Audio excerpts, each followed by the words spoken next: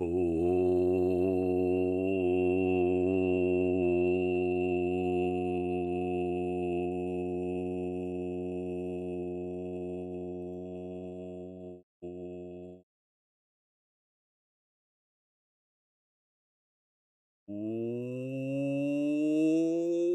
up? Hello, fellow human beings of planet Earth. Oh god, I forgot to change the camera settings after I restarted my computer. Alright. Let's see here. How are we all doing on this glorious, glorious video gaming day? Hello, Fields Bagman the First. Hello, Idaret. Hello, Sun320. Hello, Linz. It is indeed. That was indeed music from the award-winning, acclaimed video game World of Warcraft. Yeah. What else could it possibly be, right? I think the settings are okay right now. I think this is what it's usually at, possibly, hopefully. I would have to actually. Let me see here. You have to do like. Should I put this like down here? Oh, this is way too high. Silly rabbit. I don't know what's going on. This seems fine. A bit dark. That's how it is. Not like a garbage expansion version of the song. No, I think it was the best possible version of the song. Do you have a pet that logo? Pet slogan? What scratches? Scratches? Here, let's zoom in on the precious little doggy dog. Hello, Doint. What's up, buddy?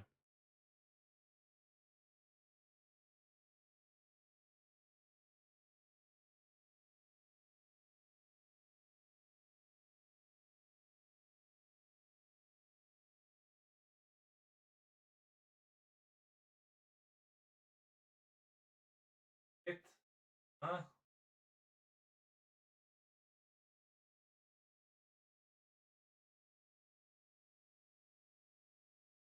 Huh?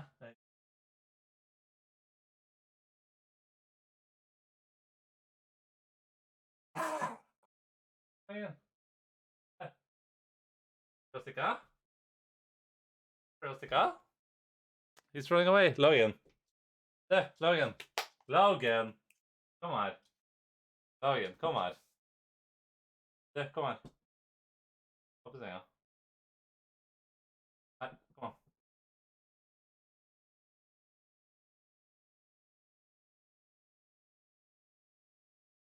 Hit.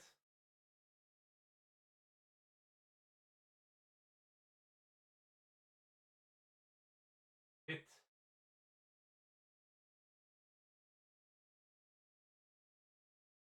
Hello, Cash. What's up, buddy? I'm always first. Yeah, I mean, you're the first person from Norway named Putemonster for sure.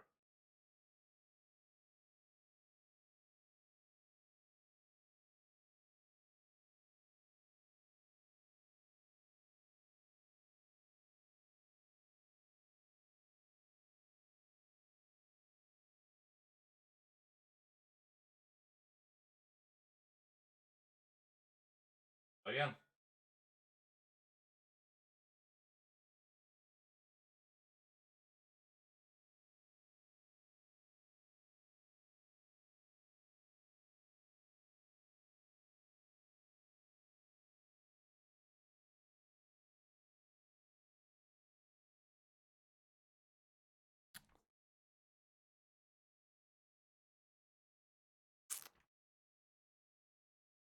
Are you the type who never gets a tan and never really tries to do so? Are you regarded as a boring coward because you usually don't bother to swim? Do you have a problem dealing with overly positive people? Yeah. Why is Logan a dog? That's a good question. I think that's a question scholars have been asking. Many.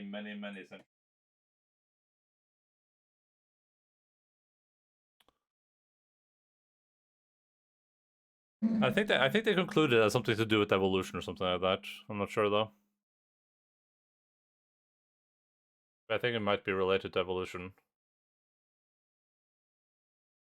And although many of us are like that. Oh, that's great. What do I do about it though? What's That's like the proposed solution.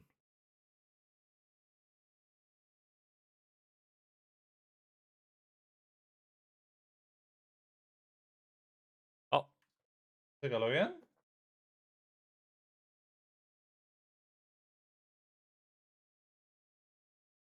You ran away. Alright. Oh, that reminds me, I haven't opened the little Christmas baggie today. Give me a second. Let me go grab that. It's the 9th, right? From the 9th today? Yeah, give me 1 second.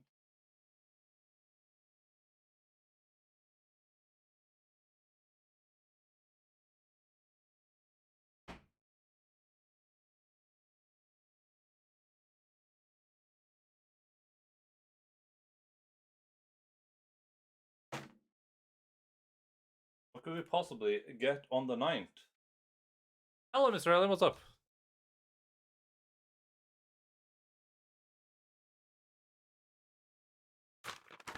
This is 9. It could also be a 6, but who knows? We're gonna assume that this is in fact the number it says on the bag. You don't have to worry about it because here comes the winter. Here comes the cold. Beautiful time. Here comes the winter. Finally, we'll get some peace. Okay, this thing is being a bit of a weirdo. What the F? It's a Santa Claus? It's a Santa Claus, I think.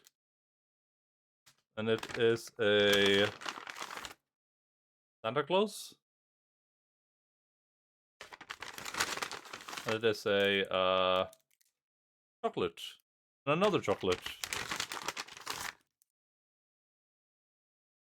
And also a scratch ticket. Let's see if we win on this one. I have great hopes on this one because it's transparent. You should being transparent means that it's a winner. Just putting everything over here. Putting it by the window where it won't melt. Because this room is stifling. I actually filmed that lady today. Wait, which lady?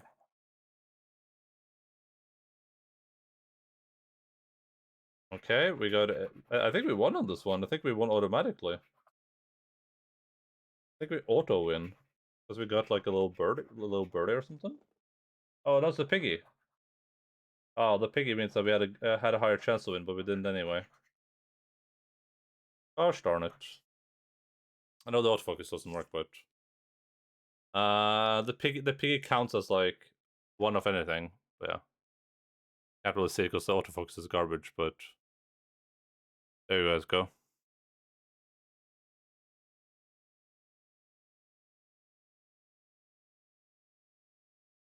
Alright, let's play video games, guys. I'm done. I'm done. I'm done with Christmas. The lady that sings that song, Her kommer vinteren, or the cover of the song, I guess, given it's originally a Yuki song. I don't know. I don't know if I even know that song. I don't know if I've ever heard that song in my entire life. I'm not gonna lie.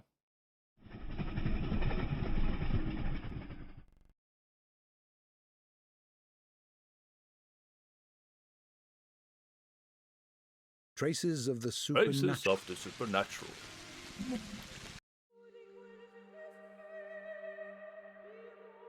Alright. Day 3. Were we on? I thought we were on day 4. Were we on the night of day 3? I don't remember. Oh yeah, just turned day 3. Damn. Daniel. Okay, we have no missions. I have no what to do. We have no letters. Oh, I'm gonna visit the Skinner's district today. We know that much. Can you see the overlay? No, you can't. Oh god, sorry, I'm allergic to rain. Everywhere I go, it's rain, dude. It's raining in Final Fantasy. It's raining, not in real life, luckily, but I probably jinxed it right now. I think it's gonna rain in like it's probably gonna start raining in real life. It's gonna rain when we play the Guardians of the Galaxy. It's gonna rain in Yakuza for sure. We're gonna rain in Bloodborne 100%. It's gonna rain like blood or something though, but.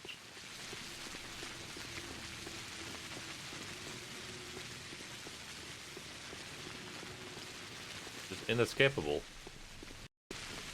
I'm cursed Be forever raining. How's my sleep doing?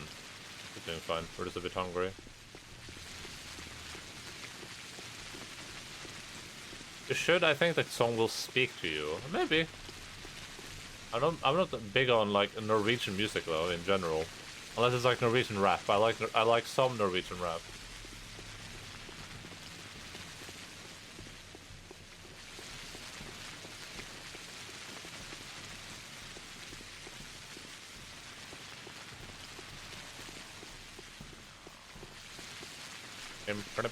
I like the Euroclan bit as well, of course. But that's not technically music. Norwegian, that's like, what would you call that even? Nor English? Norlish?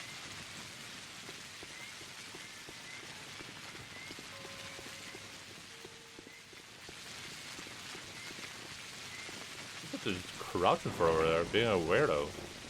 How many bottles do I have? 5. Nice. Gotta go film though. It's the Norsk. Is that what? Oh, is that what it's called in the show?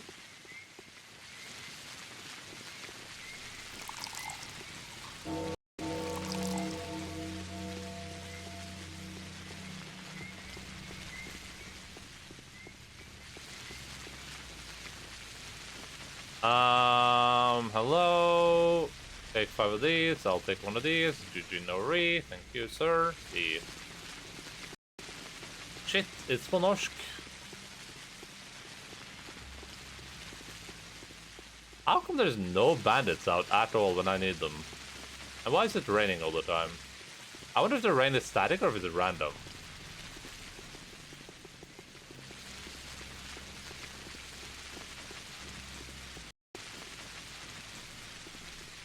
Sir, have you seen any bandits?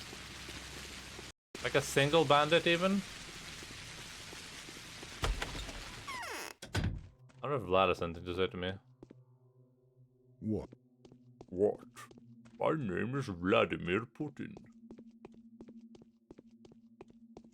Oh damn! I didn't even know you could go. I thought this stuff was blocked from inside. You can even sleep in here. I had no idea. I've been sleeping in Capella's room all this time. Oh, who's winning this match? I can't tell what all the pieces are. But I think white is winning.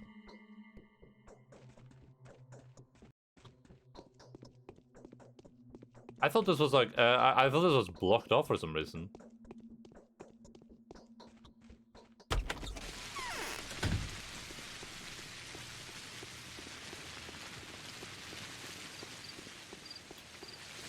Alright, can we find any banditos? There we go. Hello, Mr. Bandito. Arigato Naruto Genshi. Whoa, he's just sharp towards me. What a weirdo.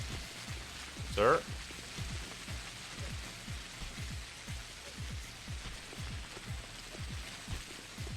You are posting cringe.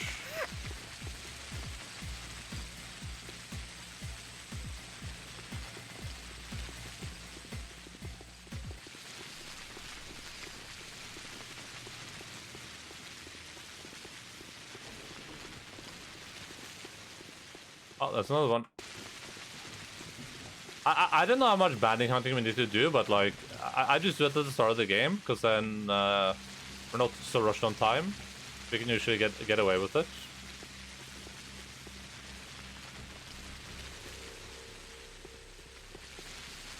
And then when we get towards the later game, we can kind of like avoid hunting too many bandits, because we'll hopefully be really good on resources. What are you trying to do? Jesus. That weird ninja stuff you're doing.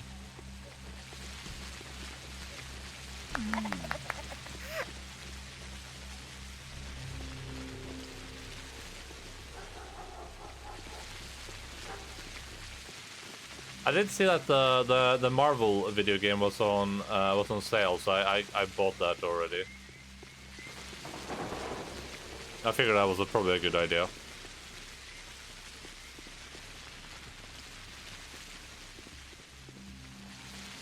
Yeah, that is a very, very hyper's moment, if I may say so myself. It wasn't that expensive. It's like 30 euros or something. I think it was down like 25% or something, but yeah, it was just 30 euros.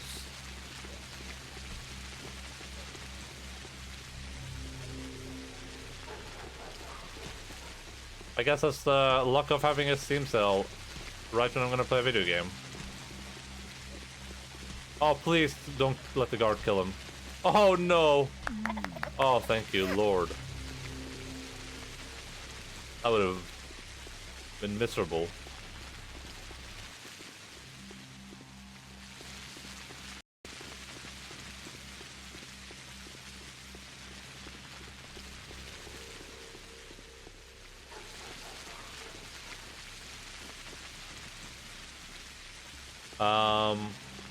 Yeah, I just usually I forget to like check. Usually I'm like I forget to check if the games I'm planning to play are on sale. Wait, it's not even asking if I want to become famous anymore. Have the bots evolved? Or maybe this is part of their thing to avoid that new system Twitch has, where it like automatically detects people. Cash, dude, that might not even have been a bot. It didn't ask you wanted to become famous.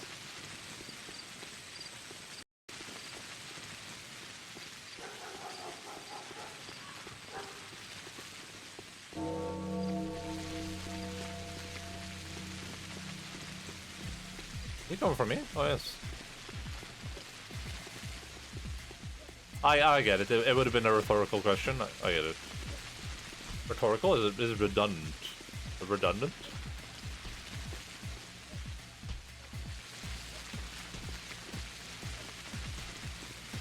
Oh, there's one behind me too.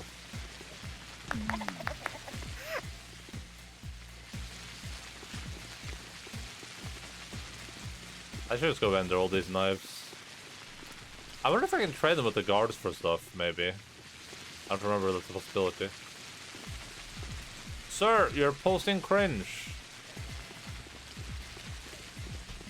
Yeah, Twitch just implemented their thing where they're supposed to like watch for ban evaders and stuff now.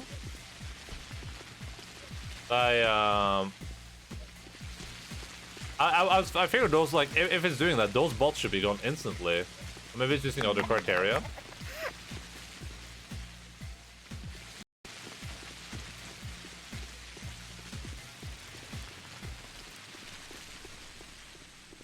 I wonder how those bots are set up to begin with. Because I mean, the cheapest solution would be to have them all just broadcast from the same place, right? But that would be really easy to then track down and potentially shut down. Like if all the bots are just coming from the same location, basically.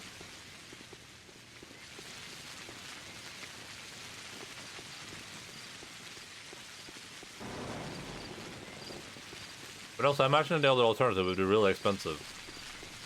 I wonder, like, they're doing it, so they have to be making money on it, right? But I wonder how many people are falling for that crap. Where'd the bandit guy go? He was, like, right here.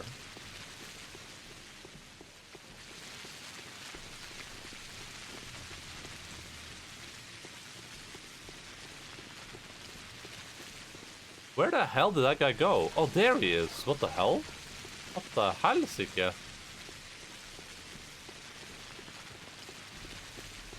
Yeah, I wonder how many people are using those services. It has to be like normal scams, or like they wouldn't be advertising it if there was no value in doing it. But I do wonder also if their thing is actually selling something, or if it's just taking people's search accounts. I have to imagine it's the latter.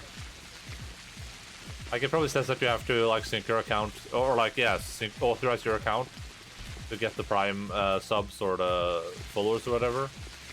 There's like, oh, yoink, my account now.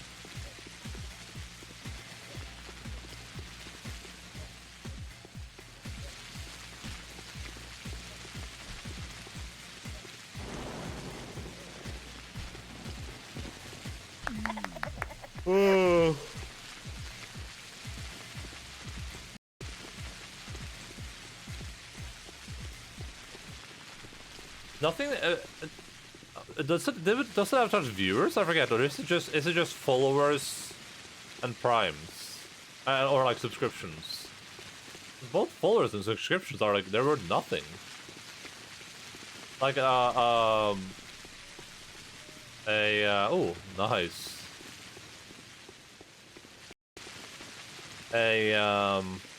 Hello, sir. I guess view botting can be worth a little bit at least.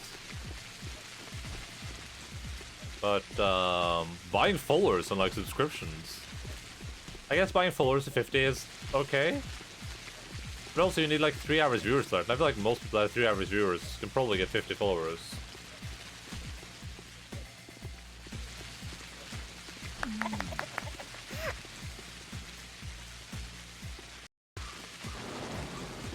I wanted to see if anyone else was streaming Pathologic.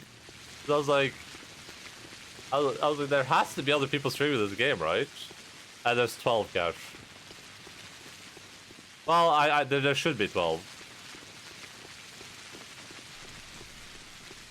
I checked the category to see if there's like anyone else streaming this game. I don't know if anyone streams these games. The category is completely dead. I'm on day 3 right now. But day 1 and 2 were really quick. They were like really quick. I'm kind of prolonging the days because I'm doing this like nighttime hunting. But I think the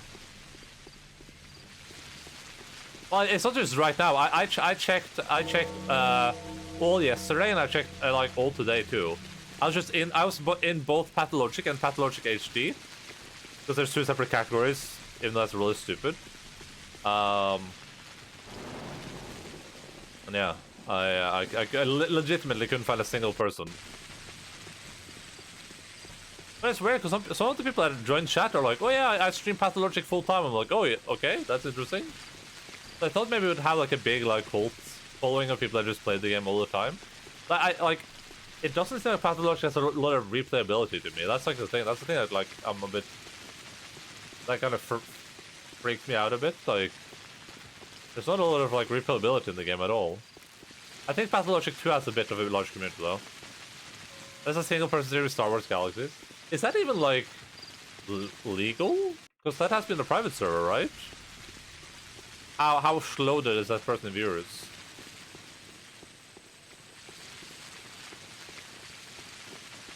Real servers don't exist anymore, yeah. Like a gray area? Yeah, gray area. I can see that. I noticed too that Skyrim has like, I think Skyrim has like 5 categories or something. Because both Koodles, who sometimes is in chat, is playing it. He's doing like his first, like I think he's played it before, but he's doing like his first like main story playthrough basically.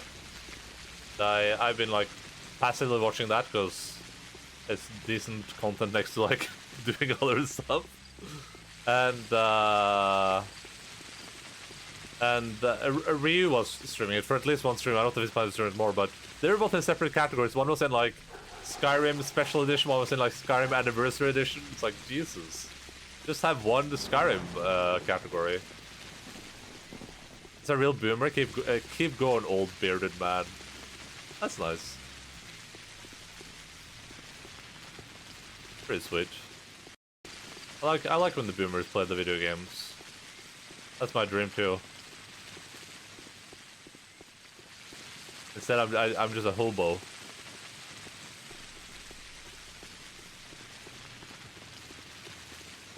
Ooh. How many viewers does the dude have? Is he like loaded in viewers, or is it more of a small? 7. That's pretty decent.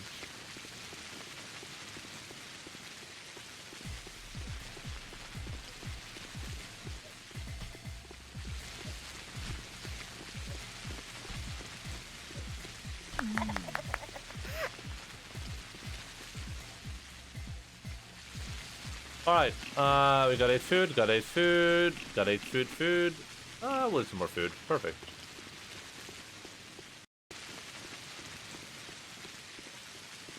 I know the Lord of the Rings online community is pretty like tight knit too. There's like a few pretty big streamers in that as well, so that's like it.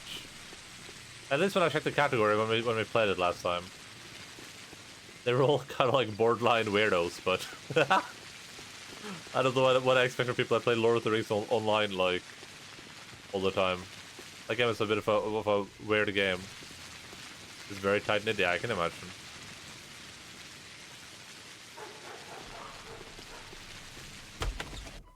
Yeah, that's bound to happen though when there's like all private servers, right?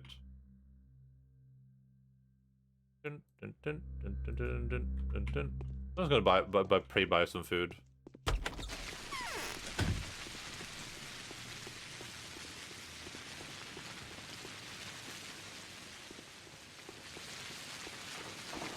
Day is done.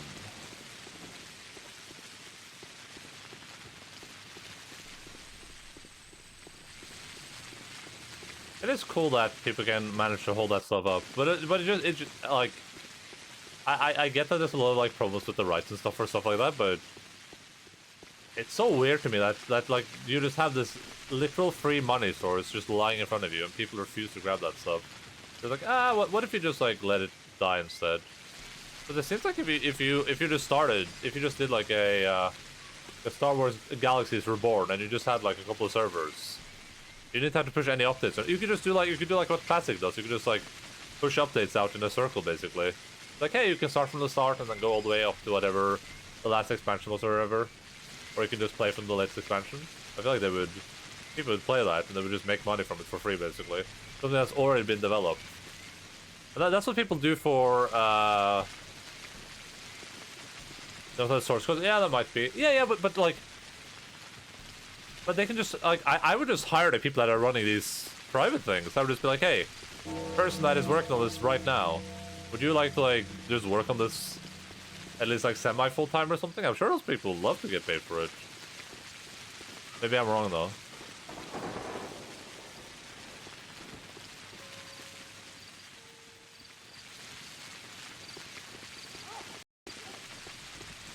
It's like I said, I've been saying for classic WoW too, where it's like those people that are doing that like roguelites or whatever, the one that you played on that one time. I don't get why Blizzard is just hiring those people. Like, contact them, like, hey, the shit you guys are doing is really good. Like, you guys clearly know what you're doing. You guys want to just like work with us full time?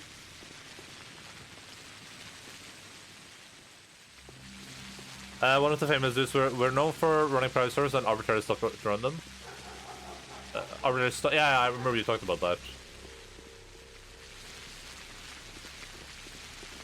Are you gonna throw a knife at me? Jesus. I have to beg for it.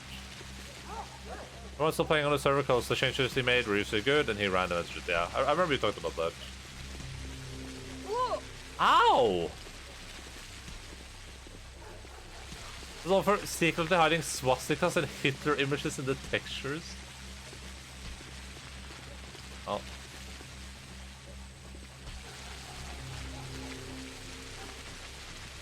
Oh.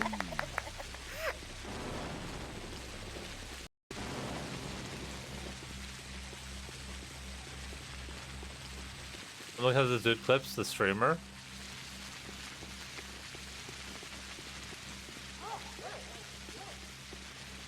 What do people do? I don't get it, but the clip where there's a decent amount of people in the PvP event. All right.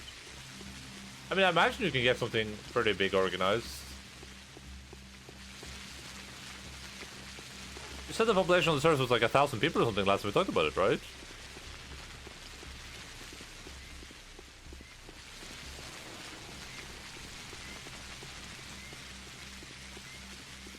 Yeah, that's why I can't get invested in private servers, because even with something like Final Fantasy, like I know that's eventually gonna shut down, but I can at least expect it to keep going for like a decent while.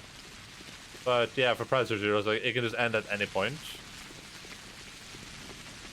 Hello, Puffik, what's up? Also, those are bots just getting me. Oh yeah, maybe that's true.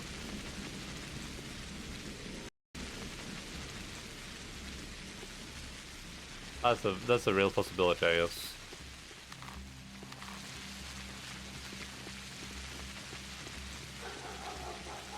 Yeah, that's pretty okay.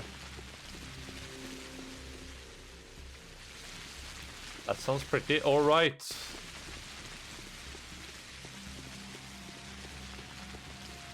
In a way, you could only have one character. God damn it, I was paying attention.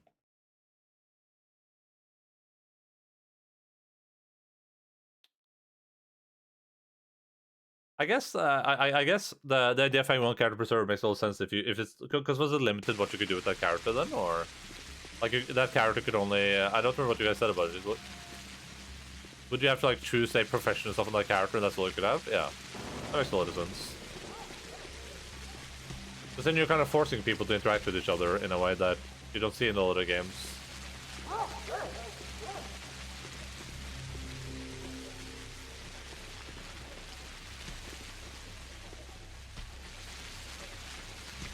Like if in WoW you could only have one character per server, then you know, if I was like a blacksmith and I need like alchemy resources, I would need an alchemist to like get me those resources instead of just making an ult and be like, all right, I'm just gonna make it on my alchemist ult.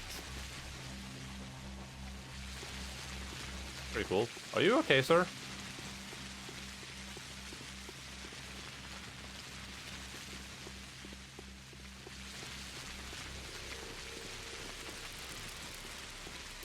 What are the reasons the community was so alive?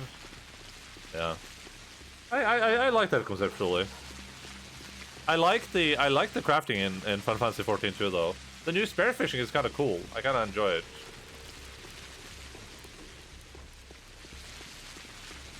It's a bit interesting, at least. It's different.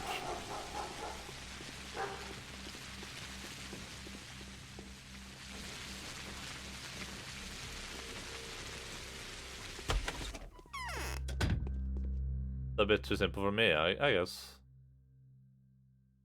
I think I like the idea conceptually that you could have like people crafting full time and trying to like be like legendary crafters. I really like that idea conceptually, but I get that it's kind of hard to pull off.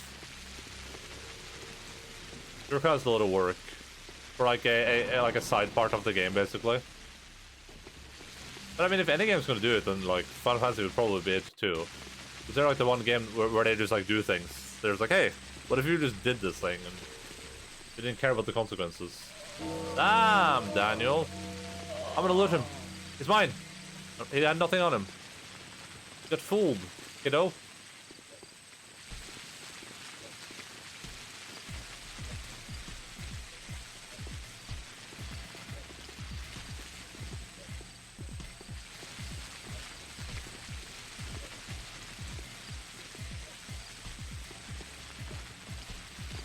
Sir, you're pulsing cringe.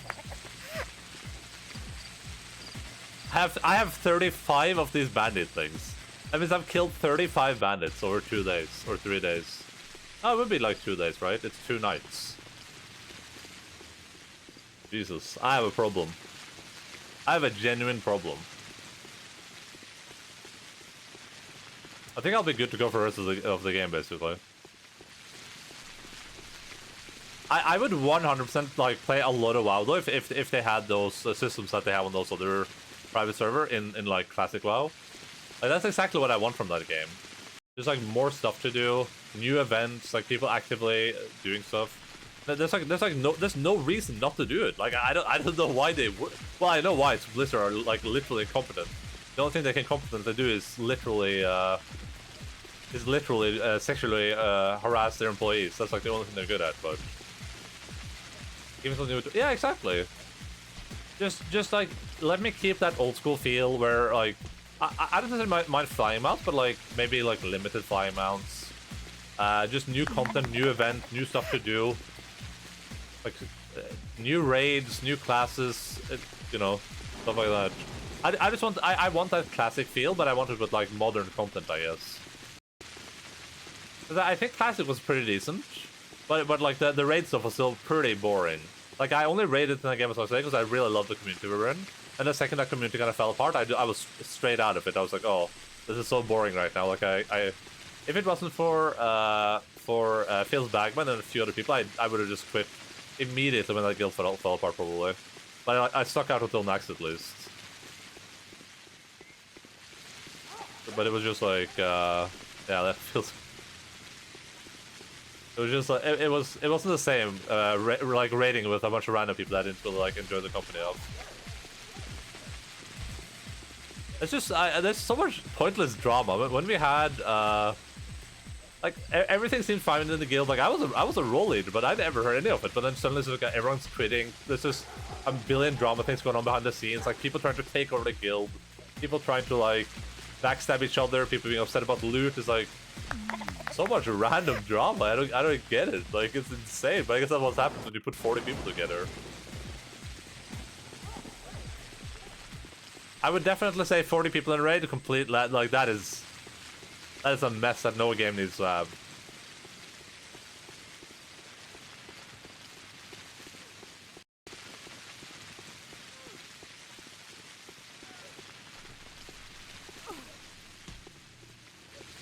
Speedrunning the race was pretty fun though. I'll say that. Like that was okay fun.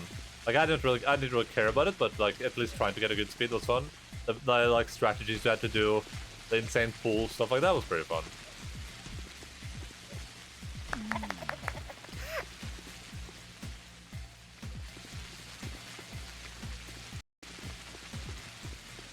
I am interested to see what they do with the SOM thing, Seasonal Mastery. I'm interested in what the changes are. But I was actually curious about this because they have that hardcore mode now, right? Where you can play like a hardcore character essentially, or your character starts hardcore until you die or whatever. But then you have like bosses like Veilstras where you literally cannot defeat the boss without people dying, unless like all of them are paladins or something. I wonder what they're gonna do with that.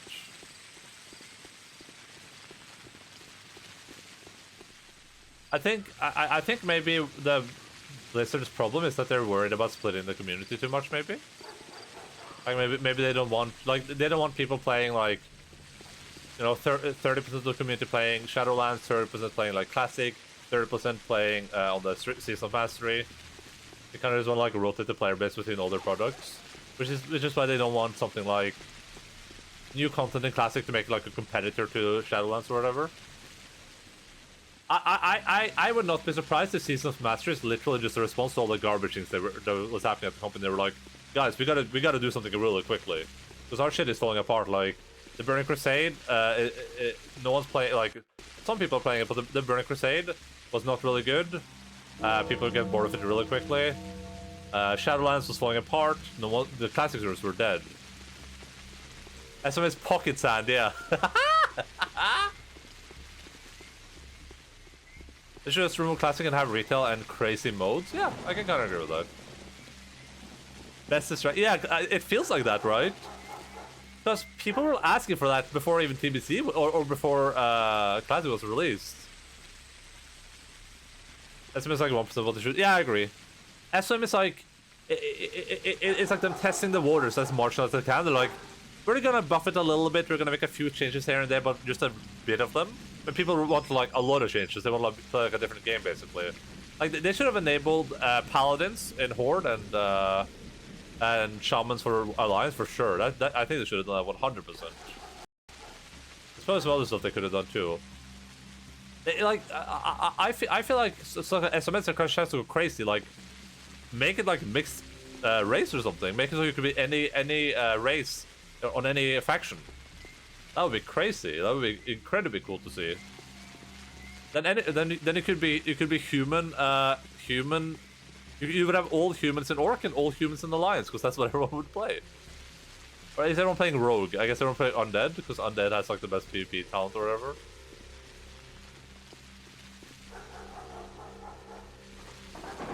How's my fatigue looking?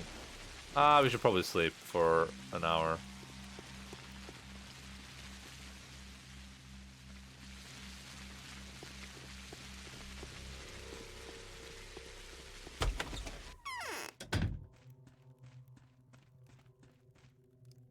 Alright, drink that. Go here. Let's sleep for 2 hours. We're fine. We're chilling.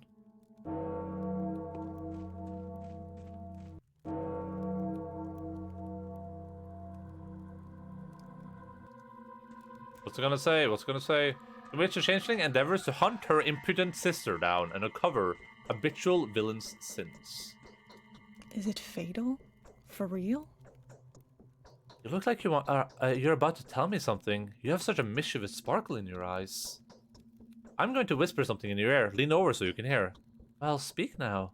Ah, I love secrets of every kind. Simon is alive, fully alive. Do you understand? Eva's told me secretly. How can she know? The Bachelor has Eva completely under his thumb. She's like a slave to him now, but she also knows his secrets. And guess what? He is colluded with Stark Rubin, an apprentice of Isidor's, a surgeon and former mercenary. Together they're now hiding Simon from the Canes, making it look like he's dead. I wonder if Simon himself is part of that plot. Yes, I think so. There must be a reason the three of them are doing this, and their goals are probably evil. What else could they be? Why are you telling me this? You need to check if Eva's telling the truth. Do check, and afterwards, inform the Canes about the newcomer Bachelor. Do you understand how that will change your life? They'll stop prosecuting you. You'll gain their favors and earn a lot of money. Or perhaps you don't care about that money at all. I do. Everyone needs money. Well, that's a side quest, I assume. Yeah. Even knows where the Bachelor may be found. If Anna was telling the truth, then I will be able to unveil the true nature of this. Yeah. I wonder if Blizzard is like the engine is capable of doing like. I wonder if they could have hosted Classic as part of retail somehow. Like just like a thing you switch between. That would be pretty insane if they were capable of that. I don't know if their servers can do that though. They might like overload the servers or something. But something like that would be pretty cool, I think.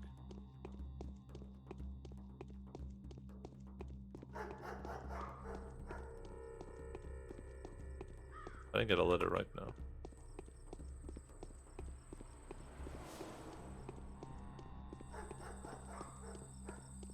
I think the biggest thing I would want, and Final Fantasy does this to an extent, but I think Final Fantasy can do it better too. But they're probably the best out there that I know of. It's just like they're just adding random stuff into the game.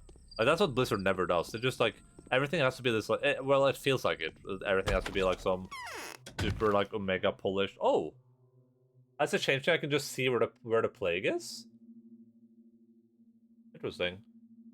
Just say that it just feels like everything has to be like this omega polished, like super finished, marketable reward structure omega system that has to be tied in with everything else in the game. When in Final Fantasy, there's just like a lot of stuff that's just there. It's just like, oh, you can just do this thing. Like we just have a trading card thing. It doesn't give you anything other than trading cards. Oh wow, it feels like a lot of the stuff. It feels like a lot of the stuff is like has to be tied to all the reward structures, so that's why they don't just enable random stuff. Remember, a lot of people wanted gambling a long time ago. Just like not even like real money gambling. Just like you gamble with like tokens or something. Why should I have mod? Yeah, something like that. It's just like mini games or stuff to have fun. Anything to like make the game make the game not just like, oh, let's all just like grind. I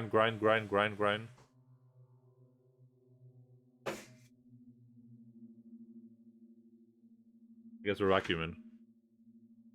Is your faith firm, my dear daughter? Have you faced any temptation on your path that made you doubt the truth that I profess? For I have nothing with which to convince you, but the love burning inside of me ever stronger. It's firm, mother.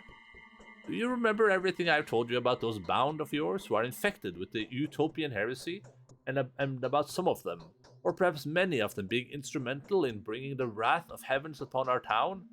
It must be so, mother. There is a mansion in the Stoneyard called the Stillwater. Living there is a girl named Eva Yan. Both good and bad things are said about her. She is said to be affectionate and depraved, a kind soul while also voluptuous. But I'm not talking about that. Lust is not the kind of sin to incur such a punishment. Why are you talking about her then? Eva has been led astray by utopian ideas. What has particularly captured my attention is that Eva, the gentle Eva Yan, is spending an extraordinary amount of time at the town's cathedral. There's no knowing as to what is drawing her there, but her way of life is incongruous with such a piety. It is mysterious. I'll try to solve it, mother. Eva is a gentle and weak. Begin with her. She's unlikely to be rude to you. Try to use your powers on her first. For from then on, you will commune with some dangerous and difficult collectures. Locutors? They may overwhelm you with their rage, rendering you unable to sway them. I'll try, Mother. Eva said to be converted, her heart is pure, yet the arrogance of the Scarlet Nina's ideas have ignited a very dangerous fire inside of her. I will have to extinguish it, lest the greater power should hold the whole town responsible for impertinence. Julia is the keeper of the hooks that I may use to take hold of Eva's soul. Damn, dude. Oh, you just spawned in front of me. Devil's work if I ever saw it.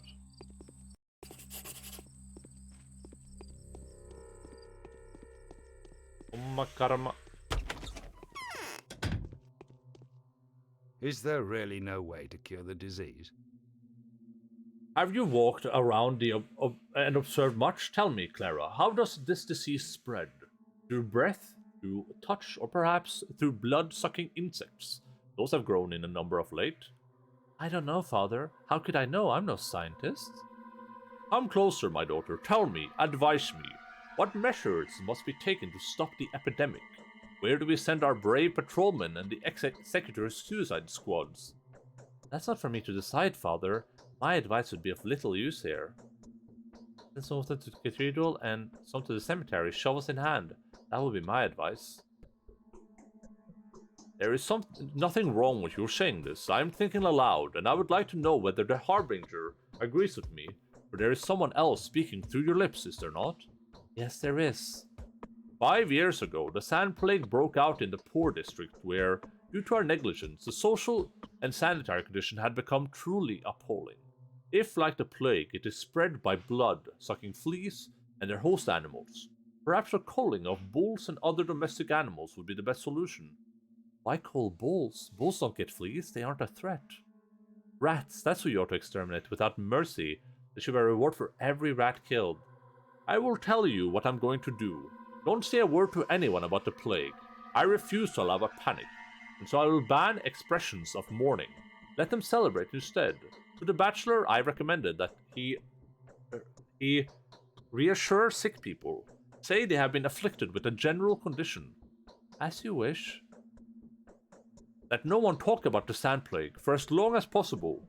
Now if anyone attempts to escape and is heard saying that the disease is incurable, and a pair of boots is the best medicine, that person must be taken into custody. Is that something you would endorse?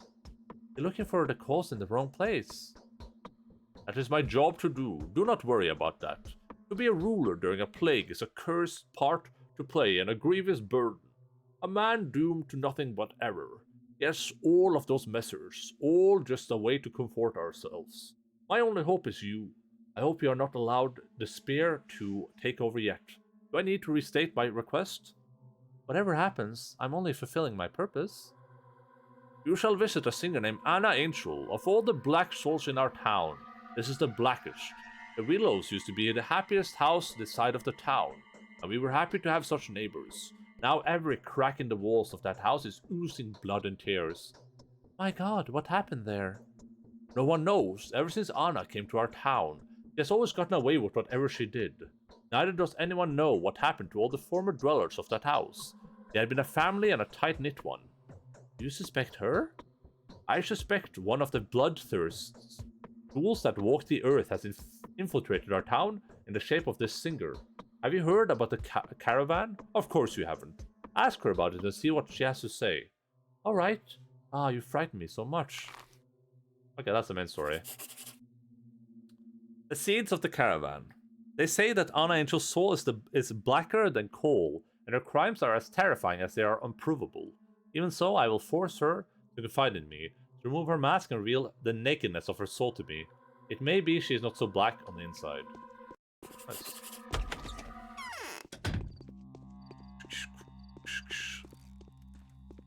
But yeah, I think one of the things I really like about Final Fantasy is that they have a lot of like weird side content that you wouldn't see in any other game. Just is like completely meaningless garbage. But there's no real reason to do it, but it's still like fun. Kind of breaks up the monotony a bit. Oh, you want to go do an event at the Golden Saucer? Okay, cool. Is there any reason to do that? No, not really. I mean, maybe you want something from there, but you know, it's not mandatory or anything.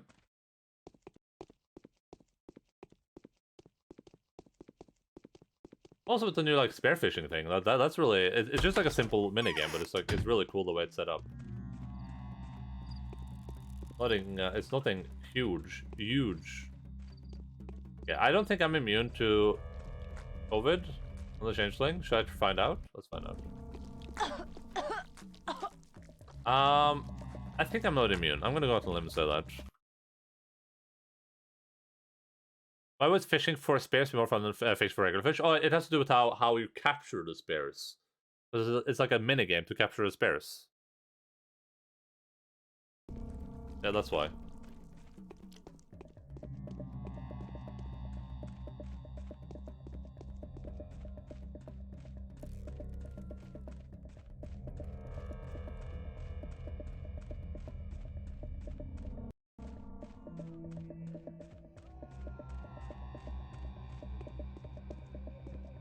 Anything of use, anything of value, bottle.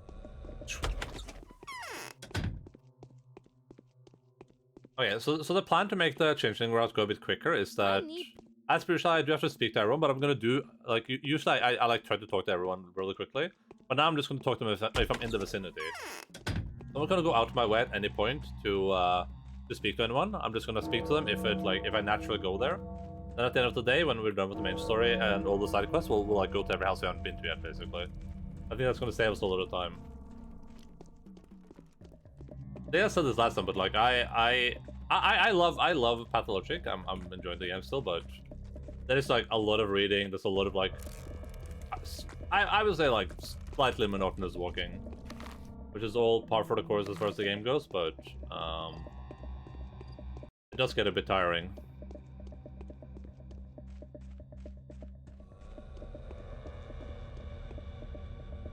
I want to barter. That's 10, I think, or is it 5? Yoink, mine now. How many of those do I have? I have 1. Can't trade with that guy.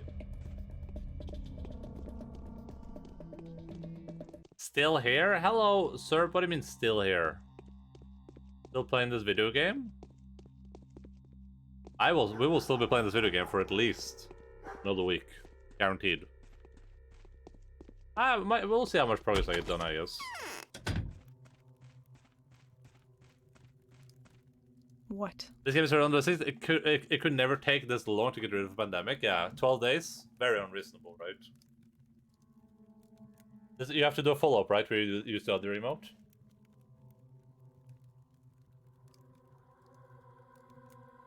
I've come to you on behalf of my protector and father. He wants to know more about you than he does now. Only if someone informs me.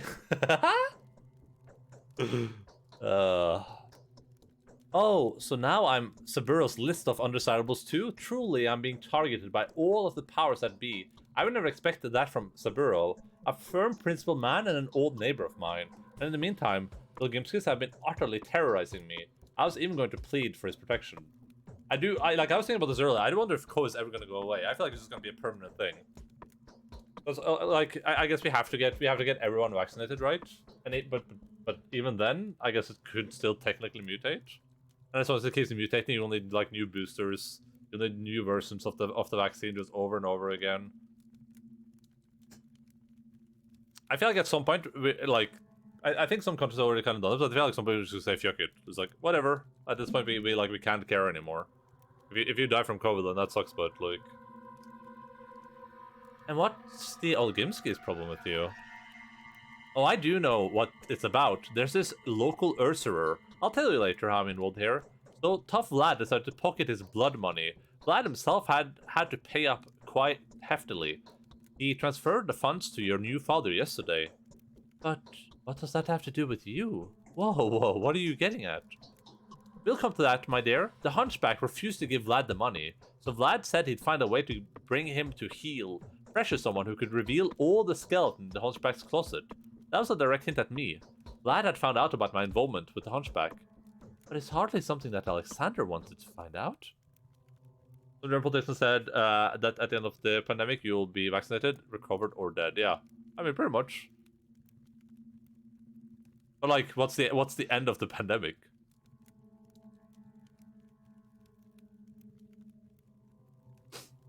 Please, my dears. It's like right now. It's like someone is playing. Is this game called Pandemic? The game where like you're looking out on the world and you're like creating a disease. Someone is playing that game and they're very slowly like they're doing like a very slow infection rate. A kind of high Plague Inc. Yeah, Plague Inc. They're doing like a fairly high infection rate, but like fairly mild symptoms overall, though kind of dangerous. Now they're like slowly buying all the upgrades, like cold resistant. They're mutating it too to make like more and more dangerous, different versions of it. That's what's happening right now. Please, my dear, save me from those infernal old Gimskis. Vlad is terribly, unbelievably cruel. He can't control his anger. He can smash an oak table into splinters. He can condemn hundreds of people to torture just to quench his own fury. Help me, and I'll be completely open with you. Find out if Big Vlad is scheming against me. Would he really threaten you? Yes, he thinks I'm easy to handle because of how I acted yesterday. And today, there was this threatening message saying I'll soon die the same death as others who, well, no need to go into the vapid lies that follow. Signed, look back. Do you have any idea how scary that is? How am I supposed to talk to him? He won't even let me pass the door. My words can't pierce walls. Well, think of something. You'll surely manage. I sense an angelic power in you. I, of course, would have used his children to get past him, but they're already grown up, and I wouldn't be able to handle them at this point, but you will. Well, I'll grant you that wish. I'm sparing no effort for you now. What? Anna's afraid of Vlad the Heavy, the head of the Ilgimsky household. He wouldn't want to meet me. For sure, his children, though, Capella and Vlad, the younger, might trade their words with me. It will be become endemic, where it just kind of floats around like the Fury will come cold now, where we hopefully have enough immunity not to have hospitals overfilling and a lot of people dying. Yeah.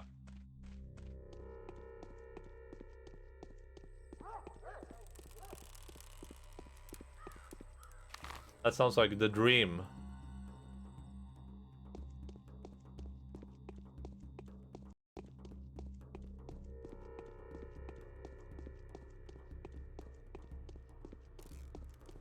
I wonder what you have to imagine that people are thinking about like the response to a similar disease in the future too. It is kind of crazy, like how much we kind of realized about, I guess, human behavior through this epidemic.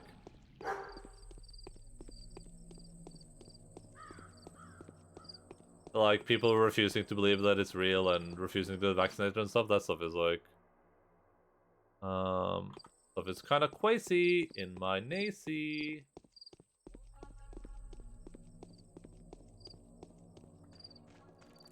Ooh, this is a hat trick trade. Oh my god, what am I doing? I hit the A button. Sure. Here, kid, you grab that, I'll grab that. Ooh, he'll trade a knife too, though. Pocket watch. That's for one, so I can do that. And if I remove that, I can just do that. Perfect.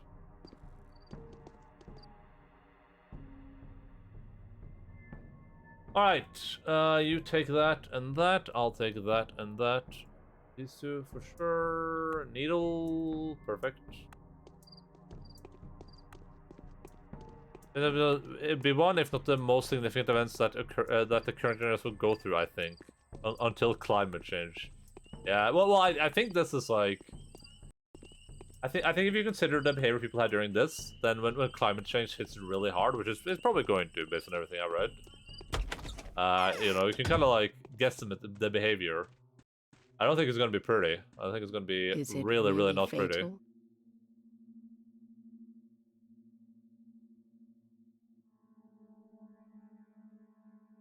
I'll be honest with you. I have a request to make, but I'd like to do something for you first.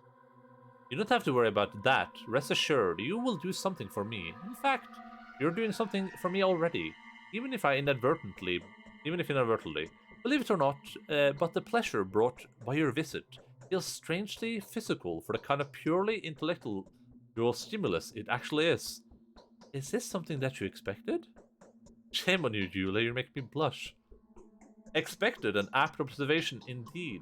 Bear with me, please. I'm still young, and whatever acumen I've had the time to acquire is clearly not enough to suppress the excitement one feels when everything happens just the way it was expected to happen.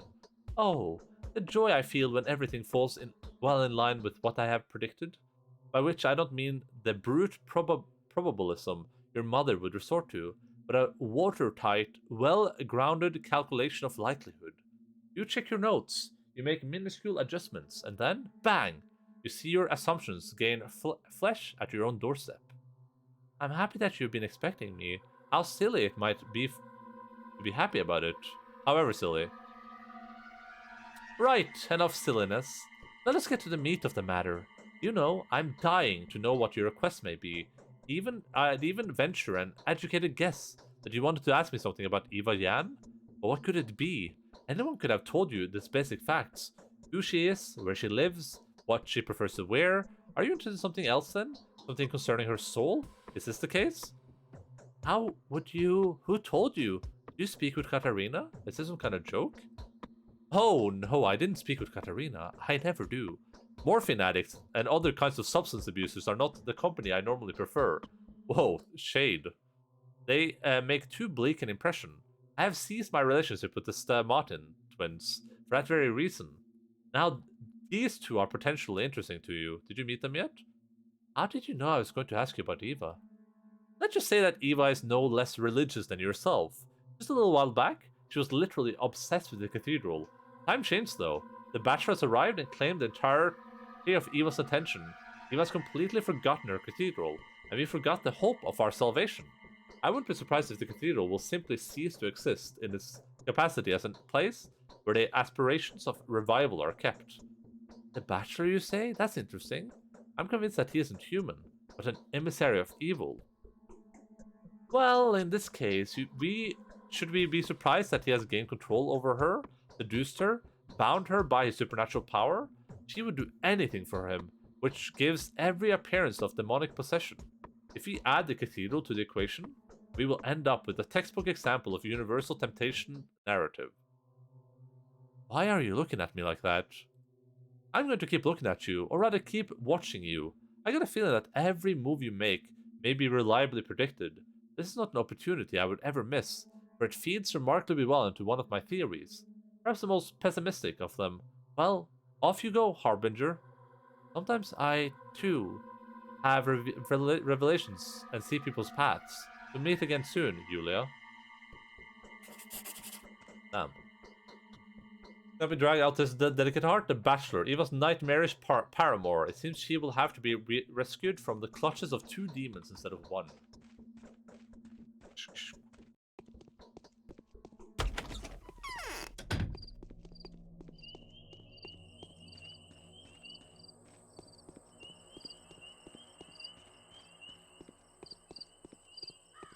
Oh my god, so was that a side quest or was this the main quest? No, that's a side quest. Yeah.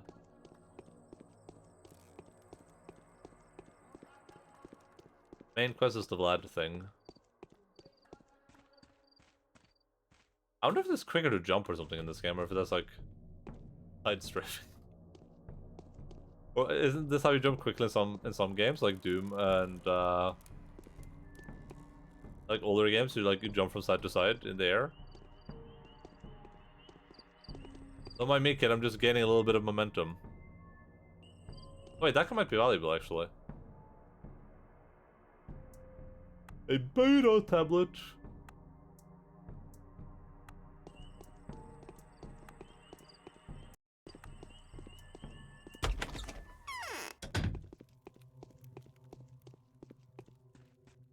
There are dark rings under your eyes. Okay. Oh no, there's nothing to tell us. Let's head to Capella, then I guess Vlad the Younger. Then if we have to, we'll head to Vlad the Older. Big flat Vlad. And what was this quest? This was oh yeah, so we need to go to Ava for the rest, which is pretty decent. I'm so glad I got both of those quests. Holy moly, Gorkadrill, would that have been annoying. Like, you get all the way back there and then find out that I have to go all the way back to Eva again.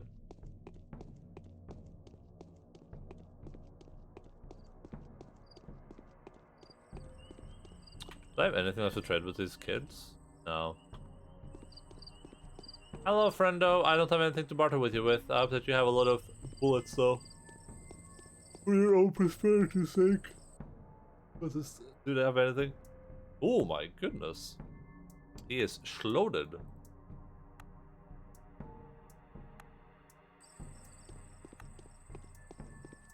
Spirit started using my weapon, so I'm guessing that is not a thing in Pathologic. Okay, that's unfortunate.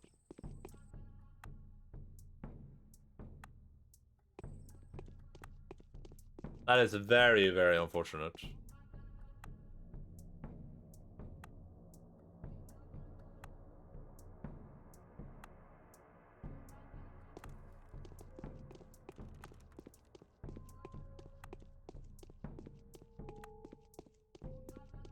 Race at the speedrunning, people I should finish this game in like 30 minutes. I think it's, I don't know what this is on the Changeling, but I know that on The Bachelor is 30 minutes. I mean, they're walking the same speed I am, so they must like have the plot charted. I don't think that I don't think the one I looked at had any glitches in it either. I don't think. It's really rife with glitches. Is it really lethal? Is it really lethal? Oh, all the pain, all the pity, all the abysmal depth in your eyes. Speak fast, please. I don't know why, but being close to you feels oppressive. Don't be angry with me. I'd like to do something good for you, so that we could become friends. Really? Do you want to do something nice for me? I don't even know what to say. You know, sometimes I feel there is no one better and kinder than you in the whole world. And that whatever you might do would be good, even for me. But sometimes you feel differently, don't you? Yes, sometimes I feel as though you and I were enemies. And you are a very dangerous enemy. Seeing as you're not human. What am I saying? Got a headache, sorry, it's all this terrible air. I'd like to do something for you regardless. You know, I've been told the Bachelor to... I've told the Bachelor to go to the Skinner, which is the deceased hotbed. A little boy named Loafer was going to test a toxic powder there, but I still haven't heard from the Bachelor. Perhaps he didn't find the boy? I see. Would you like me to find the Bachelor or Loafer? The Bachelor would be better. He is, after all, the more responsible one. Ask him if he's tracked down the boy and managed to take that horrible mixture away from him. Alright, I'll ask him when I meet him. The Bachelor is somewhere in the infected district. I will be able to find him in one of the houses. In one of the houses? Hello? Oh, okay, it shows me. I was about to lose my actual mind there for a second.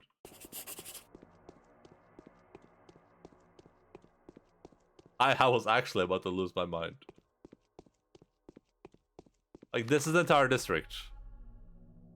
There's like 50 houses there. Jesus. What a video game. Wait, that kind of...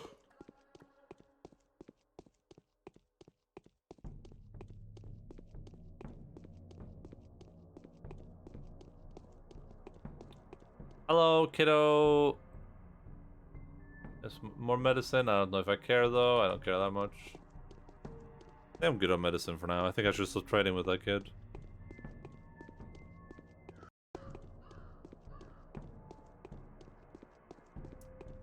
Also, I don't think I'm ever going to use a gun in this playthrough, but I'm not going to sell the bolts and stuff yet anyway. We'll just keep them for now. Alright, Ruben's house could be locked. Oh, it wasn't? Oh, Ruben's there too. Interesting. The grip of the manhunt is tightening. What, have you come here to intimidate me? What are you, Clara the Harbinger? What do you want? Why are you getting so riled up? I just wanted to say farewell to Simon. He is here, in here, isn't he? What? Who told you Simon was here? And wasn't he? Wasn't it you and the Bachelor who examined his body trying to establish the cause of his death? It looks like there's a whole conspiracy going on here. That's true. But Simon's body has been stolen, do you understand? He's not where I examined him anymore. True. Except for the false part. Is that how you always lie, Ruben? Don't do it. You're rather bad at it. Childlessly bad. Stop. Don't say anything. I'll give you some vials if you don't inform on me. They help. You won't fall sick. Do you get that? What kind of vials? A special kind. Vaccines. I'm going to make a few hundred and give them to Isidor's apprentices to distribute to the people so that no one gets ill. If the termitary is reopened, they will deliver them to the kin. If it isn't, they'll give it to the people, to you. That there's enough for all. Don't be afraid. I'm not going to inform on you. That you'll sure suffer enough as it is. Yes, that's enough suffering for you. I don't need your vaccines, Ruben. I sense something scary in them. Besides, I don't think there will be enough for everybody.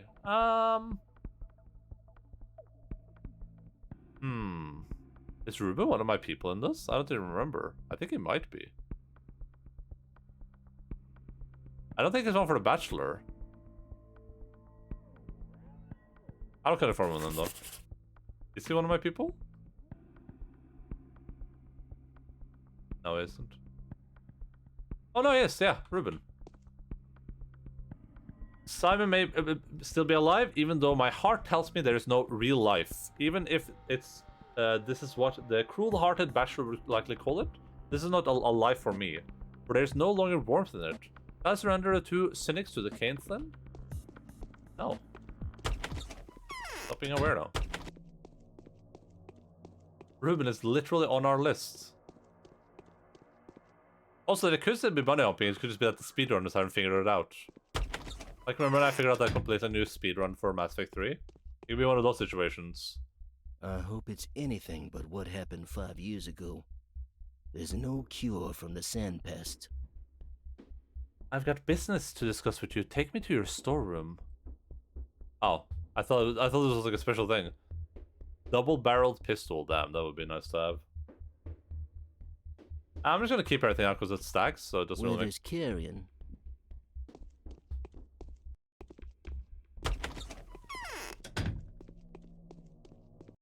As long as it stacks, it's no big deal. No big dealio, MacBealio, Anelio, Papilio.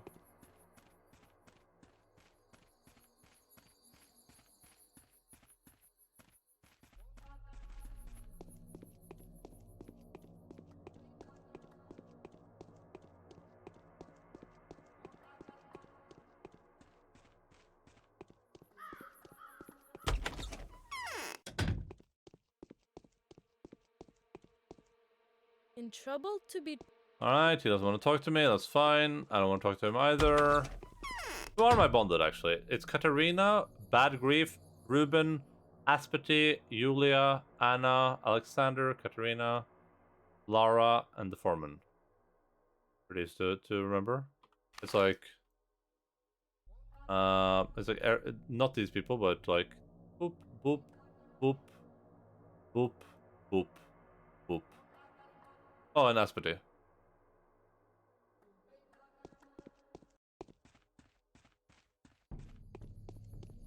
Just so I don't I inadvertently make some choices that affect them negatively.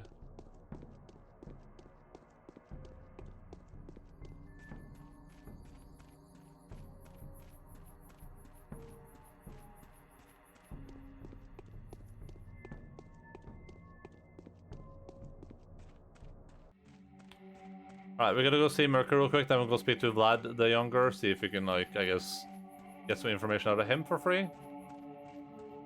Then we'll head over to Ava's house, because I don't think... Oh yeah, well, I need to find a Bachelor, actually. Isn't that what I need to do for this one? Yeah. We gotta find the Bachelor first, I guess, before we head to Ava's house.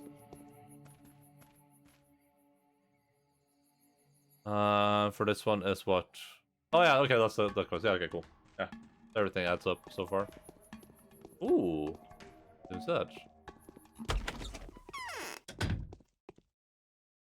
I'm damn... Okay, Vlad the Younger, then we go speak to the Bachelor, see what he has to say, then we have to head over to, then we have to go over to our friend Ava's house and see what she's up to today. I hope that she's had a very, very good day. It would be a shame if something happened to her. I think what I read, I don't know if I remember if I read a guide or what it was, but think I read that in general, most of the side quests are like pretty valueless. I think they give you some additional good sometimes. They might, I guess, in some rare cases, like change things. Sometimes you have to do some of them. But I'm gonna do them anyway. But like that's what I read. That might be why this game is like significantly shorter too. Because I would imagine what a lot of people do when they play this game is like they just do the main mission thing. That's all they do. They don't go around like looking for other stuff to do. That might be why the like time to beat is like 20 hours or whatever it is. Because if you're just doing main mission, this game is really quick, I think. Can we communicate? It will Thank all you. work out when a regular train comes. Tell me, Vlad Olgimsky, do you know Anna Angel well? Well enough, by a small town standards. Tell me, who is she then?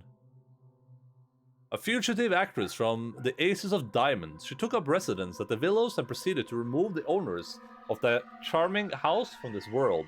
A celebrity indeed.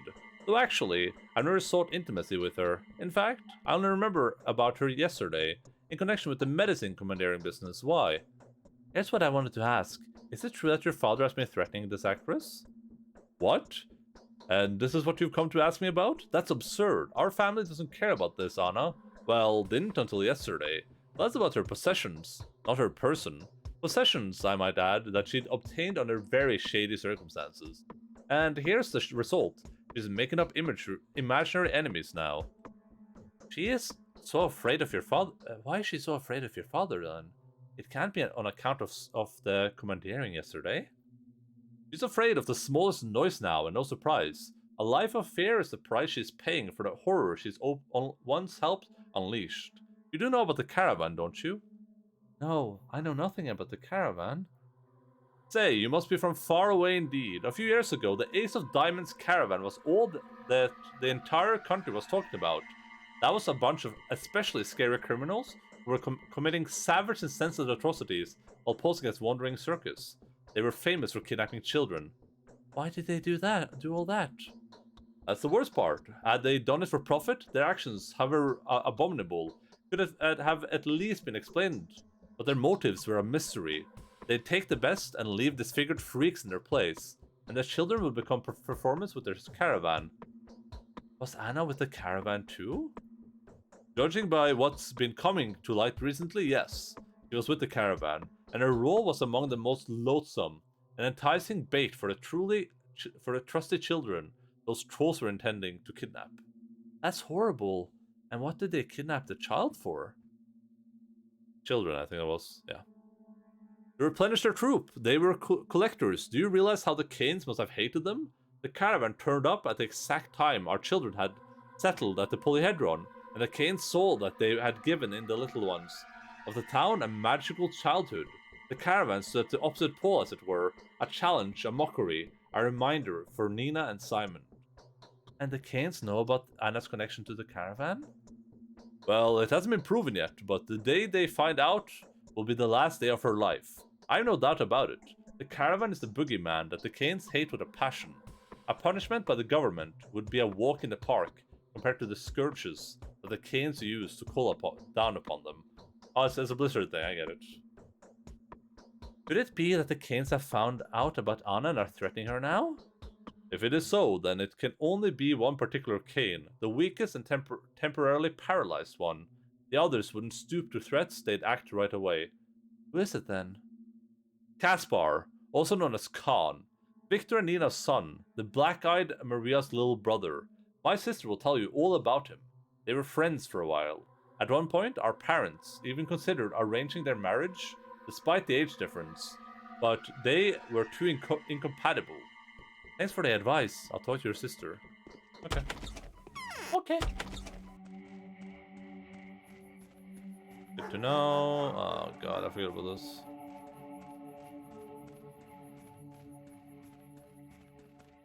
Bum bum bum bum. I am smelling food. I thought it was a flower.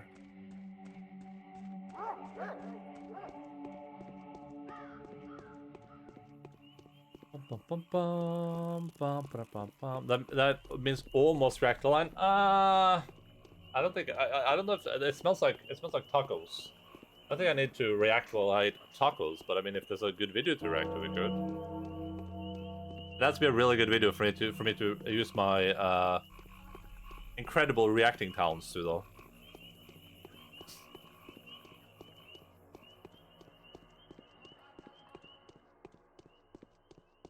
Like, we could imitate. Like, here's me reacting to a very wholesome video.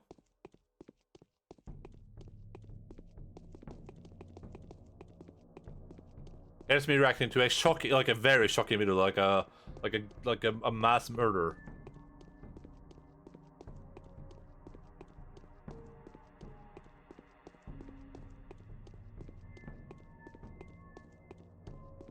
Here's me reacting to just like the funniest thing ever, like a Dave Chappelle, like one of his new skits, you know, the really funny ones from his new show.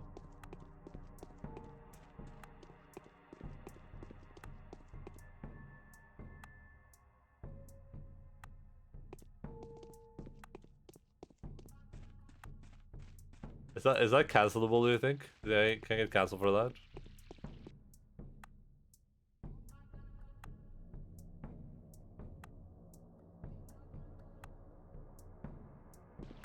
I haven't even watched his new stuff, but it seems a bit cringe.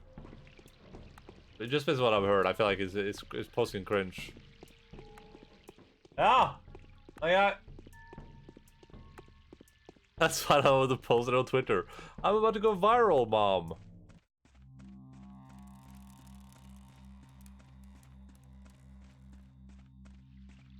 You know what to say? All publicity is good publicity.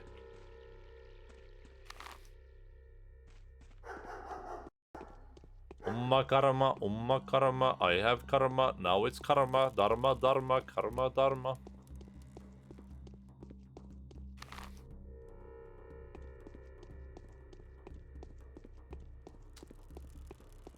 I wonder how that functions as like a relatively small content creator, because when you have a really big content creator, you also have the kind of like the media interest in it. But if you're like a small content creator, I wonder if Twitch would even notice or care at all. Like but at the same time, I guess they would care less about banning you too, right?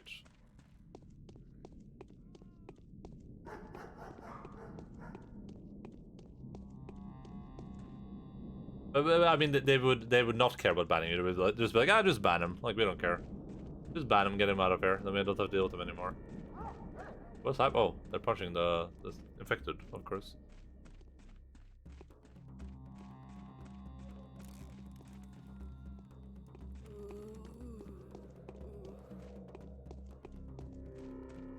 Umma karma, umma karma.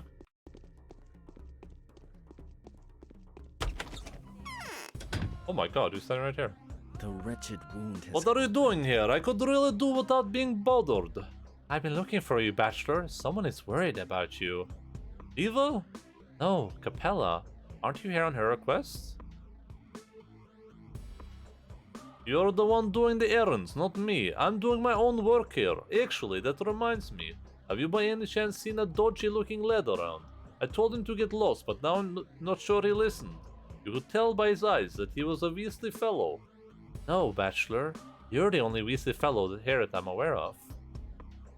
That's reassuring. By the way, you really shouldn't be here.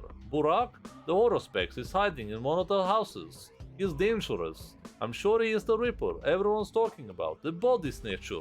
I wish I knew where he was hiding exactly. I wouldn't want to walk into the beast lair in the dark. That's intense. So what happens now? I've been trying to track him down for some time now. He's certainly somewhere close. Flash passed a while ago, actually. If you happen to see him, tell me which house he's in. I'll deliver on rewards. And coin as well as medicine. They will come in handy. If you're trying to track him down, why aren't you busy looking for him yourself? I can't leave this place. I've got work to do. By the way, have you met any butchers around here? Big fellows, you know, flat faces.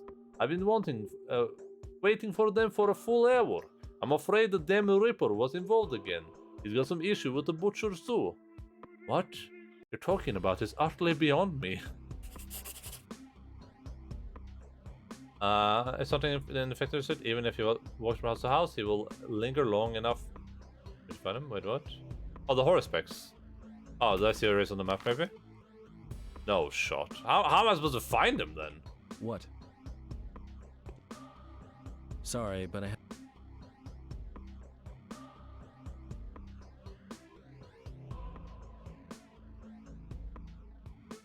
How the hell am I supposed to find him?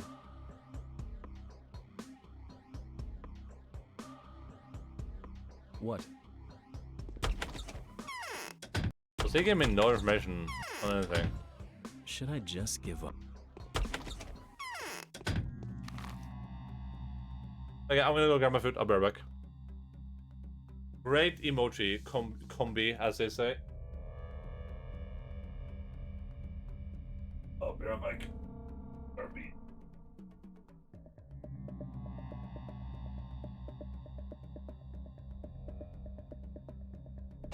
Did you know that the critically acclaimed MMORPG Final Fantasy XIV has a free trial all the way up to award-winning Heaven's Ward? No restrictions on playtime.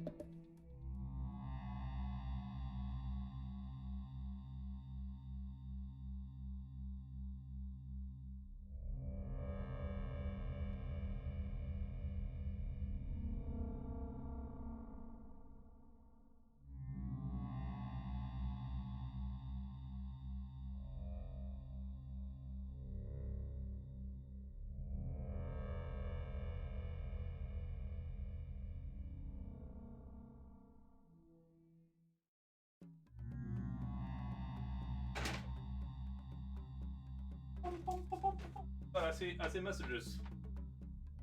The lens. Where my snow? It's been minus 15 here for 2 weeks. And no snow. The trees are white from the frost sitting on the ground. That's too cold for snow, isn't it?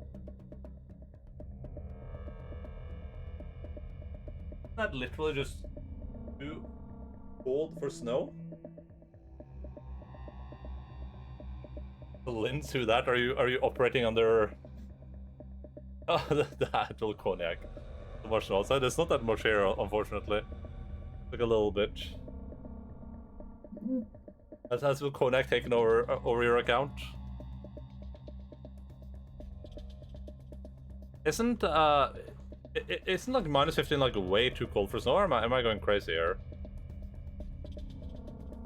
I remember reading something about that at some point. Like if it's like way too cold outside, then it's like it's not gonna snow. It's just literally not going to snow. Or maybe that's like I don't know. That does maybe I'm talking on my butt. Maybe I'm talking about what in the butt.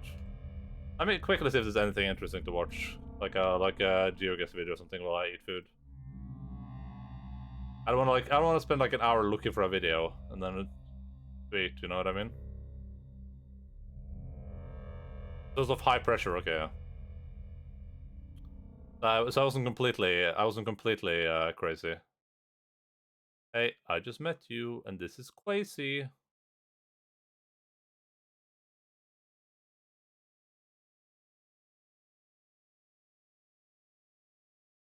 Final Fantasy 14 and Endwalker ending cutscene. Well, we can watch that, I guess.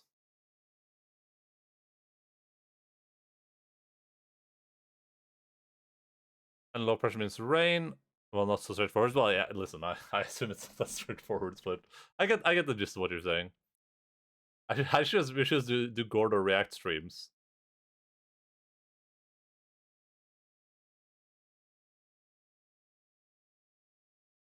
We just follow the trend. I'm probably too small though. I'll probably just get DMCA sued immediately off the planet. Yeah, I don't see anything super interesting here.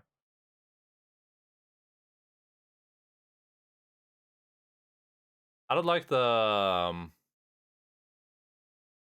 don't like the current GeoWizard videos because they're so local. Not as interesting to me as just like 10 seconds, no panning, no swimming, no moving.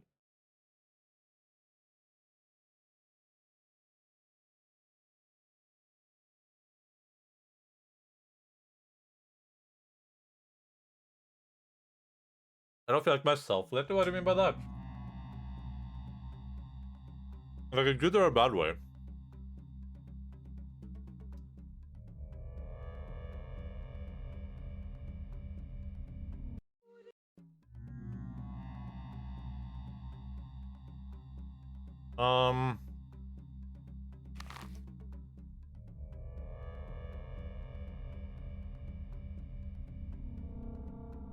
Listen, we've been through this path before. I'm not looking for it, dude. I'm just googling it. I'm not spending 54 hours trying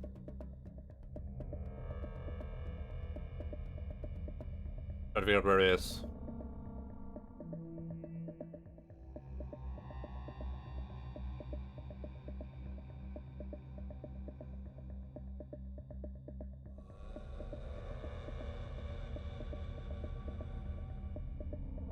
Yeah.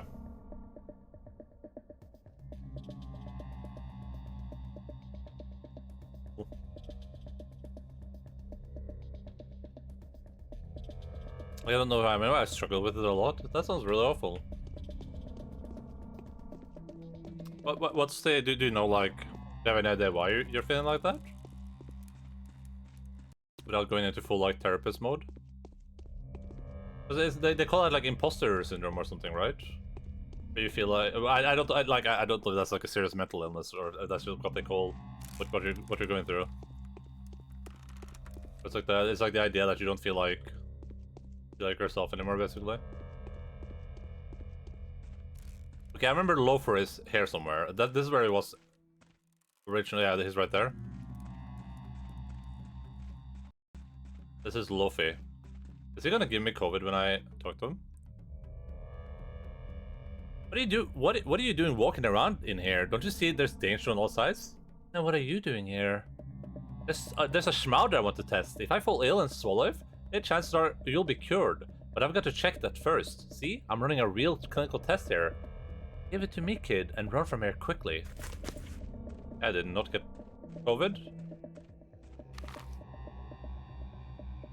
With COVID initially, but it keeps on going and gets worse, and I keep comparing myself to who I used to be, and I don't have any of those qualities that made me me.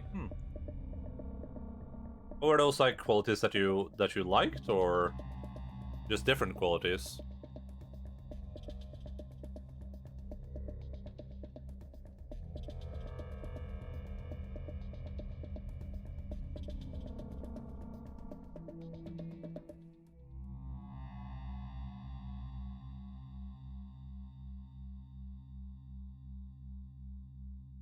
Not being able to do the things that I enjoy makes me question if I really like them to begin with.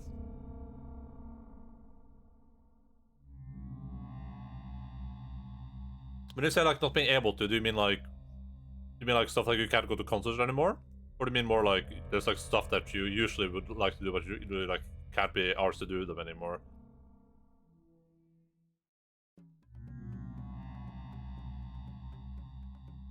I'm definitely like a demonstrably different person now than I was like 5 years ago, I would say, even 10 years ago.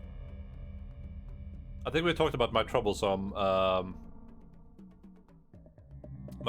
gamer bro past. That was only like 2016. I was like a completely different person essentially.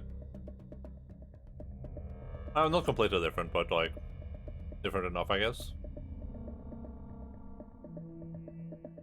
But I guess it depends on how you see those evolutions as well, like on a personal level. Like if you see them as positive or negative. I definitely feel like I've moved in a good direction.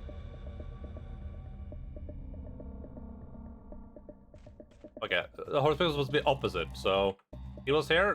Horse should be here then. Oh. What? What strange manifestation is this? What are you doing here? Ah, I see. You must have materialized straight out of those whiffs of mist. You're being hunted, Ripper. Beware. They're closing in. You are wicked, Barak, and scary, you know? You and the Basher really are inhuman. What with all this spite emanating from you, and I feel that there's an enormous and evil creature controlling you both with its hands. Ripper, me? How did it get a shameful nickname like that? Wasn't it you who stole Simon's body? You certainly didn't do it in order to bury him. You're holding a freshly sharpened scalpel. I never touched Simon. In fact, I never even met him. But if you tell the Bachelor that I've stolen his body and that I'm here, I'll be in a lot of trouble. A patrol will be dispatched here at months, and my mission will end in failure. Indeed. The Bachelor is very close. He won't hesitate to shoot. And you are unarmed. You know what? Don't tip them off. I'm not planning anything evil. Wait, forget it. You're not going to believe me anyway. So look here, if you don't turn me over, I'll give you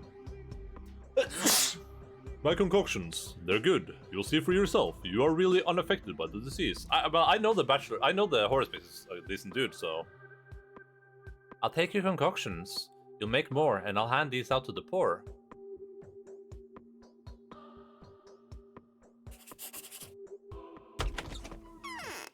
Is he still inside if I go back?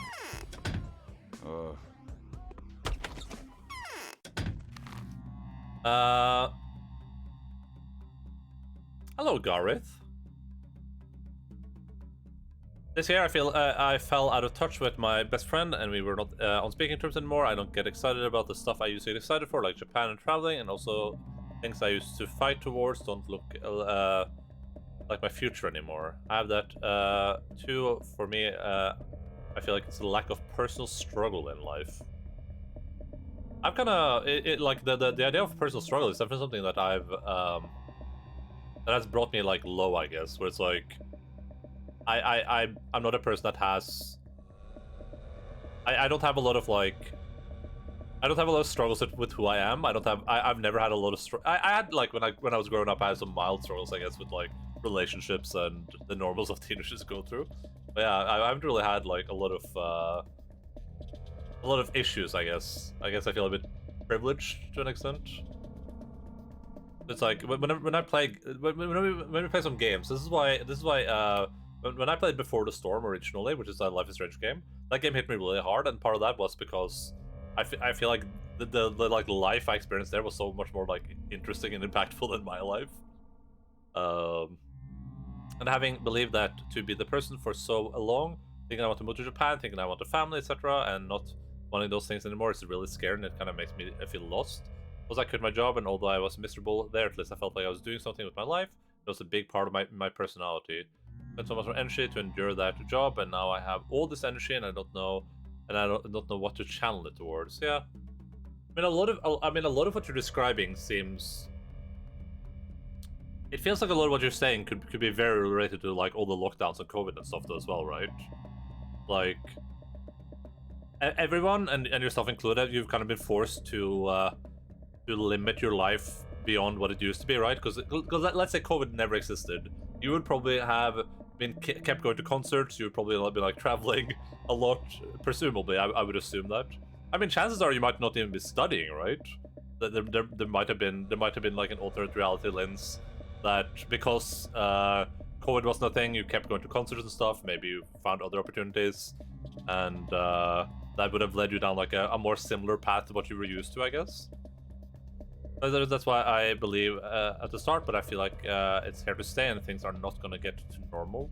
Do you mean like, do you mean your feelings or do you mean COVID? Do you mean like the feelings that you have are gonna be the way they are?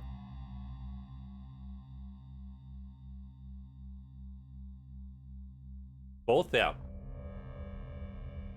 I think that the COVID stuff will eventually like go over to an extent. I know a lot of like concerts that have already opened up. I know there were some small I don't know if the lockdowns are still going on because of Omicron, but I mean eventually that will ease up a bit as more people get vaccinated, I think. Hello again. But like by the time I feel safe about traveling and can do that again, I don't know if I want to do that anymore. Yeah. I guess you have to I can definitely see the struggle. Hi. Not bad. Because I guess part of the problem here, right, is that if and you described this, is that if the things that you wanted to do at some point is not what you want to do anymore, then I guess you kind of have to find new stuff to do, and finding that stuff can be difficult, right? And like you don't even know what you'll find or if you'll find anything. And I can definitely sympathize with the idea of like having a lot of like spare time and not knowing what to do with it. That's kind of the spare time thing is or an energy. It's kind of like that. That's why I set up a lot of like stuff that I do. Where it's like I don't remember when this happened to me. I was pretty young at that point, but at some point I just decided to like always do something, like regardless of how I feel about it. Like if I feel really meh or if I feel sad or annoyed or not in the mood, I just do something anyway. That's why people are like, you're always playing games. I'm like, yeah, I like it. Whatever I'm doing, I'm just gonna always be doing one thing at least. That's just like my mentality on all of that stuff. I fixed that temporarily by getting like 10 tattoos last year, but towards the end I kind of lost the spark to do that too. Even if it's possible to get tattoos, I don't want to. Just study to keep myself busy. Yeah. I mean, the study stuff is kind of important, I feel like, and I mean, if there's anything that you can occupy your time with, at least you're occupying it in a very valuable way, right? Because the alternative would be like doing nothing. Like you could just be sitting there doing absolutely nothing. I think at least that's like a positive side of it. I've played Pathologic 2 or the Void. No, I've played neither of those. I learned about the Void very recently, so that's a game that's on my list now. And Pathologic 2 has been on my list for a little while. But we're playing through Pathologic 1 first, which we're almost done with now. Like we're on the Changeling, we're on day 3, probably day 4 pretty soon. And I'm not playing Pathologic 2 or the Void right after this game, because I'm like what's the people that made this game called again? They're called like Ice Lodge, Ice Pick Lodge, stuff like that. I'm pretty iced out of my mind right now, so I need to take a break from these types of games for a little bit, or I'm done with the Changeling, and then we'll come back to them at a later time. Ice Pick Lodge, yeah, okay, that's what I thought. I just remember Ice and Lodge. Yeah, I'm planning to play both. After I learn about the Void, I'm interested to play that for sure. And Pathologic 2 sounds really, really cool compared to Pathologic 1. I love Pathologic 1. It's a really good game. You know, like you, I see a lot of people come in there that love them too. A lot of people in my community don't love Pathologic as much as I do, which is understandable.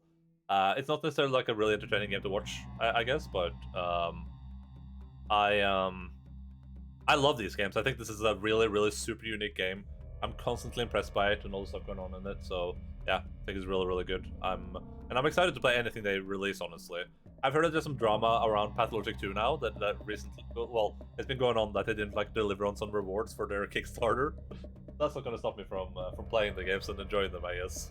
I didn't kickstart it, so I guess it doesn't affect me too much. Yeah, these games are really good, and I expect that the Void and Pathologic 2 will be equally good. I've heard that they refined a lot of the mechanics in Pathologic 2, which is like some of my biggest problem with this game are kind of some of the mechanics.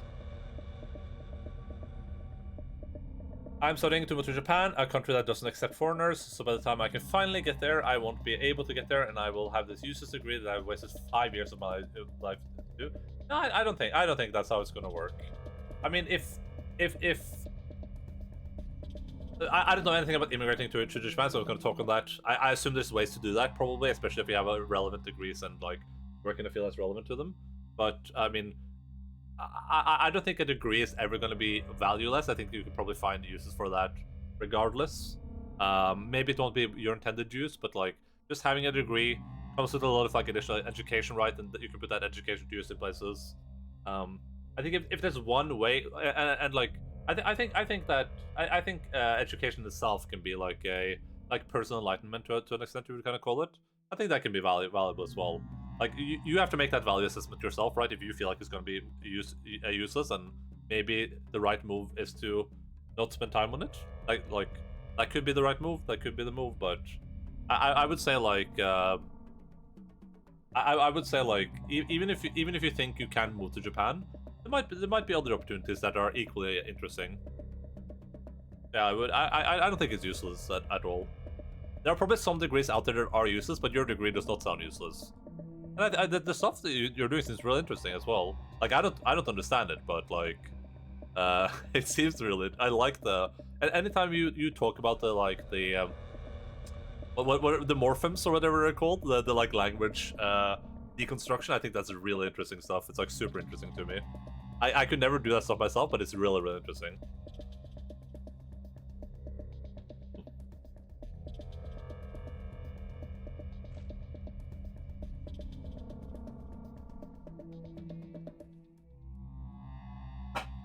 Amazing! Amazing!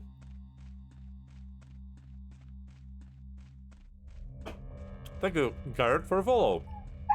And thank you, Nobody4299 for the follow. Amazing! Amazing.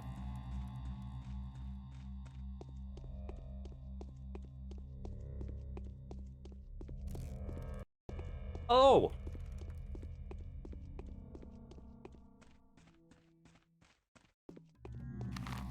I've had and I guess to some extent still have that. I've been incredibly driven and hyper-focused towards doing as well as I can when it comes to making film and animation, and when I got sick, it almost felt like going full speed into a brick wall because suddenly all that ambition and drive suddenly didn't have anywhere to go. There are places outside of Japan that needs Japanese translators, and also teaching Japanese is an option as well, yeah. And yeah, that sucks a bit, Monster, but like... I think a lot of these things are pretty normal. I think they just happen. You know, a lot of people live for a pretty long time, and the idea that you're going to be like the same person that likes the same stuff from your like, you know, you're like 3 years old to the time you're 90 years old, this seems pretty crazy to me. I don't think I'll ever grow out of the things that I enjoy, but that's like, it's a bit different when like my primary thing is like I enjoy stories and media. I enjoy like experiences. But the experiences I enjoy are like fantasy experiences, right? So they're easier to consume. And I think it's more difficult if your experiences you enjoy are like a real life experience, like visiting places. And I think I can see why that might be more difficult, but yeah. Those were the specialized yet. Teaching, translation, research. Yeah, that's the basic linguistics, and it's mandatory for all language majors. What I study focus on. Yeah. I'm just saying it's interesting. Me to die repeatedly to a boss in a video for 3 hours straight. Yeah, we'll see you. We'll see you soonish, Linz. Enjoy your streams.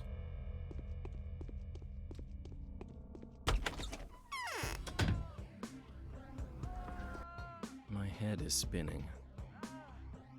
No, I haven't seen him.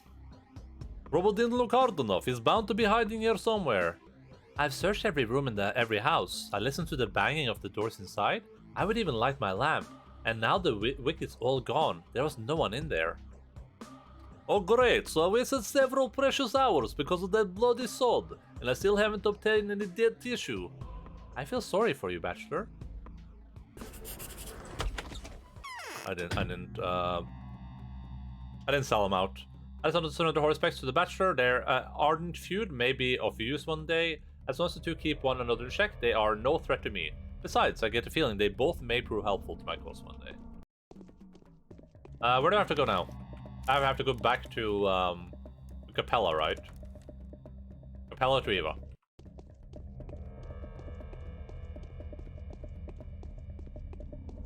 Sorry for the rant, and thanks for the therapy session.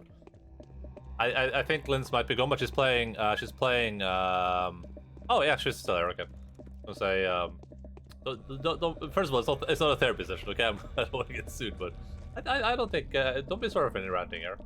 I enjoy talking about these types of things. I think it's pretty healthy to get it out. You know, I think other people might enjoy talking about it too. And she's playing Hollow Knight, and she's doing like the super end game stuff, like the very crazy end game, like the very end of the game, 112% Pantheon content or whatever.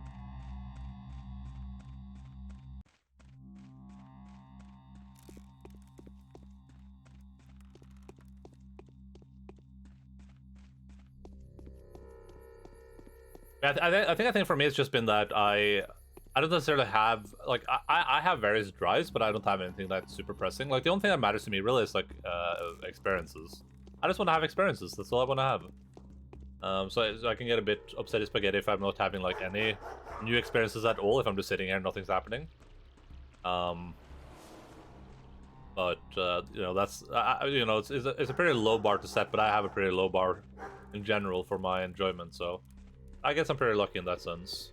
I don't have any like high aspirations, and I'm driven in like reverse. I guess I'm only driven towards my own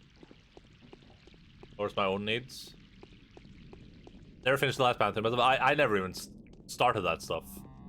I played that game a while back, like in 2006 or something, 16, not 6.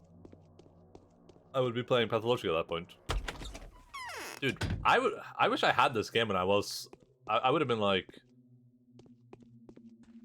I guess like 11 or something. I would have loved this game.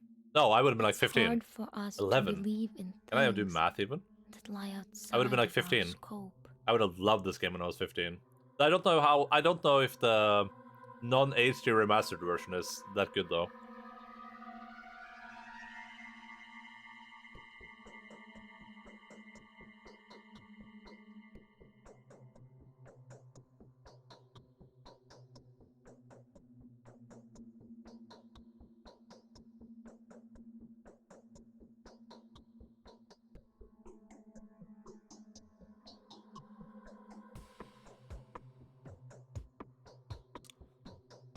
Oh, by the way, I found the Bachelor. How brave you are. Did he say anything? Is the loafer alright? Apparently I found the boy and took the powder from him. He was acting rather strangely when I met him. Could it be he was testing the horrible mixture on himself? I really hope he was. Okay. Is it really lethal? Is it really lethal? I played the Void at 13. Shit blew my. Oh, is wait, what came out first, the Void or Pathologic? I guess it depends on how old you are, but for some reason I thought the Void was like not like super recent, but like relatively recent. But I guess that makes no sense in hindsight. Yeah, Pathologic, okay.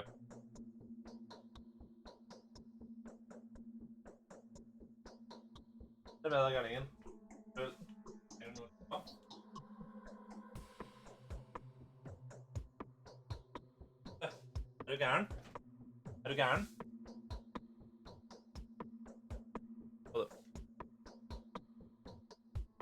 He's 13 and a half. You just played the Void right now. You're like, that blew my mind when I played it last month for the first time. I didn't know about it. Oh yeah, I learned about this game. Like I probably heard about this game from various places. From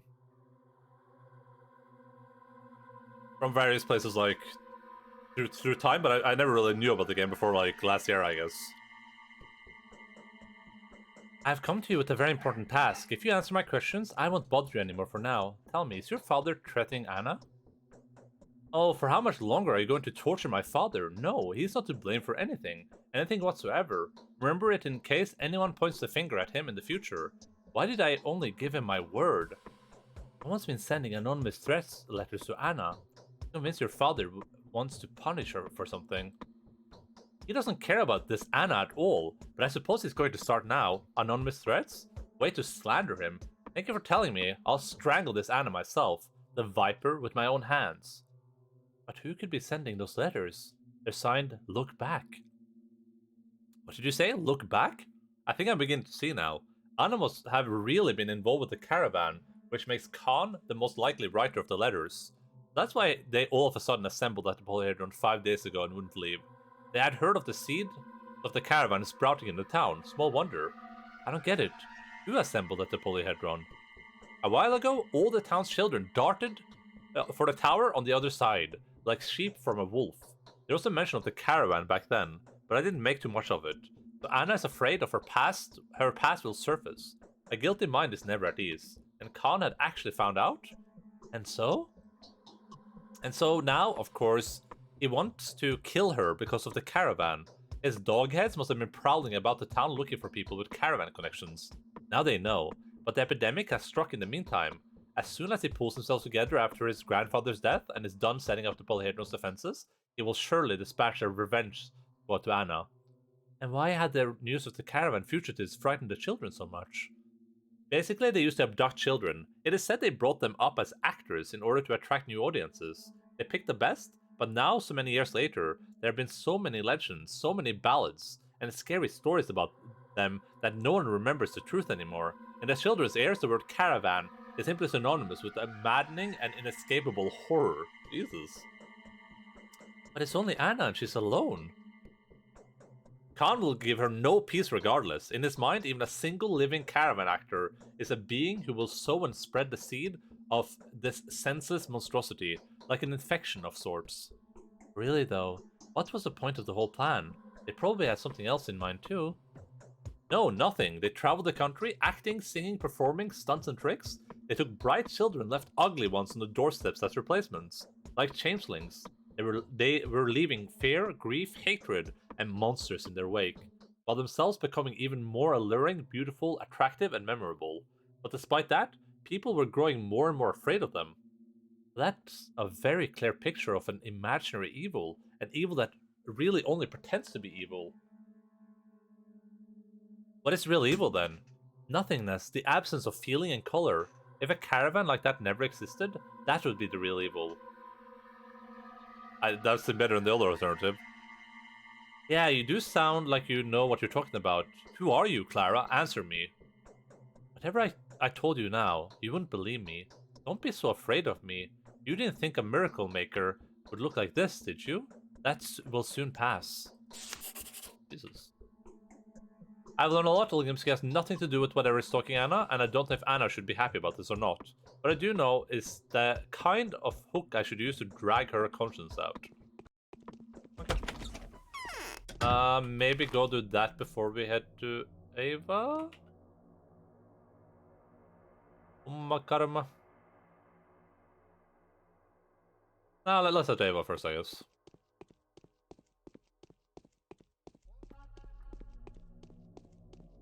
Beta Karma.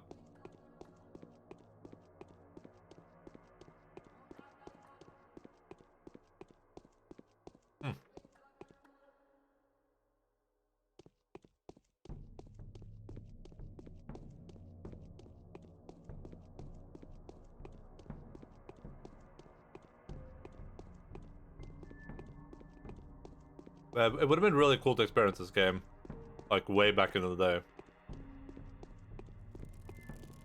Because I think this game is impressive now, but I think this would have blown my mind, like when I was like 15 or whenever this released. I don't even know if this was available in Norway though.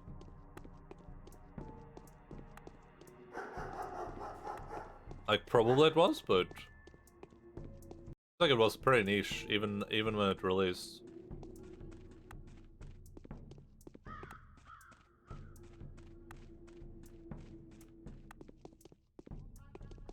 My karma. Oh god.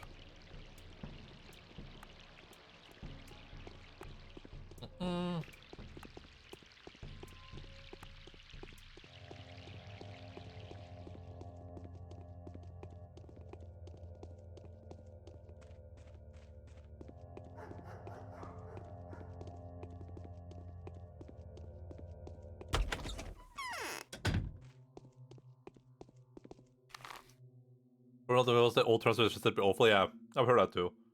I can't really see how bad it is though. Like this game too has some problems with the translation. Like, it's not super bad, but it's kind of noticeable at some points. Sometimes it's just like some typos, sometimes it's like double words. Sometimes they use really obscure and weird words, but I guess that's pretty like thematic.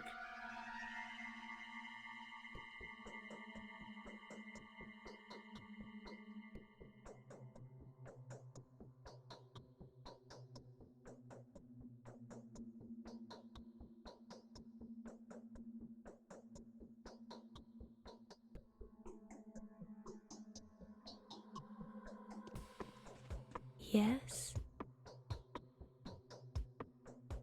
Why have you come? What do you want from me? You hear these silvery tinkling things on my chest? They're not keys, they're bells. They're my hooks. Tell me about the bachelor. Why? I don't hear any tinkling. You speak strangely.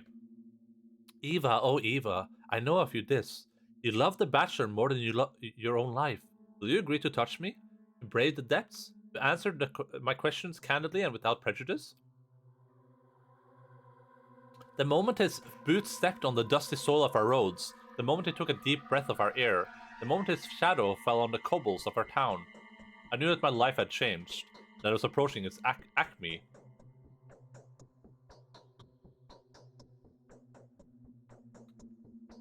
Isn't Acme the...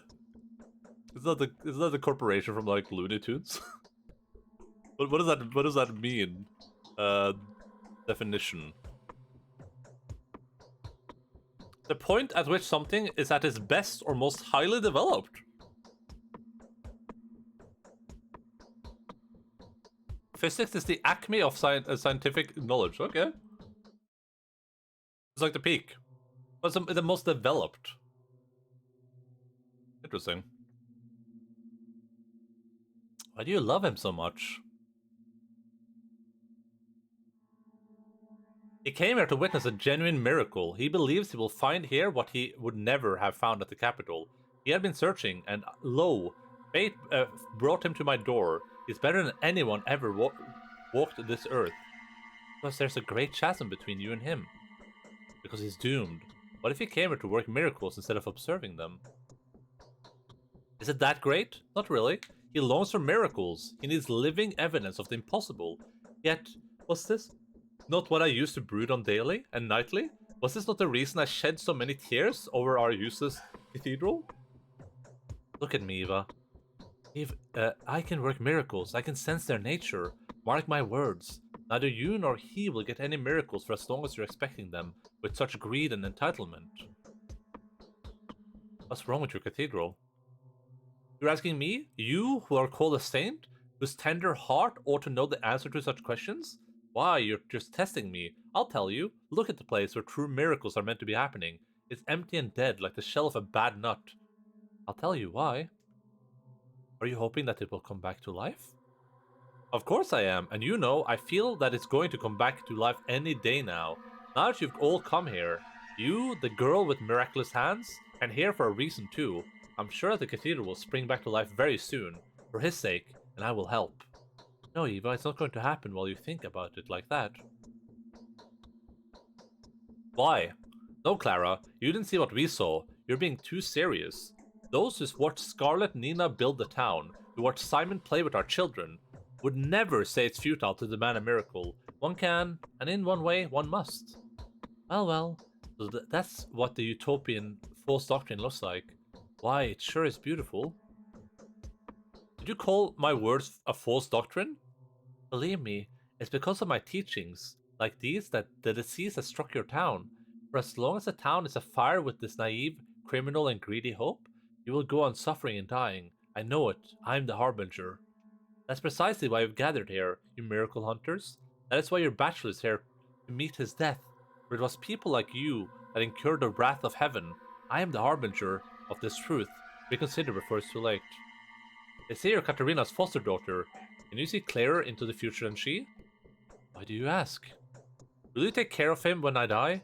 Maria let slip that he has 3 days left to win. It's a commitment he is bound by.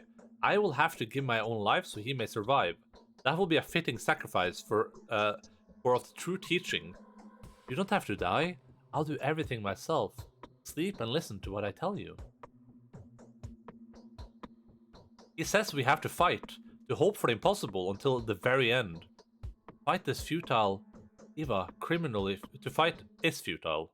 Criminally futile. Thing.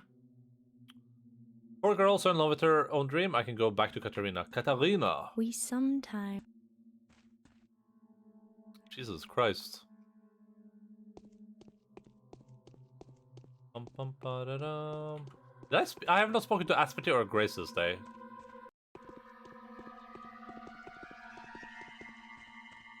Those are the remaining 2 people that we need to have some communicado with. God damn it, it's all spelling out.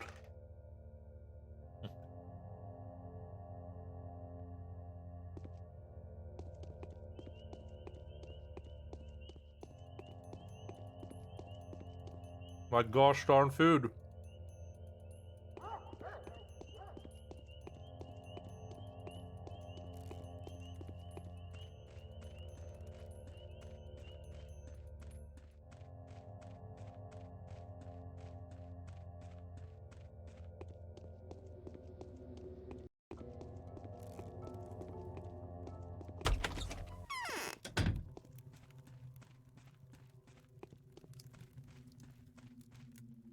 Bachelor advises against trusting you. Inexplicable girl. You know that.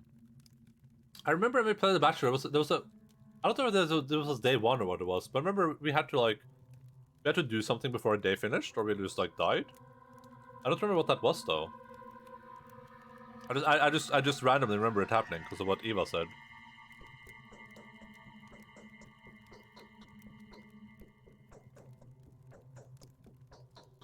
I imagine it had to be like the main story.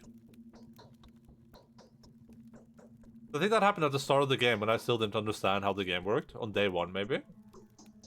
I tried to sleep and then the second it hit midnight I just died.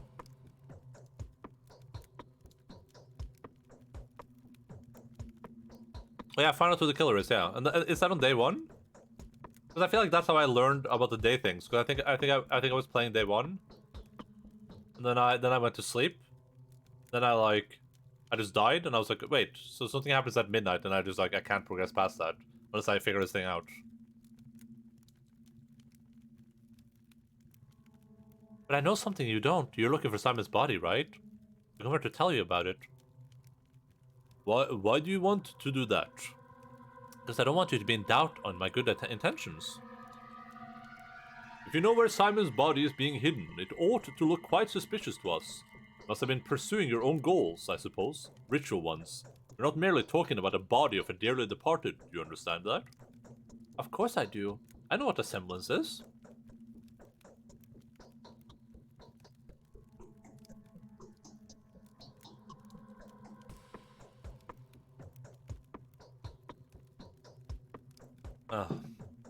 Your words sound wise and quite fair.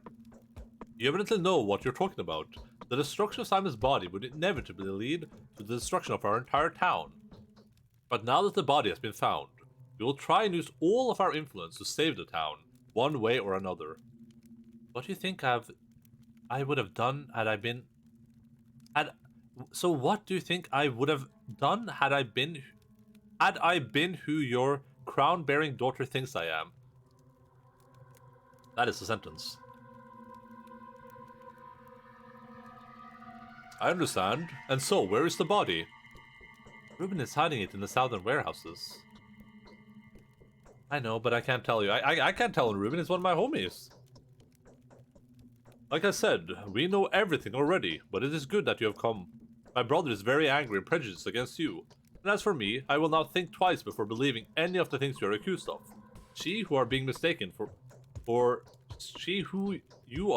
for would indeed never have given us the body. Was this a test? Well, I didn't even tell him. No, it's not like this. Take some money. This is all I can do to reward you for now, aside from trusting you, of course. Thank you, I'll give it to the poor. I'm not gonna give it to the poor. Haha, loser. I feel as though...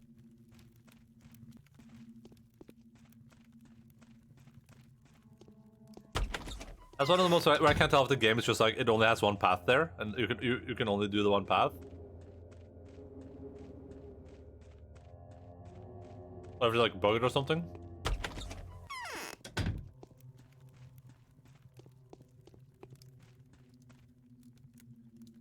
Olgimsky is getting rid of the witnesses. He's lucky to have allied himself with this Haruspex. Again, you there in the hallway? I told you not to let the Ripper in.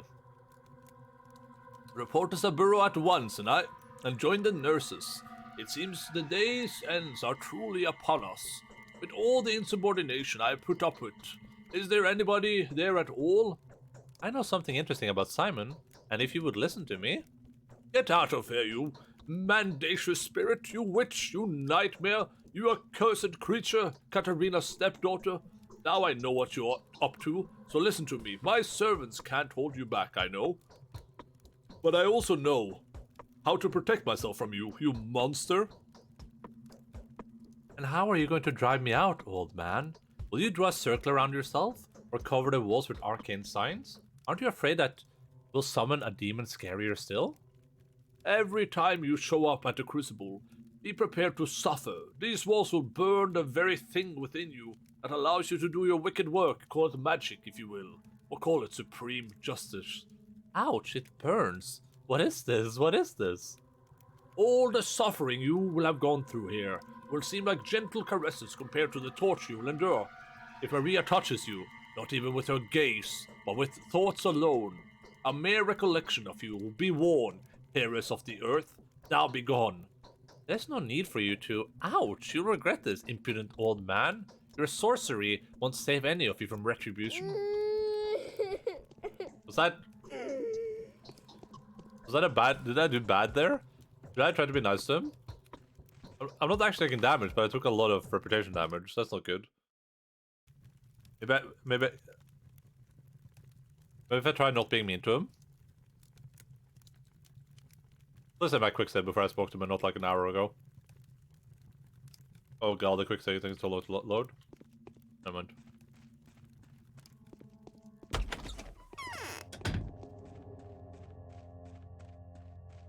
Bum bum bum bum bum bum bum bum. See. I don't know if that's just literally just because I spoke to him, or if that's a response that happens no matter what. Olgimsky. Stop. I just wanted to... There's no need for you to. Oh, so you lose rep no matter what there, but like how much rep depends on exactly what you say, I guess, because I was way less rep from that. I'm too... I'm not losing health though, am I right?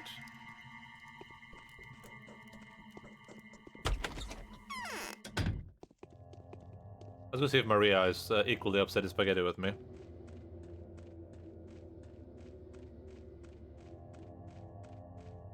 Maria, Maria.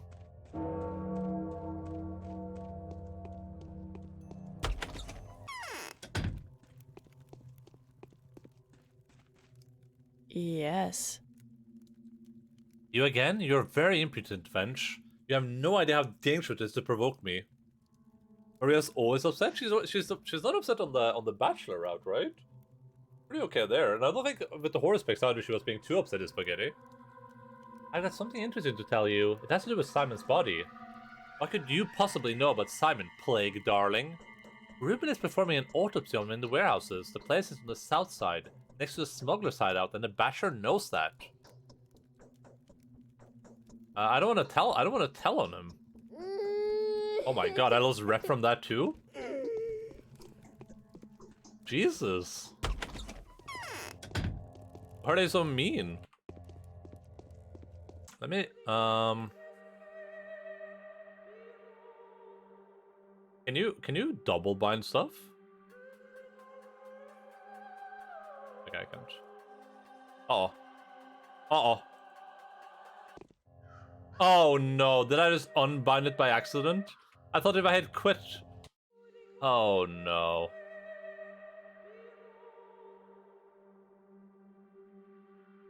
How would you do more though? Before it used to be up arrow too. It doesn't matter, I'm not using up arrow, I guess, but... I like how it had multiple keybinds and I messed it up somehow. I just wanted to try to make it like mouse 5. So that way I could just move with my mouse hand and eat with my other hand. Now I have to like... I have to re-angle myself all the time.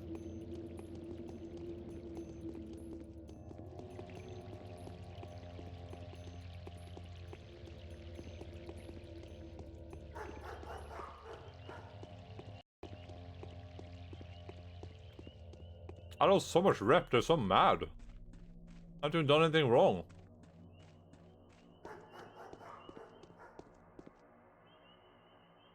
Alright, let's see. Makarma. Oh god.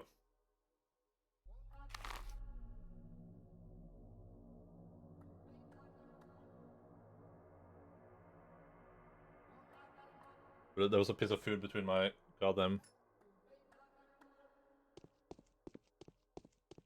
Should I gonna do that when I get around to doing the changing route myself? Someday? Wait, what was the good idea? Rebinding the move key?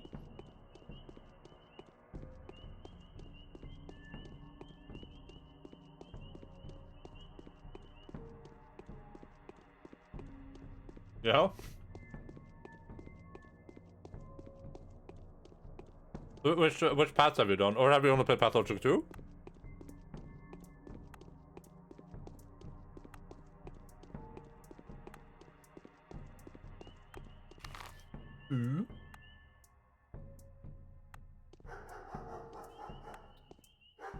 Makarma.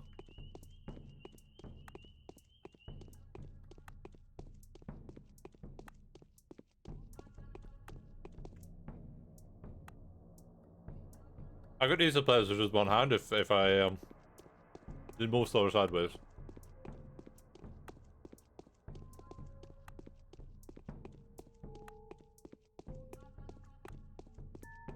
Did Bachelor twice on different points, her respects once. Gave up changing at day 4. Why, did it get awful at day 4, or were you just like tired of playing Pathologic?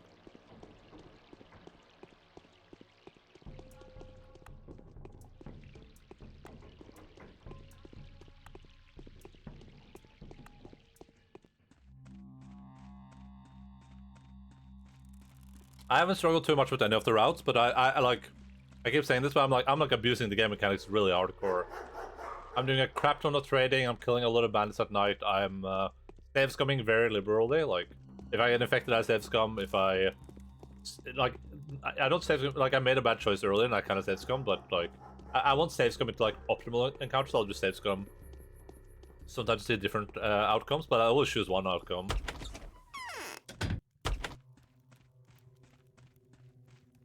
Is it fatal? For real? I talked to the Olgimskis, Anna. Ah, pray tell, what are they up to? They're not the ones plotting against you. It's the Canes. Anyway, they've been distracted now. Got themselves a boogeyman that's scarier than you. You have nothing to worry about, sweet dear. The Olgimskis aren't interested in you slightest. A boy named Khan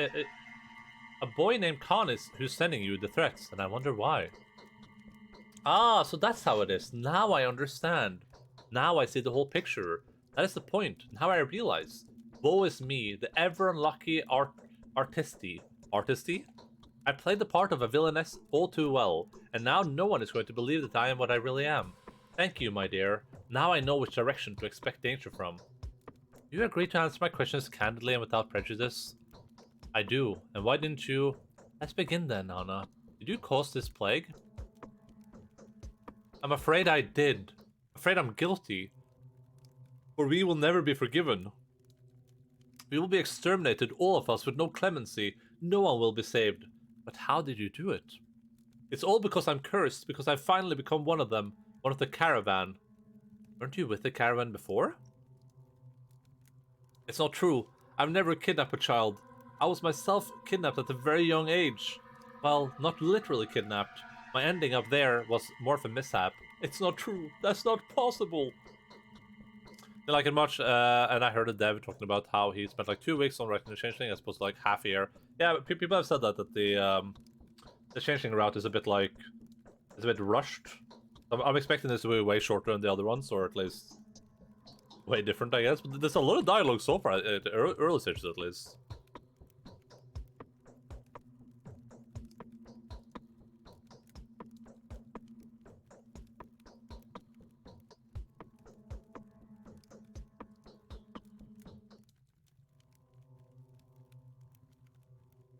I don't specifically remember how much dialogue there is at you know, every point in the story. But it feels like the Changeling had way more dialogue at the start than the Bachelor and the Horsepex did, but I don't remember specifically, so I must be speaking out of my butt there.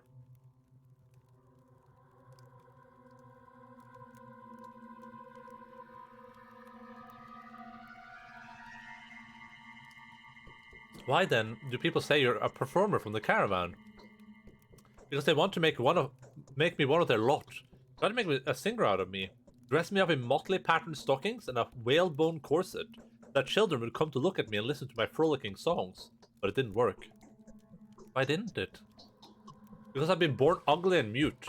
No one would play with me, and I couldn't even say mommy, all the while dreaming of becoming a real singer. I thought they'd teach me to sing at the caravan and make me beautiful. How would that be possible if you were mute? They had sorcery in their blood. They made stage artists out of children like myself. Nothing came out of my singing in the end, but I did become a true caravan girl, a malicious, obsessed troll, ruining children's lives and souls. It so happened that I was already here at the time. So you were a failure as a singer, weren't you? And how did you become so beautiful? They'd fed me egg yolks and oysters, made me drink lemon juice, with a special toad on my chest that it absorbed its miasma. It didn't work. Then they decided to make me a figurine. But then was a raid, and we got rounded up near Ur. I escaped with a snake charmer named Var. He carried me out. And why were you the reason the pestilence broke out? I had betrayed my parents. I had taken someone else's voice, someone else's hair. Then, when I was already here, I acted the same way the caravan leaders would. I was so hungry, so I lifted all of these things from Willow Girl, who then died. It was she that used to be the golden-haired singer. That's when the plague broke out. What am I reading right now? Did Anna, like, take her body, basically? Is that what we just learned? How's that even possible? As a punishment for my greed, Willow Mellow had practiced that predicted that I would all turn out this way if the caravan got here. She had even been stockpiling medicine. The stash is actually hers. All this time, I've been waiting for my punishment. I've twisted my nature so badly I should have remained a cripple. And who was this Willow? She was nice, a real baby doll, but I did to her the same thing the caravan had been doing to children. Ground her into flour, unwove her into threads. I don't even know how I did it. Such injustice. You're a horrible sinner, you had it coming. Flour and threads? You're mad, aren't you? I suppose I can't expect to ever be forgiven, can I? Too big of an honor for you. Having an entire town perish because of your greed? No, it wasn't your doing. What should I do to do with the dreadful Anna? She's not the one to blame for pestilence, but this doesn't make her less of a monster. Directly or not, her demented passions have led her to kill Willow Mellow. Shall I condemn her then, or shall I let her live? Father must know of my decision. Jesus Christ. We heard some weird things on The Bachelor about Anna, but this takes the cake.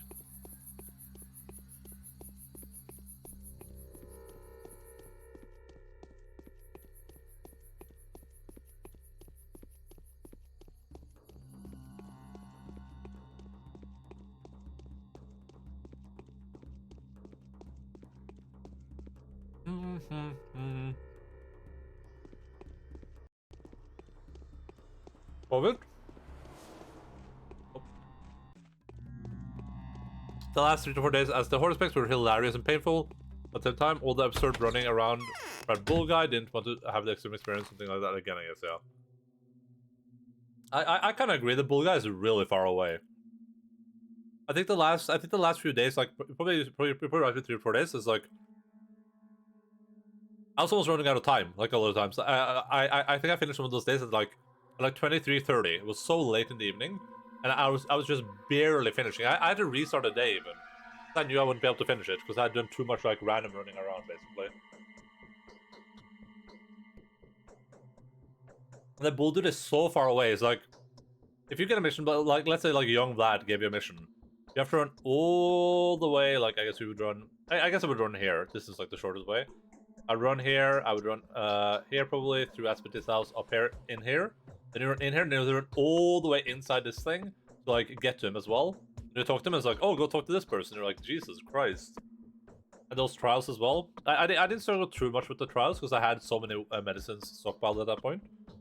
But yeah, that was something interesting for sure.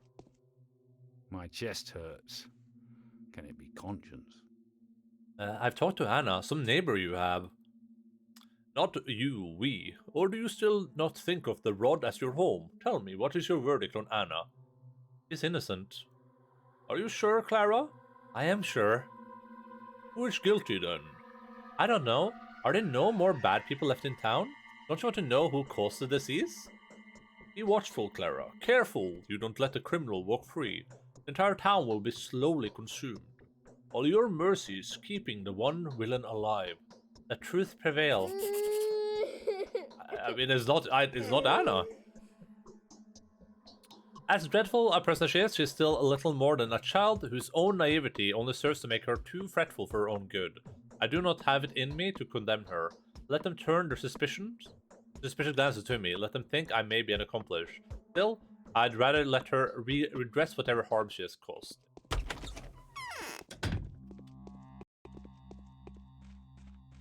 I gotta kill some bandits this night to regain my reputation.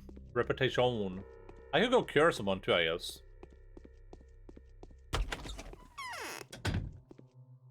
What is this disease? I'd been to see Eva, Mother. And? She's affectionate, kind, and defenseless. Her face is fair, yet her thoughts are poison and dark. Have you managed to convince her? I did, though it wasn't easy. She has accepted our fate. No, I didn't. No, I didn't. She's in love. And I don't think her kind of impotence is what could bring the wrath upon the entire town. But it would have been so easy. What is the matter with you, my daughter? Had you at least told me that she threw you out, that you weren't been able to convince her, that a frantic bachelor stormed into the house and scared you off, flimsy thing that you are, I would not have been angry. But you say that you gave up on her of your own volition? Why would I lie? It all happened just like I told you. Oh my god, it was more rep?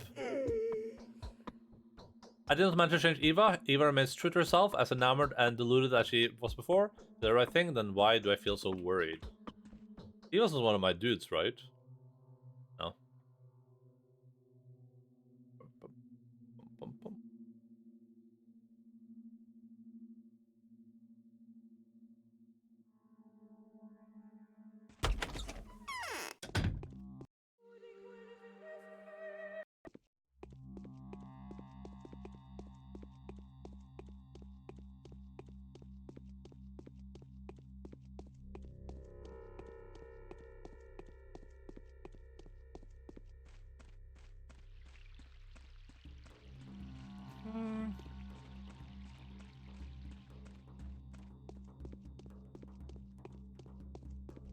Cool, Lisa playing Pathologic Squad, by the way.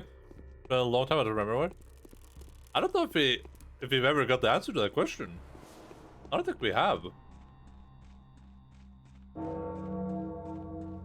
Maybe they're clear about it in Pathologic. In Pathologic 2. I think the only clear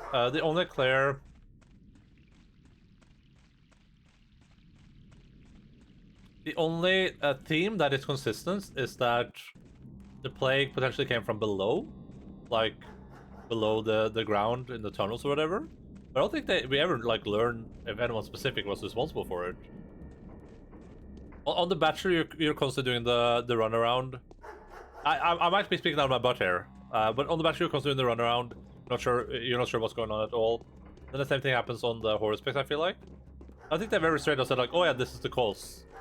I think they're always just I think there's theories, but I don't think they've like straight out confirmed anything. I might be wrong though. Maybe we learned it on the Changeling.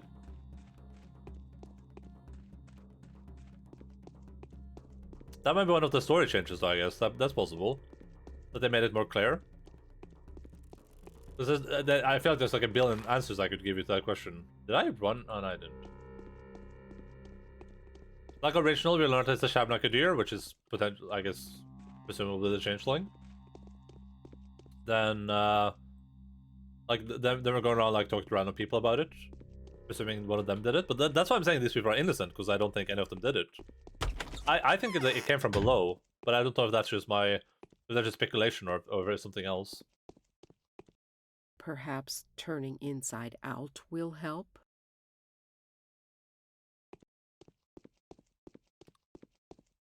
Maybe Google can get some information on that, yeah, but I I feel like the answer to that question is really vague. At least that's my emotion.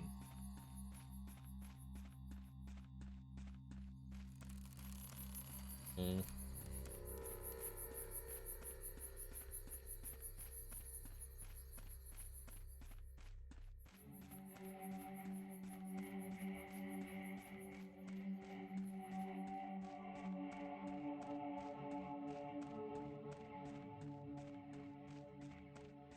One more reason to replay it then, yeah. I think they I mean, a huge thing for me when I'm playing it right now is that it really feels like all the three characters they have separate storylines and they're all kind of intermixed in a way, but they all have different like things they do and different conclusions they come to. So I remember on the Bachelor we were kind of going the medical route, but people kept telling me something like, "Oh, it came from underground. It came from underground." That's what we kept being told. Some people believe it's a curse. That's all the people that like Anna said that like we were cursed because there's all the sinners. I think even was it Anna that said it or was it Katarina? Someone said that about Eva too. Like Eva is like, oh, it was Yulia, I think. Yulia said like it's no wrong to be cursed with people like Yulia here. It's like I guess you call her like someone who sleeps around but also goes to church or whatever. What was that? I sleeper.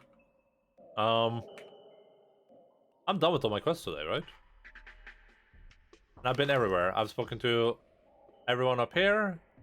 Oh, wait, I haven't spoken to the Martin brothers. Or to this guy. Screw it. Let's go speak to him and see if he has anything to say.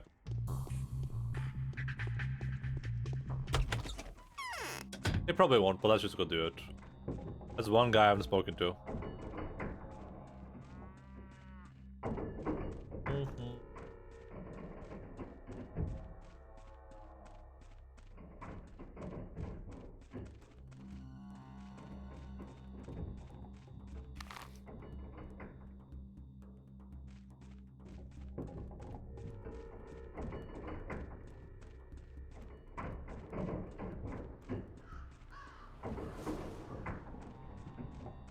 Well, there might have been a point where they straight up say like, "Oh yeah, this is where it came from," but I don't remember that happening at all.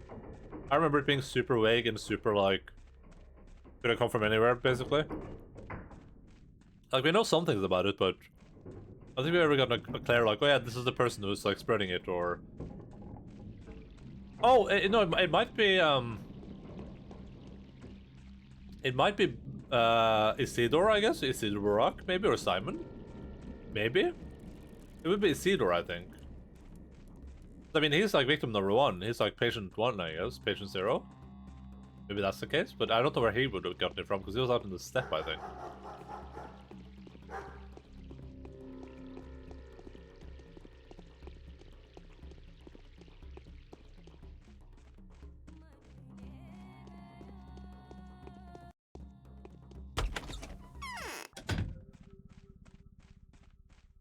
That's it?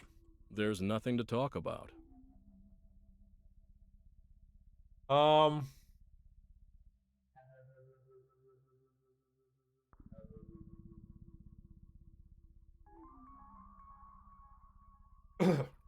Jesus.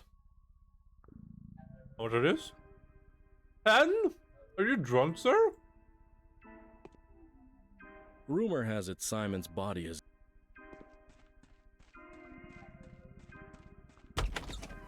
Maybe they elaborate more on that in Pathologic 2? Because they definitely don't go into details about that in Pathologic 1. About Isidore being like the dude that brought the curse around.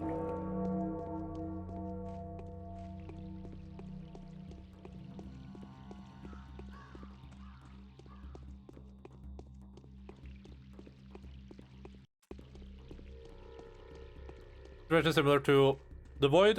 There are 2 versions of the game as well, 2007, 2009, and the story is, I'd say, significantly altered between them. Oh no! Which one is is it like altered in like a way where they're both good, or is it like one is the bad one? The other one is the good one? No, I can't. No, I can't. I can't speak with my nasally voice any more than I already do. Is my inventory full? Oh god, where can I depot stuff on? Oh, right here, probably. In my inventory. I'm just gonna sleep for 6 hours. Maybe I'll get a letter. We'll sleep for a bit less than 6 hours, I guess.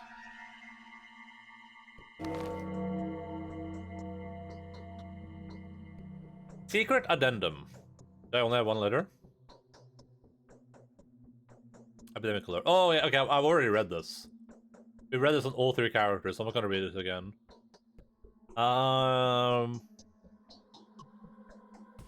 Okay, so it's the same thing. It's the everyone's affected, and then we're like, hey guys, just be careful, kitty cats. It's gonna be fine. And then the secret one is like, we're fucked, dude. Everyone's gonna get infected. But don't tell anyone because we don't want it to panic.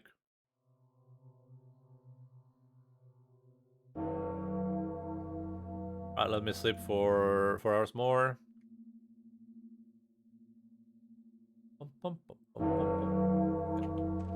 I need to get my reputation up, so we gotta go murderate some people.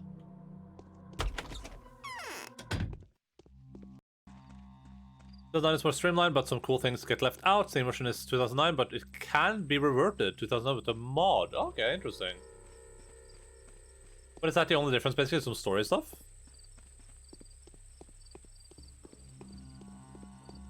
It's so crazy to me that, like, I don't know when this was. This was like we played through the entire Bachelor route in like 3 months ago or something. 4 months ago. I don't remember exactly when, but not a single person told me about the Void. And we had a lot of Pathologic people in there. Not a single person that was like, "Hey, have you heard of the Void?" And then then I played through the Horror Specs and the Changeling now, and we've had like 20 people mention the Void. It just like I'm not complaining. I'm glad someone told me about it. I'm just surprised it didn't happen when I played The Bachelor. Gameplay is different. It's more balanced. Okay, yeah, because that's like, I guess I have to like weigh those against each other then.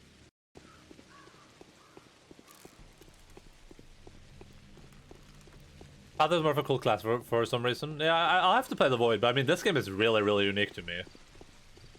This has so much going for it. It's such an interesting game. There's so much cool and unique stuff in this that I haven't seen in any other game. The like weird story focus is like you're playing like a novel. But there's like so much weird gameplay on top of that too. It's a really... And it's like this strange like survival gameplay. Why can't I attack?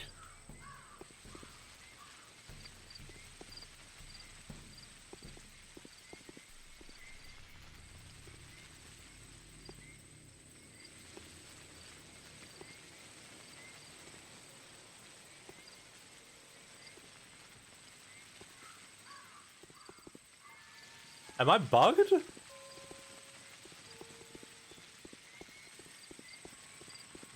I must be bugged, right?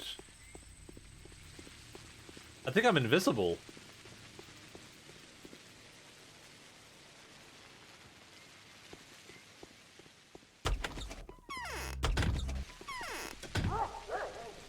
Oh no.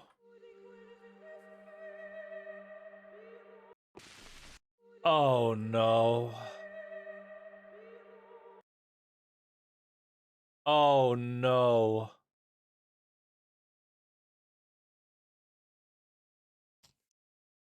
This might be really bad. This might be really bad. I still can't attack.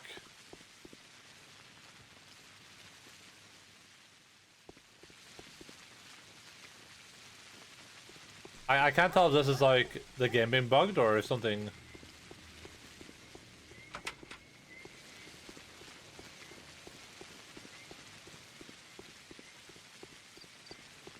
I'm gonna try to quit the game real quick. Actually, let me try to load. Hi, Wilconac, what's up? I think my game is bugged.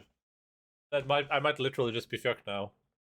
I already had a bug when I started the Changeling. This happened on the last day of the Horse Fiction, where no NPCs load, and I had to start a new save for that. Like a completely new game. Oh no! Please tell me my save isn't bricked. Is this supposed to happen? Changeling, Pathologic can't attack. No, it happened before you showed up.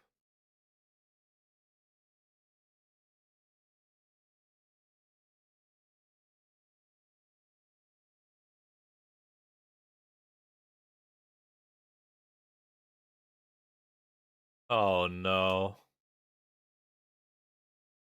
Doesn't seem to be intentional. Please. Technically had you open for a while, and you didn't even say hello? Or Naruto or Genshi?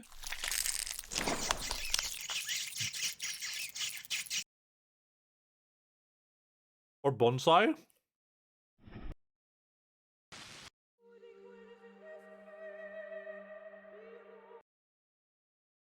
Pray for me. That's all I ask, just pray for me.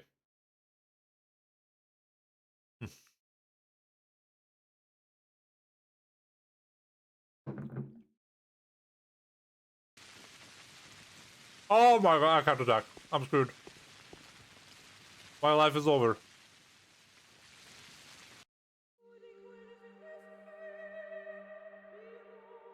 Oh my god, the last save is so long ago.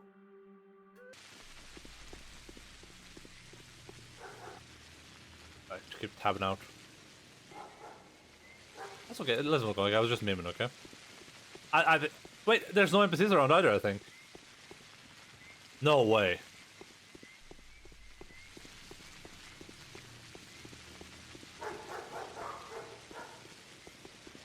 Oh no, there are NPCs. Have I talked to him? I can't attack! Why can't I attack?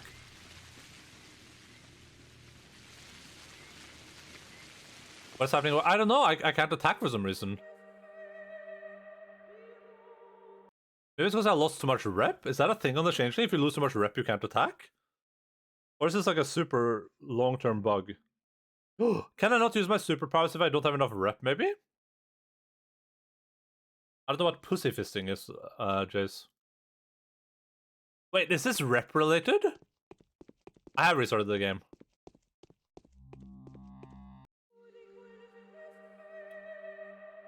Okay, this day I could attack. I hunted a lot of bandits. This is where we started today.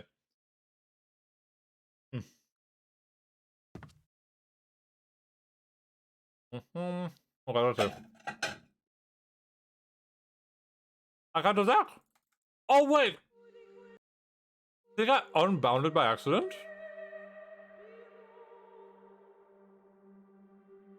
Am I stupid? Is that what happened?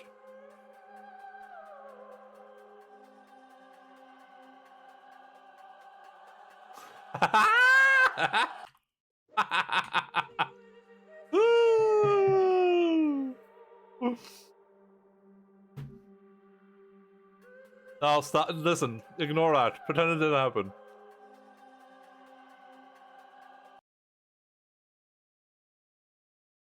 Yeah, but why didn't the bandit attack me? That was weird, right? I thought something was wrong because the bandit wasn't attacking me.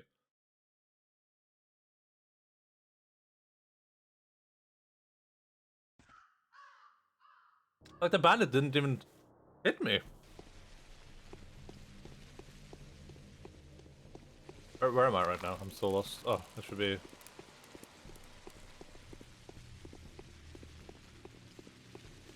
Sorry, I gotta tab out real quick. How did that even happen?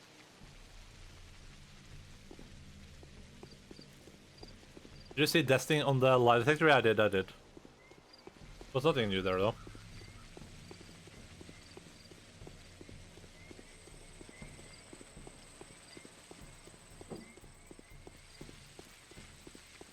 Yeah, nothing new.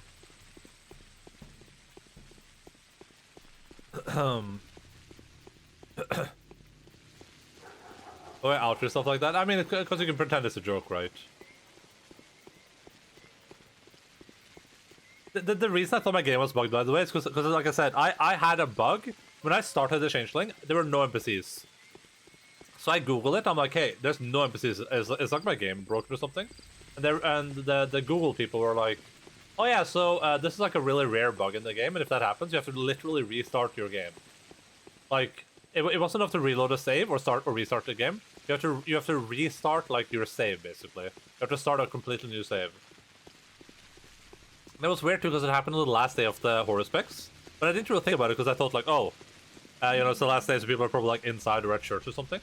But yeah, apparently I had like a bug that like was in my last horror spec save and in the start of my Changeling. Like a rare bug, I guess. That's a forking joke. People said that the Changeling is supposed to be the worst at combat, but I think she's the best. I guess people don't like the fact that she can't use guns. But like, her hands are guns. I get that it takes longer for her to kill stuff, but I mean, her hands are literally guns.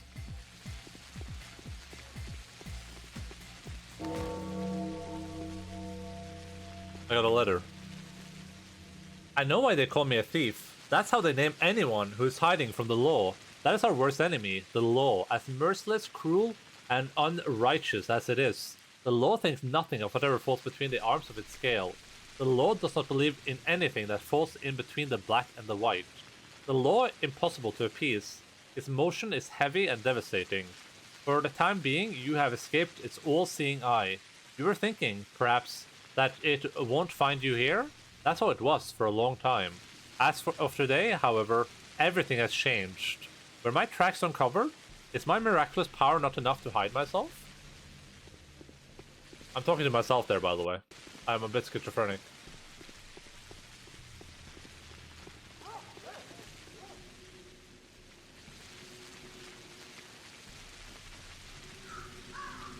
But yeah, we had a really rare bug, and that's why I thought I had some other rare bug now where I couldn't like attack. It would be pretty cool if it was tied to my reputation, though, right? Like if you can only attack over a certain reputation, that would be insane.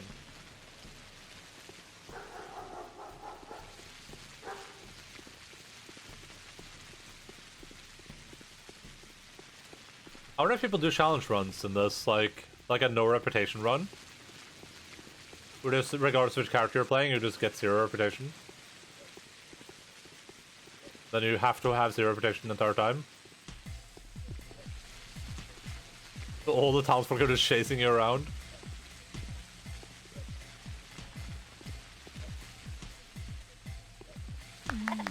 It's not. This isn't terrible, rep honest. I just need to kill like 10 of them. So we should be back to a place where people want to be with us.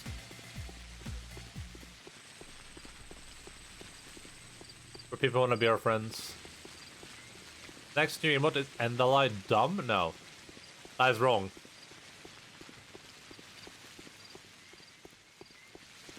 The next new emote is whatever joins, feels like a drawing and has the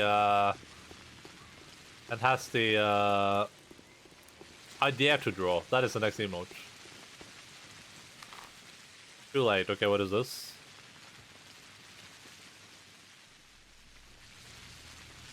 Oh. I can't do that. Oh wait. At least I figured it out, okay? It only took me like 5 minutes.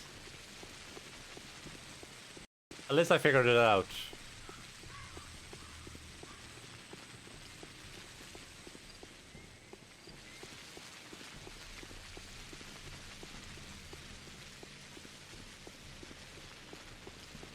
I need like a bandit radar. Like a LADAR. You smoothed out those cursed wrinkles. Yeah.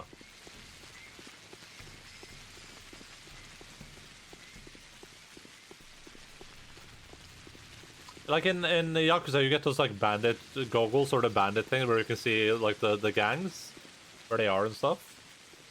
That's what I need, but I need that for this game. I can just go around. Yeah, there we go. Sir, I'm gonna need you to stop resisting arrest. Oh god, he's gonna throw the knife. Oh, that's not me. I'm gonna loot this guy while you guys do that, okay?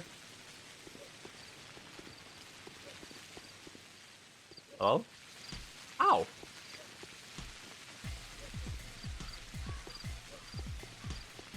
I need rep to buy food. Sir, I need you to die for reputation. One more? What? Wait, what? One more?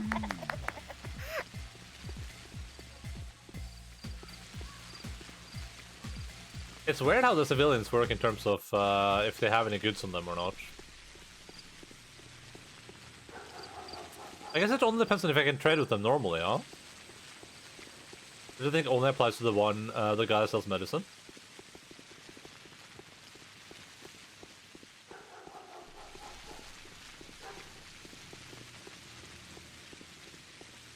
Oh my karma.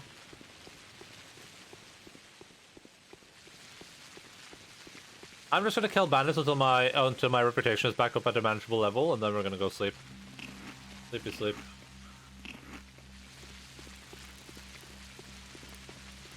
I think I should be able to choose an emote. How so?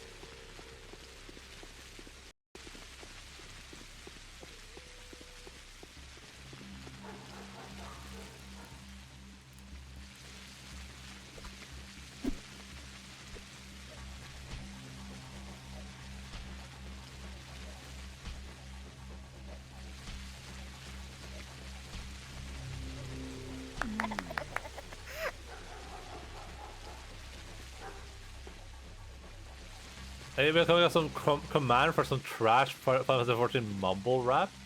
I created that command against Wilconak's wishes. That's what I will. That's what I. Oh. The day is over. Your timely efforts allowed your supporters to remain unharmed. That was something Wilconak got as like a reward. Also, a command is way less than an emote. We have infinite command slots. We have limited emote slots. I think I said this before, but I'm fine. Like if someone holds like the highest bit tier, I would be fine with like letting them choose the emote for that bit tier until other people get to it, I guess. If you want to choose an emote, because I think you have the highest bit tier right now, so if you want to choose an emote for that, then I would be fine with it, I guess.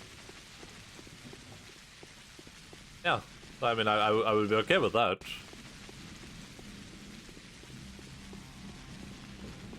How many emotes have I unlocked here? I'm trying to get rid of this little guy. You son of a bitch. Yes, I am.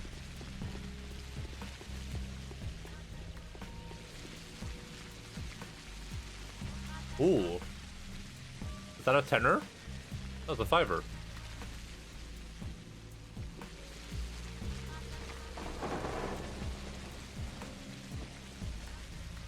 Long as I stayed in the UK living that lavish life.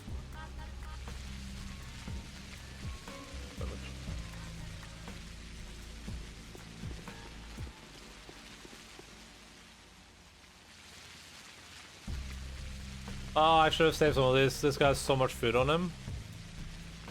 I don't know which one of these is the best. This costs a bit more, so I'm gonna assume that is better.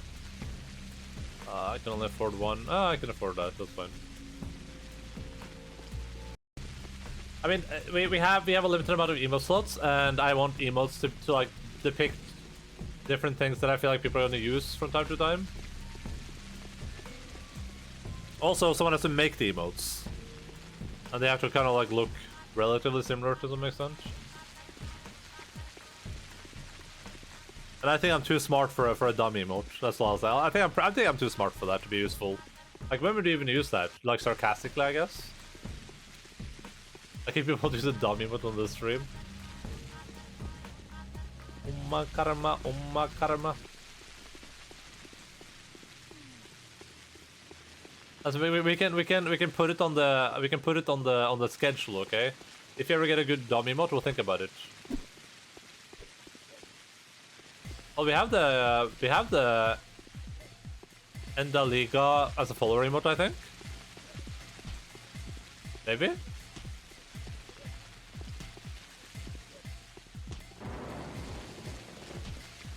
Perhapsn't. Follower emotes suck ass.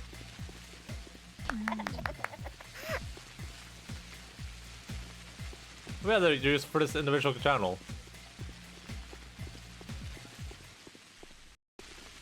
That's why I want some follower emotes that are like a bit more channel specific, I guess, and more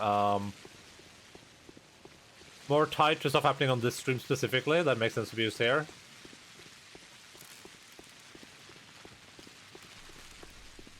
But yeah, I'm in no rush. Like all the slots are filled for now. And I'm pretty sure Doinks is gonna be busy playing Final Fantasy and stuff for the time being. It's not like it's not like a rush or anything.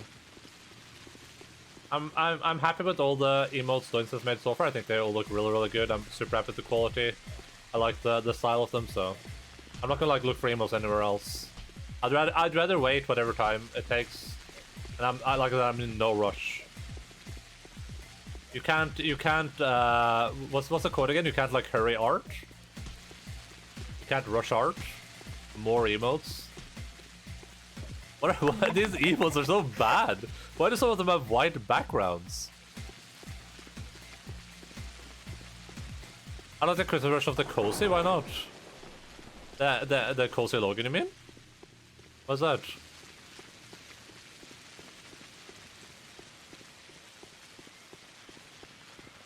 What is cozy about wearing a blanket covered in vomit? It's not vomit.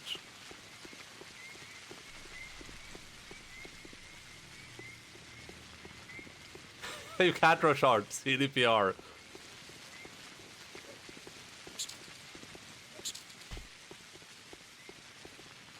It is crazy. Like, you know, it was Cash was the one who posted that article, right, where they were like, oh yeah, CDPR thinks that the game is going to be, you know, considered a success soon or whatever, eventually. And it's like, people already think that. People have already forgotten. Like, the gaming community has a very short memory. That very short memory is already completely forgotten what CDPR did. Green with shot. I think it looks great. I like it. I enjoy it. Cyberpunk already had pretty favorable reviews on Steam, but it's even better now. I think it's up to like mostly positive. It's like 86%, both the recent and an all time. Well, now it's a buggy game and no longer a broken game. Yeah, yeah, but it's like, I don't know. I guess you shouldn't rate a game based on its release. You should rate on what it's like currently, but it's really stupid. People are already being apologists about it before, and it's like the thing that, like, I think I've said this a lot of times before, but people have this like inability to like something even though it's bad. Like if people like something, they have to think it's objectively good in their heads. They're like, oh, I like Cyberpunk. So if they say they like it, then they can't sometimes say it was like a garbage buggy game. And you know, that kind of ruins a lot of things for me, I think. But there's lots of things I like when I table, like, hey, I love this thing, but like this is garbage. This is like straight up garbage. Like Supernatural. I love Supernatural. But Supernatural is not, they're like season 15, that show has not been good since like season 6. And I think people just can't say that. I don't think people have the ability to be like, hey, I love this thing, but it's objectively straight garbage, like pure garbage. Which is weird to me. It shouldn't be that hard. Couldn't become the cutie honey with the magnum dong of my dreams. Hey, what do you mean? You can have a dong on a girl in that game.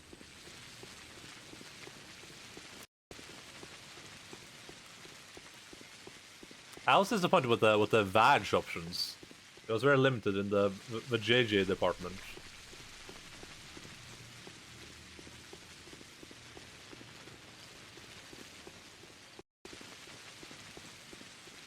I think I wanted some tentacle robo dog. Yeah, that's probably a bit too far. Oh my god, But yeah, it's like I saw this narrative on Reddit, and I think I got downvoted arguing with people about it.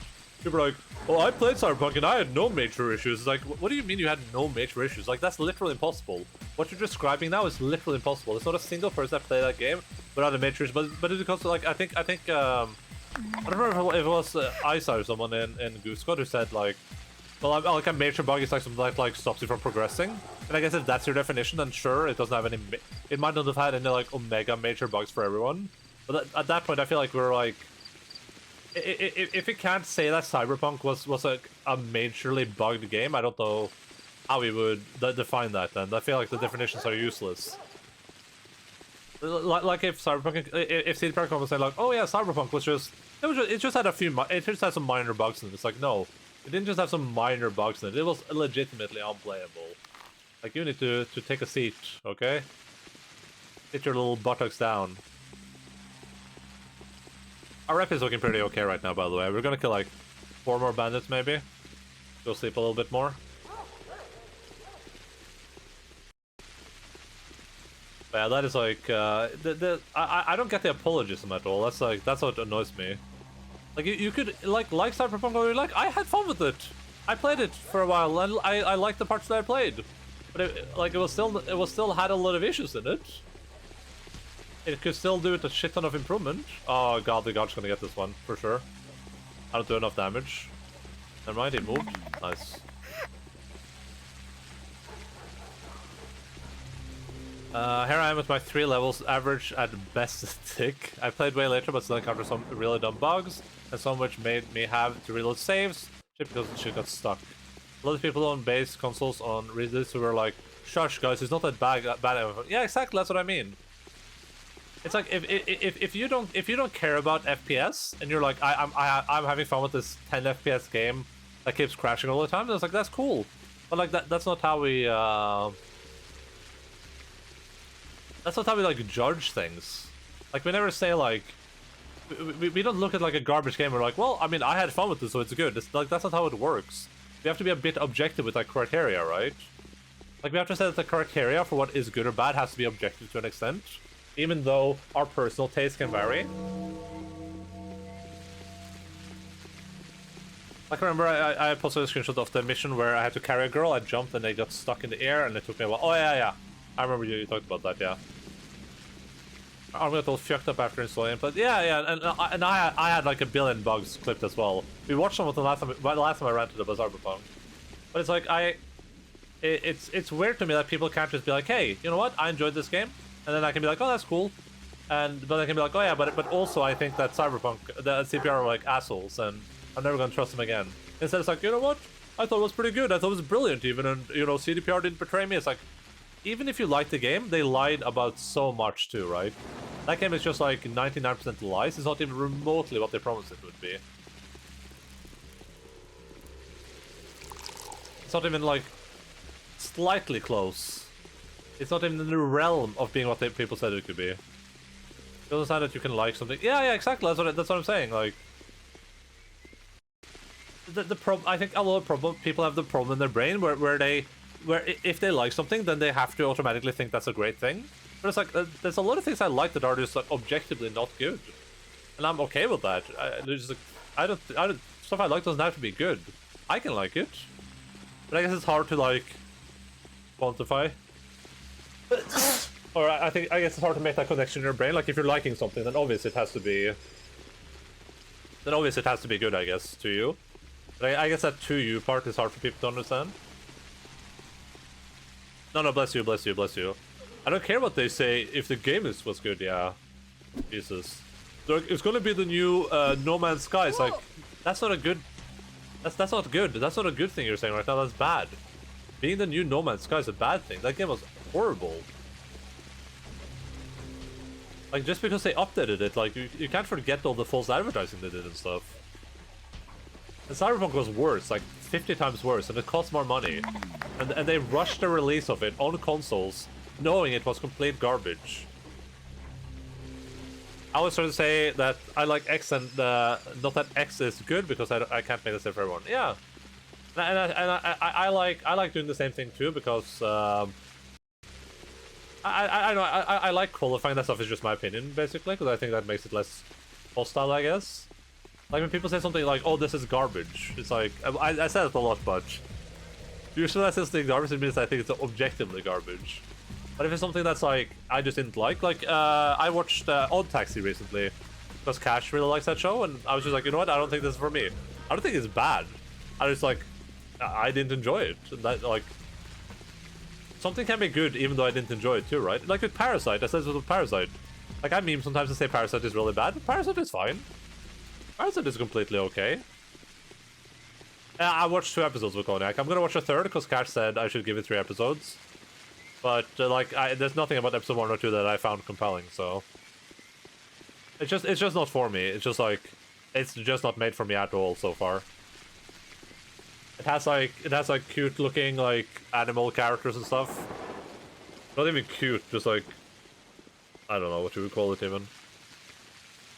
The 3 episode rule, yeah. So I'm gonna give it 3 episodes, I guess, but it's so far it's definitely not for me. I can say, like, not even remotely. I kind of like forced my way through episode 1, then I had to really force my way through episode 2, and I couldn't care about the plot less. I couldn't care about the characters at all. There's like nothing that attached to me. So those of that people say is great. That just doesn't interest me. Oh yeah, and my tastes are always evolving. Yeah.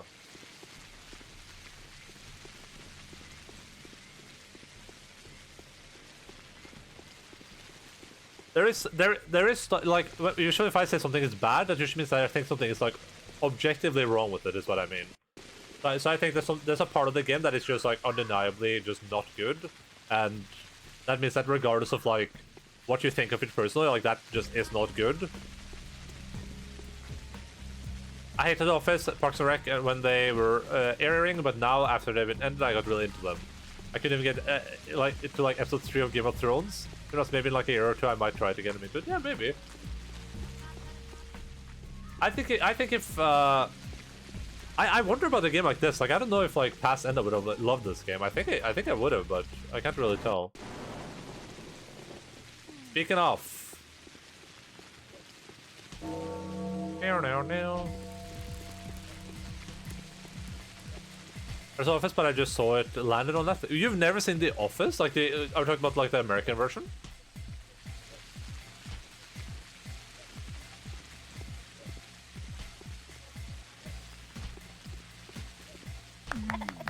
Neither, okay. I didn't like the British version, but like the American version is really good, I think. That used to be like I used to watch that. I think it was on Netflix at the time. I used to watch that just on repeat, like non-stop. I would just put it on and I would never stop watching it. And I would play games. And I watched every season like 8 or 9 times over the course of maybe like a couple of years.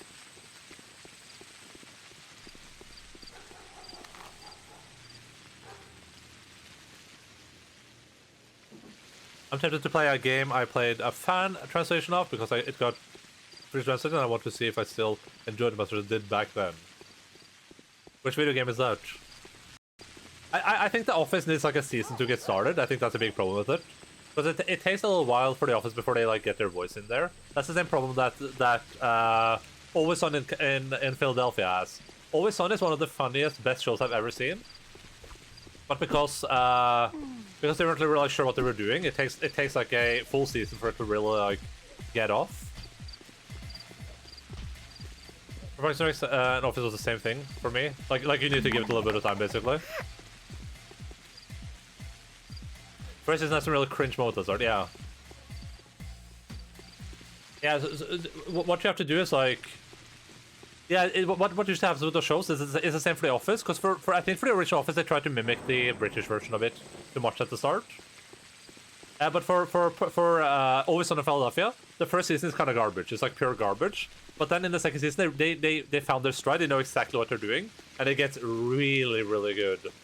But you also kind of want to watch the first season just so you kind of like understand all the inside jokes and stuff. So it's a bit like, ugh.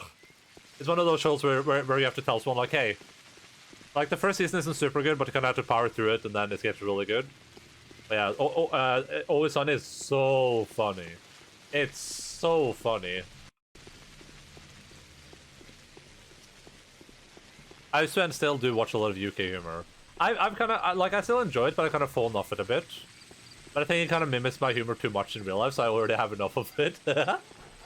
It's just like the 24/7 sarcasm humor, basically.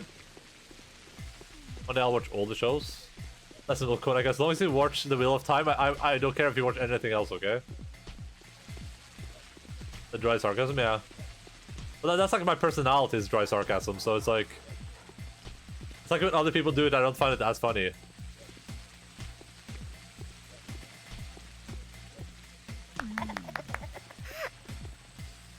You can only really have like one dry sarcasm person in a room.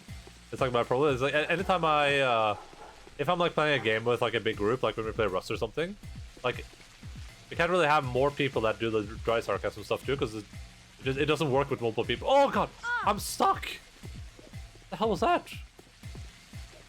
My sister hates speaking to me on the phone because I'm so dry monotone. Yeah, a lot of people get annoyed when I do it too, but I can't stop myself. I genuinely can't stop myself.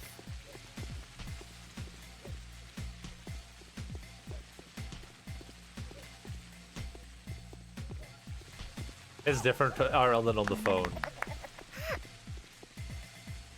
I mean, the only thing I don't do this because a lot of people, some people I know do this, and it's really annoying. I don't like joke about serious stuff. Like I wouldn't like pretend. I would be like, yeah, Logan died, and then you're just like, what? Like, yeah, he's dead. The guy, you're just like, you don't know if the person's joking or not, and it's just really awkward and weird.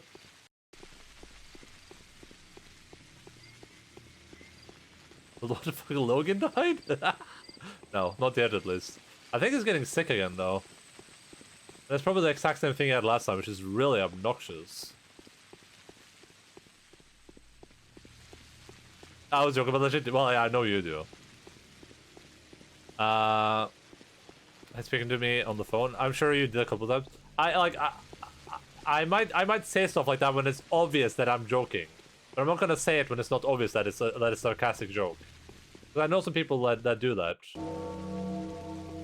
That will say really serious stuff, but they'll say it like without any context before to signify that they're just kidding around. So no, I'm not. I'm actually not talking about Jace specifically right now, but I mean, I guess you do to an extent too, but.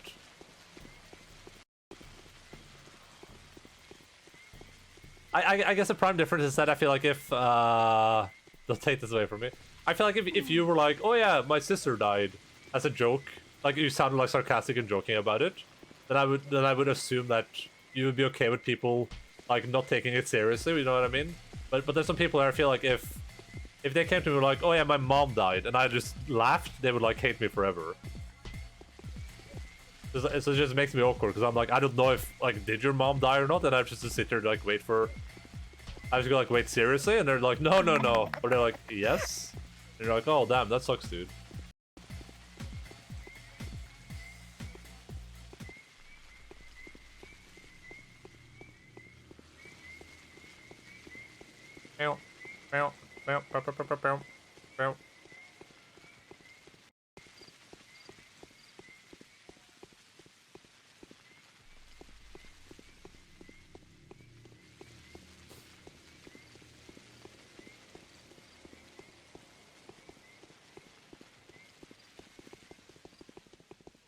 I already spoke to this guy. I think our rep is doing good right now, right? Yeah, our rep is great. Let's go sleep.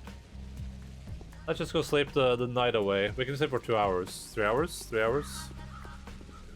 Oh my god, COVID! Ah! Stupid COVID.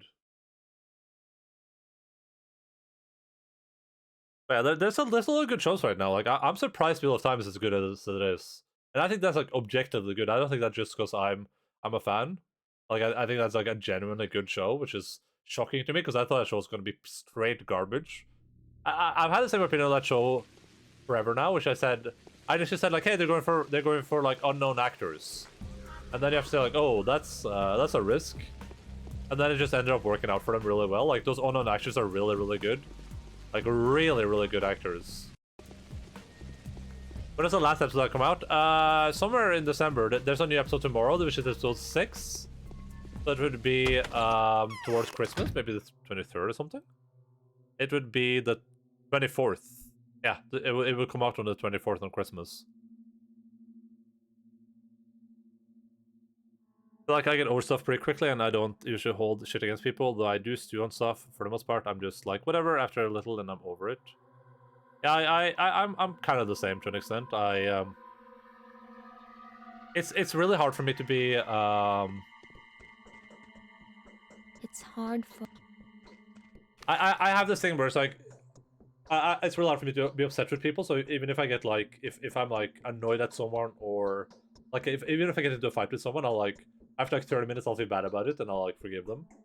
But also like when I don't know, it's hard for me to like stew on things. I guess like when Suck died, our last dog, I was like the next day I like went to a meeting and stuff because I kind of had to.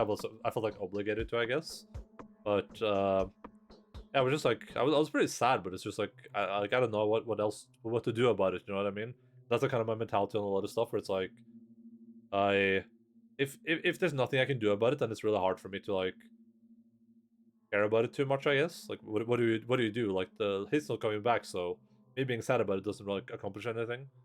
Just kind of cold, I guess. But I get sad, of course, but pretty apathetic in general and just can't be bothered caring about much. I care about a lot of stuff, and I care about a lot of people, but I don't know. That stuff is really weird to me. I'll watch it soon. I started Squid Game and watched 2 episodes, but I don't think I'm in the right state of mind to keep watching that right now. Okay, yeah, don't worry about it. It's not rushable, Konak. Like I keep kidding with you, but you should take whatever time you need. You should watch whatever you feel like watching. Oh, it's no rush. Nothing is gonna go away. Nothing is. Everything is forever. You know what I mean? Nothing is forever. I cry like 30 times a week recently and get constant panic attacks and shit. Yeah, I've got the gist of that. That's a really unfortunate situation, dude. I talked about this I think I talked about this on Discord when you mentioned it. It was you and Wiki, I think. We talked about like how emotional you can kind of get, and it's like I think Jason and I are probably pretty similar in that aspect where I would like based on what Jason said, I would assume Jason is the opposite, which I am too. Like for me, it's not necessarily really hard for me to get emotional, but it doesn't happen a lot, and I kind of wish I could be a bit more emotional. And it's interesting that difference there, which is like the difference between like too much emotion and too little of it, right? Because sometimes I like being sad sucks a lot, but also like there's a part of that I probably because it doesn't happen to me too often. It's like something I cherish a bit, I guess. Like I like enjoy being sad to an extent, because then it's like a very different feeling for me.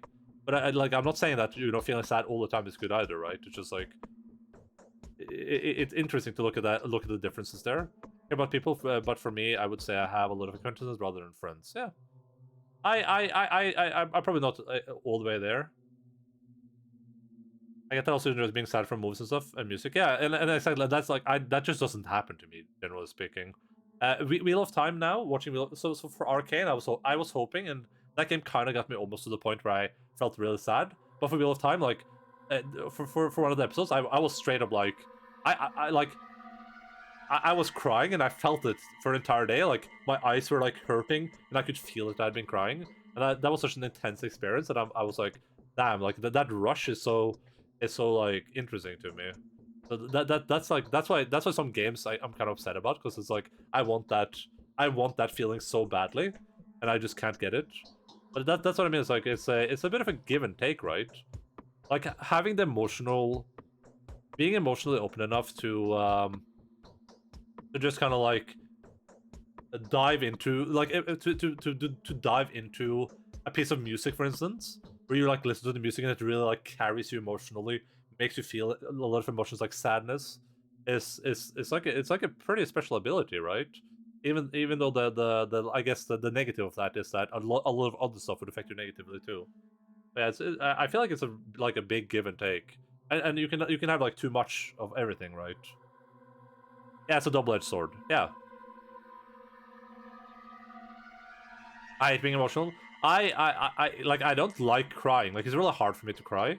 Like even when I feel like crying, like even when I watched that scene in Wheel of Time, and I was like I was sitting here like, but I'm still involuntarily like holding in the tears. Like I literally like that's just how my body functions. I don't know what it is. Like, it's just really hard. Like I have like 2 states. I have the looks like I'm crying, maybe tears falling state, where I'm like holding it back, and then I have like full on ugly crying. I don't have anything in between. I don't have like a there's no like the scale is like the scale is either way. It's one or the other. There's a couple of songs that make me emotional, but in a bad way. There's a lot of songs that make me emotional too. Some of them in like I feel like epic way, and a lot of them in like a pump me up way. But I don't know. I think I'm probably a bit more balanced than you on the thing, but the specific song from Evangelion, where every time I listen to it, I just want to die. Jesus Christ! I felt that the way with a lot of the Before the Storm music when I first played that game, but I'm kind of like I've listened to it so much now that it's out of my system. There's a song called from Before the Storm called Black Flies, and when I used to put that song on, I would legitimately just feel like I was about to like drift off into the never never basically. But I've listened to it so much now that I'm like immune basically. That's with all the Life is Strange music. I've done that. So that's one song that still gets me, but it's just because of one specific lyric. Hey, Shoshu, what's up, buddy? How are you doing, dude? How's the video game? I played very little game today. We've just been talking about random stuff instead, so. Oh, but yeah, I wanted to say like I want to say that I think the double-edged sword is there, but like I guess I would just I guess I would try to like look at the positive sides. I guess like it sucks a lot that stuff affects. It sucks a lot that a lot of like stuff you don't want to be affected emotionally by affect you, right? But also it's it's a really unique experience to get to be affected emotionally by other stuff, I guess. But yeah, I mean, I hope that you can find some way to get over your panic attacks at least, Volconic. Because that stuff is really not nice. I think I've had one panic attack in my entire life, and I was like pretty young, probably like 16 or 17 or something. That changed my life. The one panic attack I had basically. I remember that so vividly. It's like the craziest moment of my life basically. Another song is going to be the song I die to because it brings out the inner retard in me when I'm driving. I'm stable. Hello, Squints. Will on Jack. I would say I'm probably on the extreme end of like mental stability. Not a lot of people brings me down. And not a lot of stuff brings me down. I'm pretty like mellow. But yeah, I can get pretty emotional, I guess. But I think a lot of that, like, I love playing music in Final Fantasy so much. Have you been AFK, dude? I played music for 2 hours straight. Jesus. I would say I'm still one with bursts of insanity. Well, for me, it's like there's some stuff that bothers me, and if it bothers me, I can spend a long time dwelling on it. Like there's some stuff that happened like probably like a year back at this point, maybe half a year, like half a year back. That still like annoys me, and when I think about it, and I can't make those connections in my brain, but it's just stuff for me it's just I move on. I'm like even if it annoys me, even when I think about it now, it's like I'm getting like that like weird sensation in the back of my head. Like I can't dwell on it because there's no solution to it. If it doesn't have a solution for me, if it doesn't have a solution, then I just live with it. That's just how it is. You can say I'm so good at it that I basically do it while I'm sleeping. Did you take a nap? Jesus, what a dude. You gotta tell me what that software is so I can install it too. I feel like people might get banned for that though, but I don't know how they would notice, I guess. Okay, there was something I wanted to say before I started playing more. I don't know what it was. FF Bard music player. Did I sleep? I did not. I did not hit her. I did not.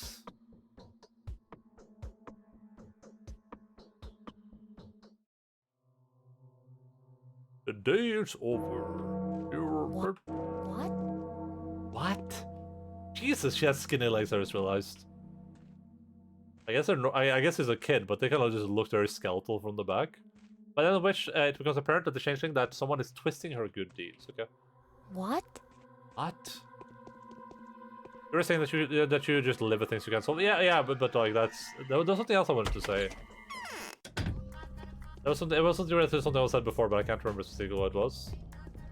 But that specifically like living with stuff that you can't solve is just like I think that is the reason I'm fairly mentally stable, because that's just like an easy solution to any problem, right? If I feel like there's no solution to the problem, then I literally just basically ignore it. I'm just like, okay, well, can't deal with that. I think about it still, and I try not to basically, but you know, it's just one of those things where it's like, if I can't do anything about it, then what am I supposed to do? Like, if there's no solution to the problem, what like, should I just let it like weigh me down infinitely? I think it had to do with the stable part. Oh yeah, I was gonna say that I think I think the panic attack that I had personally is what kind of led me to have the attitude that I have today. Because that was a pretty intense experience. And it kind of shaped, I guess it shaped my life from then on out.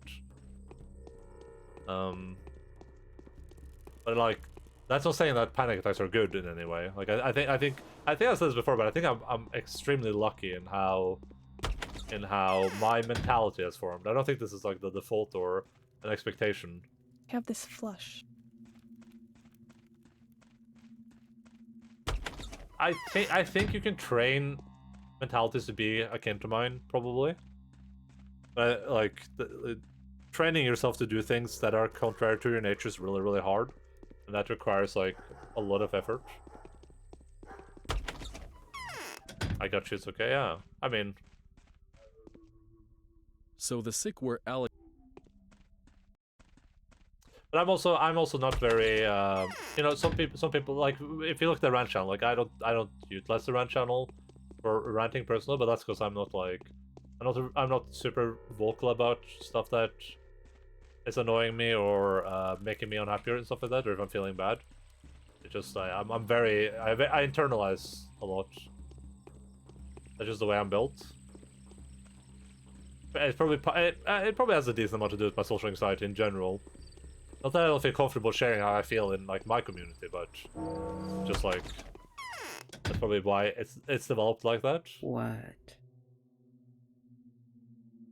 Events are unfolding too fast, but we must continue to act. There's no time to waste. Now I know for certain that it was them, the Utopians, someone from among them, or the entire lot. We must wrestle people out of their camp, one at a time. I'm not sure you're right, Mother. Could it be you're mistaken? I know whereof I speak, sweet daughter. The voice that talks to me in my dreams is incapable of lying. For many years, this has been how my visions came to me. That other mistresses say it's genuine. I know. My visions have at times proved truer than theirs. Who do you want me to convert today? Today we shall strike where they don't expect us to. You will talk to Mark Immortal. He is the director at the theater who stages prophetic. Oh, I didn't watch this theater play. I'm so stupid. Theater who stages prophetic mime performances with his masks. Some time ago, he staged a performance about the death of King Kurung. He knew Simon would die. You're shaking. Why? There's even sweat on your brow. This is almost too important for me. I've had a prophetic dream in which the Bachelor was going to turn the theater into a leper colony. Just let Mark Immortal know about this. Let him find a way to stop it. I need the theater badly. We need it. I can feel it. How is he going to stop it? Ah, what does it matter? Who can make the building unusable for the Bachelor's purposes? It's important that I should keep it. For purposes of my own. I can sense that my power of prophecy have to do with that place. The mass and their soothsaying must be involved too. How could that help me? Maria knows. She's the only one who can influence him. And I think he is one of her suitors. No one except Maria knows how to get to Mark. But don't you go to her. You're not strong enough to take her on yet. Think of something. Alright, Mother. I'll do what you're asking me to do. Okay, let me quickly see if I can... yeah, that's too late. Never mind. We're not seeing the theater play, I guess. Isn't that still internalized a lot? Because some stuff I would want to say, I wouldn't want other people to have to read. Yeah. I mean, that happens. I would expect that. I guess a huge thing for me is that I don't necessarily get a lot from like from other people sympathizing with me and stuff like that. It's a bit like it's a bit counterintuitive to me the way that would work. Neither the sun nor death can be looked at without winking. Who said that? Like if something bad happens to me, I would rather just forget about it. And the more I feel like people are like talking about it or like saying like, "Oh, I'm sorry that happened to you," I would just feel like worse about it personally. For me, it's just let it out an episode at a time. I need replies to this happen. Yeah. Yeah, and I was thinking about that too. I wonder if it would be. I wonder if it would be nice to have like some sort of way to communicate, like an emote or something. Communicate that, because I don't want to set up a new channel for it, but to communicate like when it's just like supposed to be like something centered to the ether, basically.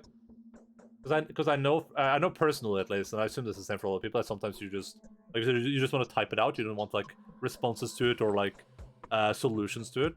Because I don't usually try to give solutions either, but I've become a bit bad at that recently. But I wonder if that would be like helpful to some people. Just have like a ability to communicate, like, hey, I'm just saying this thing. No one say anything. I don't want you to like to give any responses.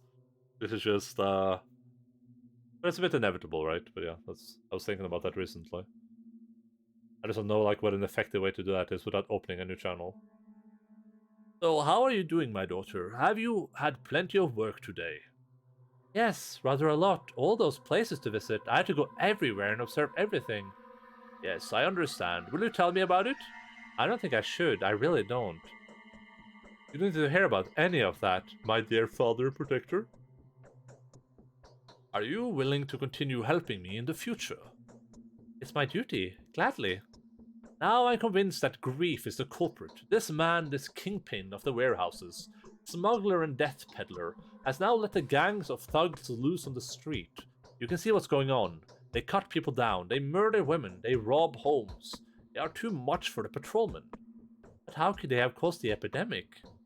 Batcher Damkowski found during his investigation that Grief had ordered thieves to dump infected corpses into the river, anything up to several dozen. The thieves refused to reveal the location. In fact, they are altogether denying having done it, but the claim must certainly be examined. That's horrible, and yet the infected corpses had to have come from somewhere? That's what I'd like to know. I'd like to know if it's true, and if yes, the exact location where they dumped those corpses. Before we stamped out this whole nest of vipers, and we're going to have to stamp it out. He has done too much evil already, this Grief. Perhaps he's not directly responsible, but indirectly is enough for us. But why don't you ask Grief yourself? You know where he lives. Bring him in and question him. Why do you need me? The wildly lowlife is denying everything. He is feigned fear and pretending to have had nothing to do with it. He acted this part so well that he even raised the alarm himself.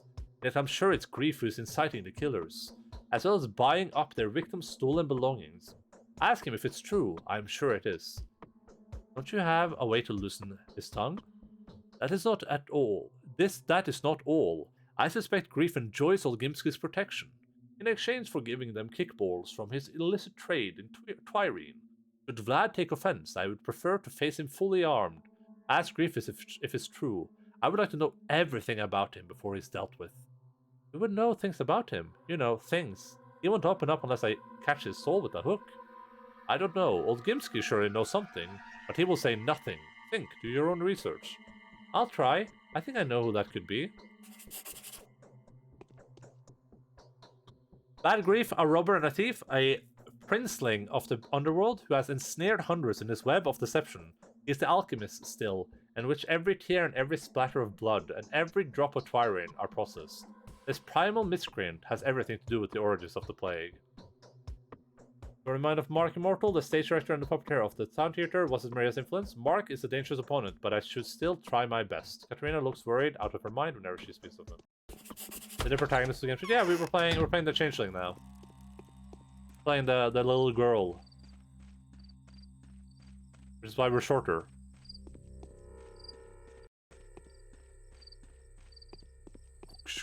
Oh my god, it's so late already. What day is it? It's day 4. I did a little bit too much talky today. A little too little play. We got over a day done. We'll probably get like a decent chunk of this day done, hopefully too.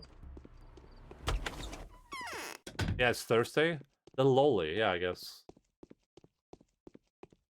I feel like lolly has a bit of a different connotation, though, unfortunately.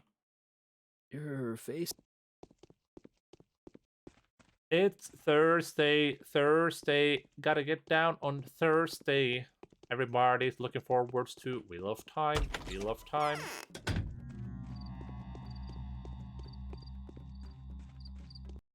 I'm up for, I think I said this about, but I'm up for some HOTS tonight too, probably, if people want to play some Heroes of the Storms. Hydration check, thank you so much. Joshua Horrible Fungers.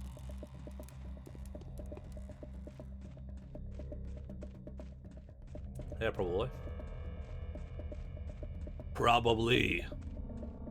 How's Lynn doing? Is she close to killing that boss dude, Reno, or is she still struggling through it?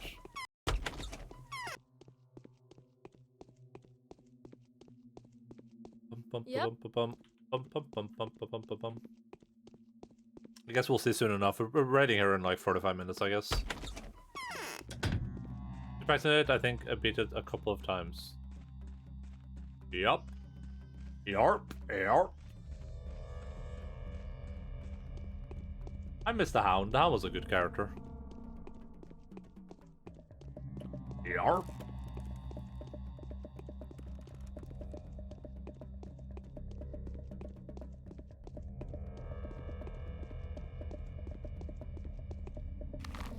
Alright, where do we go?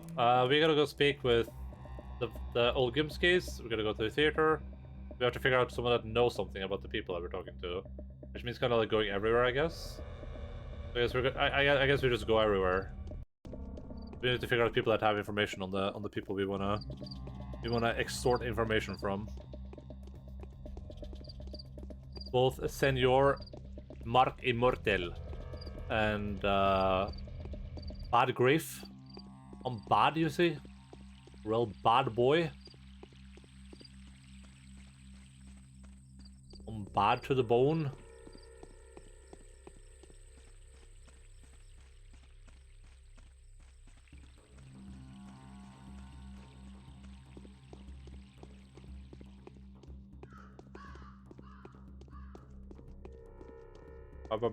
Build.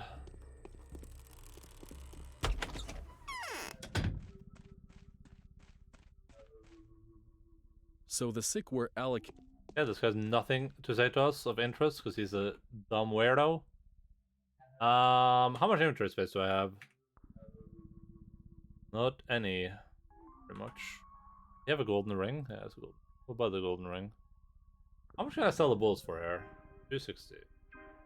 One. Oh my. Wait, why are these worth so little? A shotgun ammo. Wait, what? Why are the handgun bulls worth more? This would be worth like 2 of these. Not worth it. Maybe trading for bulls isn't worth it on this character. Just sell the knick-knack to people instead. Maybe that's all we need to do. In this little world we live in. The merchants just stand still and stare at you while you browse their wares. Yeah. What do you all want from?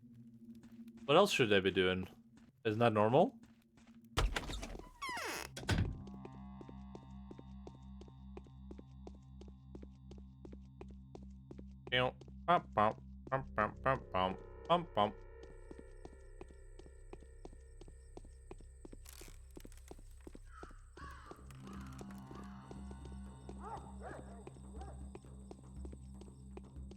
Is it normal in Norway? Yeah, I mean in Norway it's like a social rule that we try to avoid any type of contact as much as possible. We don't speak to each other, we don't interact. Oh, I almost got COVID there.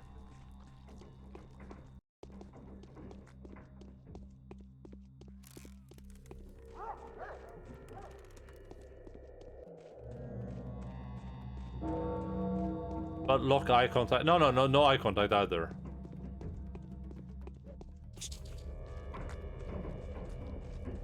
But eye contact requires 2 people looking at each other's eyes, right? Not just one person. There are no rats to hold me back, because I'm a hat. I love Matt. Matt is pretty freaking cool, but he dresses like a fool. What's wrong? What kind of hat are you? I think I'm a cat in a hat. Or is it look at your forehead? Big shiny head. I should watch Pinocchio again. It's a good movie.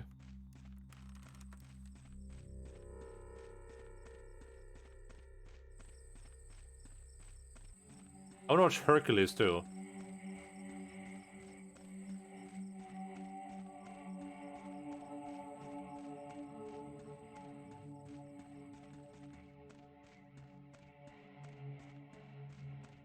Ba-dum bum bum, ba-dum bum bum, ba-dum bum The bum. grave mean the one with the black dudes in Mean Crows? Wait, I mean Crows? Maybe? What? Which movie are we talking about there? In Hercules? Yeah, were there crows in Hercules the movie?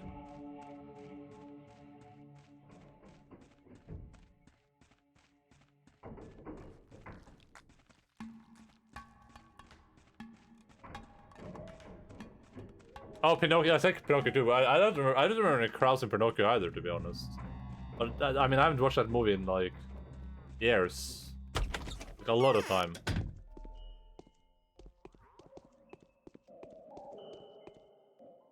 You were seen in 2 different places. I think crows like that. What was I? Crows? Crabs? Crows? Crabs? Prawns? Crows? It's crows, right? Crows? Got a letter. If you're truly a saint, you shouldn't refuse our quest as humane as mine. Help me save the life of someone who is equally as persecuted as you are. I'll be waiting at the shelter. Klaus, the German fiance? Are we losing our mind right now?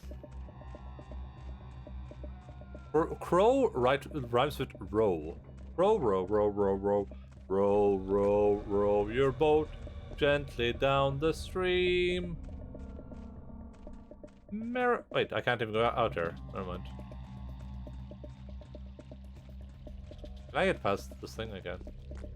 Merrily.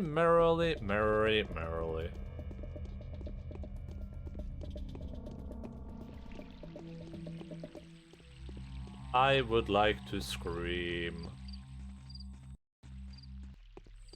What I'm saying is that the Pinocchio crows are supposed to be a black stereotype. I don't even remember them. I don't remember there being crows. What scene were they in specifically? I just remember this place that gave me nightmares as a kid, where they turn all the kids into like donkeys or whatever. That gave me like legitimate nightmares as a kid. In trouble to be And I remember bachelor's. I remember the inside the whale part. That's what I remember.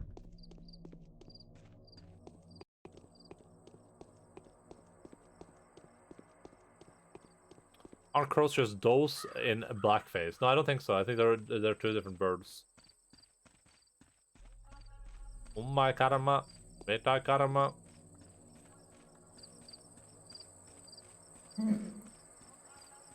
I don't see race. What, like a rat race? I haven't watched that movie in ages either. I just remember I loved that movie when I was a kid though. I want to see color.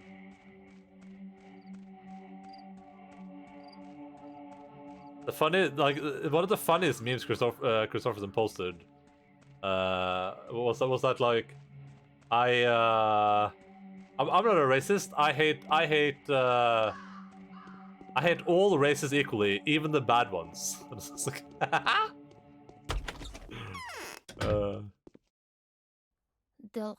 was so funny. Oh my god.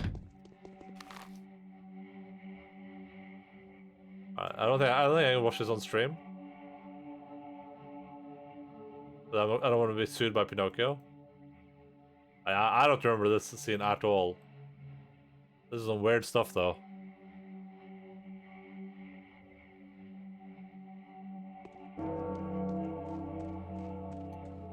Races that 25% of Australians are casual races, which means that the other 25% are full-time.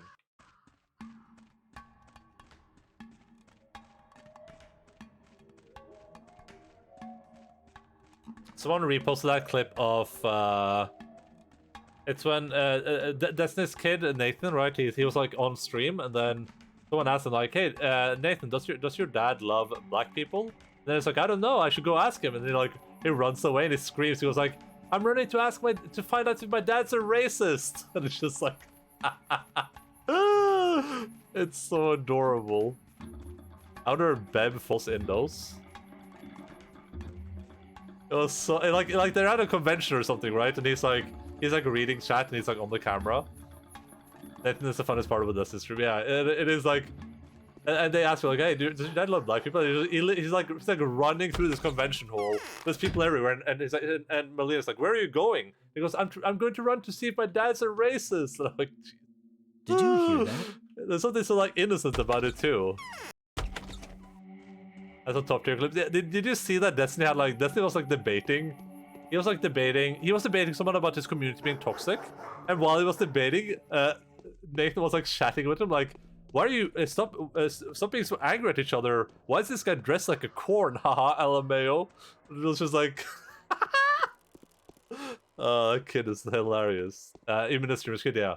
Destiny has a kid, and there's been some really funny moments. There was a thing that happened. This is the funniest. Oh, let me see if I can find this picture.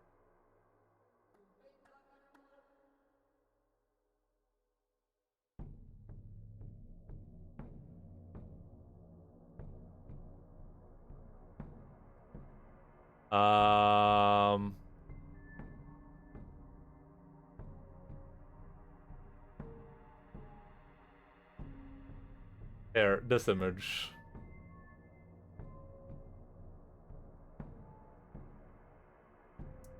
Let me just put it in here.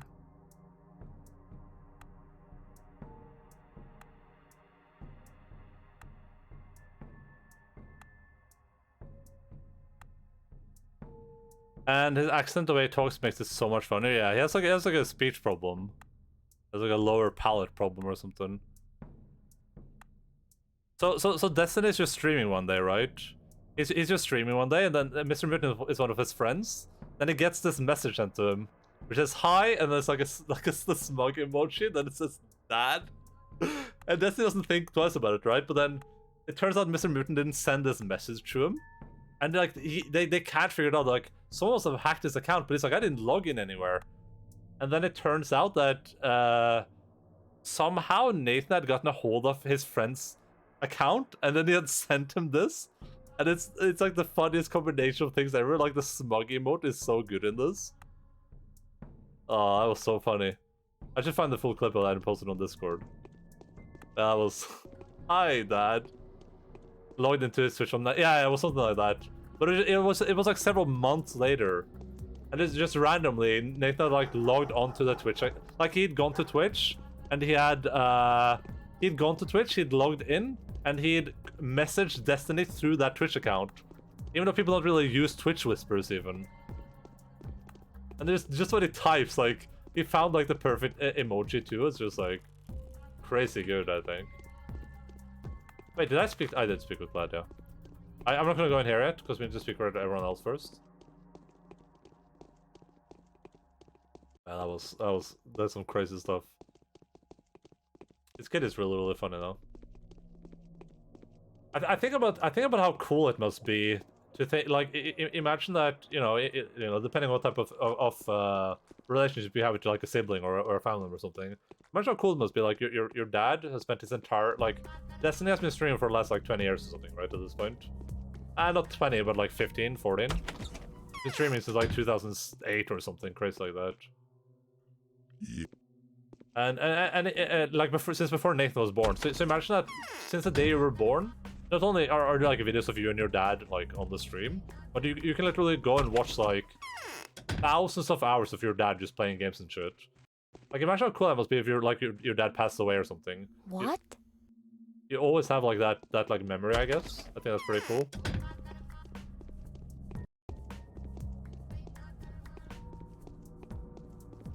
Bye, follow, friends and viewers on. Oh no, Volconia! That was the joke. That was my friend XX Black Sky XX _.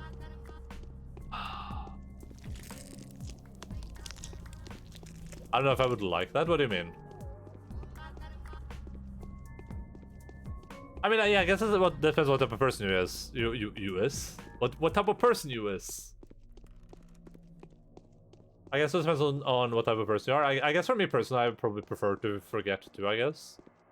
Like, forgetting is how I usually cope with a lot of stuff. But, I don't know. I think it would be nice. Especially if imagine that you're like a kid and your dad dies when you're pretty young. I think it would be pretty cool to be able to like see what your dad was like when you had no opportunity to do that otherwise. But I guess it depends on what type of person you are. I mean, so for some people that might be really traumatic, I guess. And I guess other people it wouldn't make any like that's just like a random person too, basically, so it wouldn't make any difference. But again, it depends on what type of like family relationship you have. Like I don't really have any like strong family ties personally. I'm not the type of person that cares a lot about family. I think my chest. I think family is like what you make it personally. Like that's the mentality I'm of. I don't think blood is what makes family. I think it's like the connections you have basically. Don't forget, but I don't think watching videos of him talking wouldn't be healthy for me. I mean, occasionally when you're over it, it's nice to have something. Yeah, of course. Yeah, it depends on person to person, of course. It's just like it's like a bit of an absurdity, right? Just think that, you know, when most people pass away, they're just gone forever, right? And you might have a few memories of them. Like, you might have some, like, video recordings of them from, like, home videos. Maybe you have some pictures. But, like, for a lot of these streamers, there's, like, so much stuff. Like, there's a guy, I don't, like, for people here might not know who Wreckful is. There's a streamer, there's a streamer called the Wreckful who committed suicide, like, last year. I think, or was it the year before that? Was it 2019, maybe?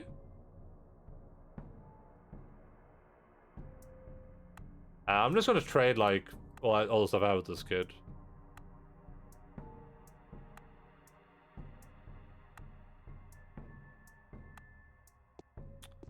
And I remember it was very recently, though, and that hit, like, the streaming community pretty hard.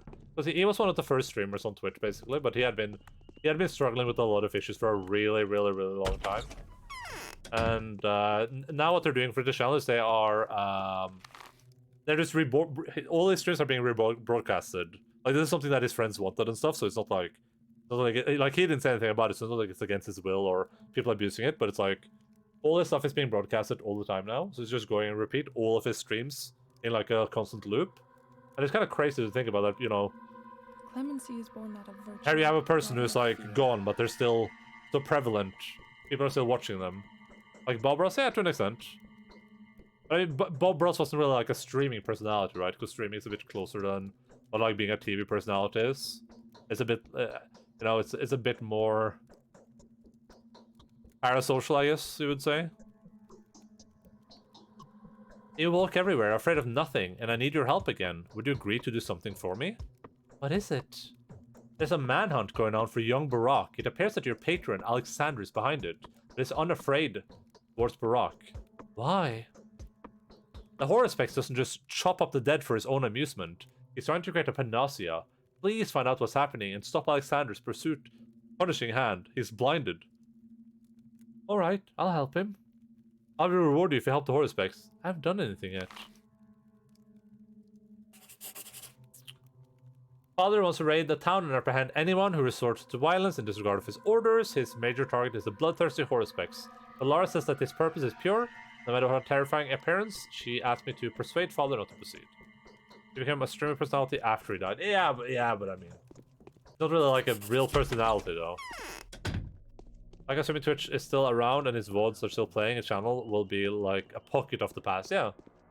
Yeah, and people have downloaded those too. That's where a lot of them came from, I think. I think someone had like a full archive of them.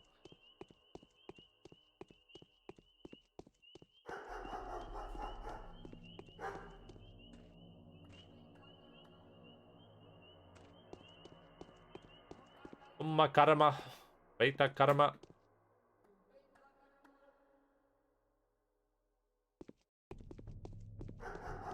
Yeah, like it's interesting. A lot of people get sad when celebrities die, but I feel like when streamers die, it's like a different thing basically. Because you do like intentionally or unintentionally build a close relationship with streamers, right?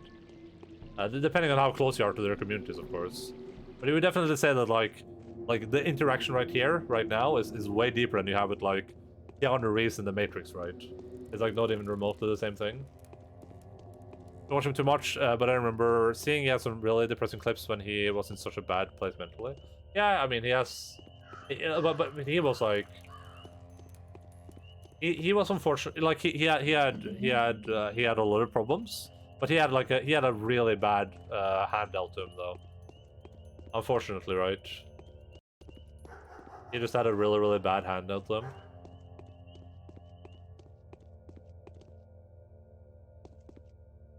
But that's just one of the situations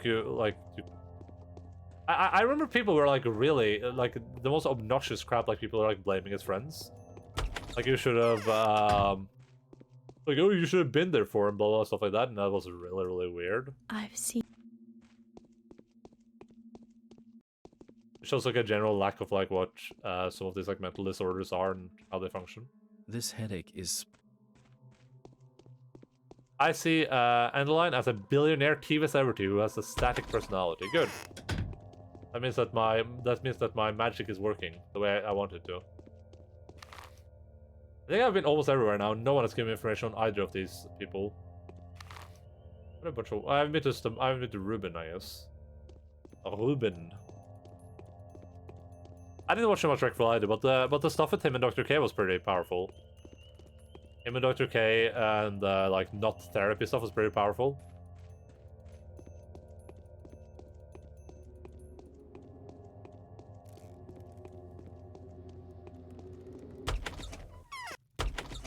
I'll see if I can lose all my rep again before we head off for the day. It's like some...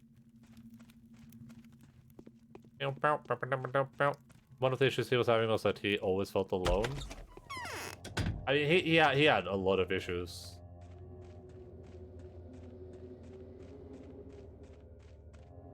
He had a lot of issues.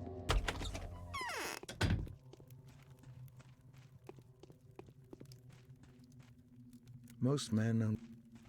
No one asked Georgie. Hiya, Georgie.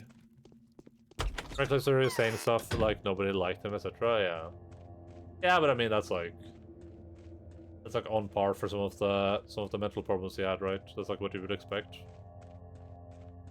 I saw a doctor present therapizing someone, I think Hafu, but he kept mentioning that some non-scientific stuff, and it threw me away. I mean, those sessions are supposed to be not therapy, but they are kind of therapy, I guess. But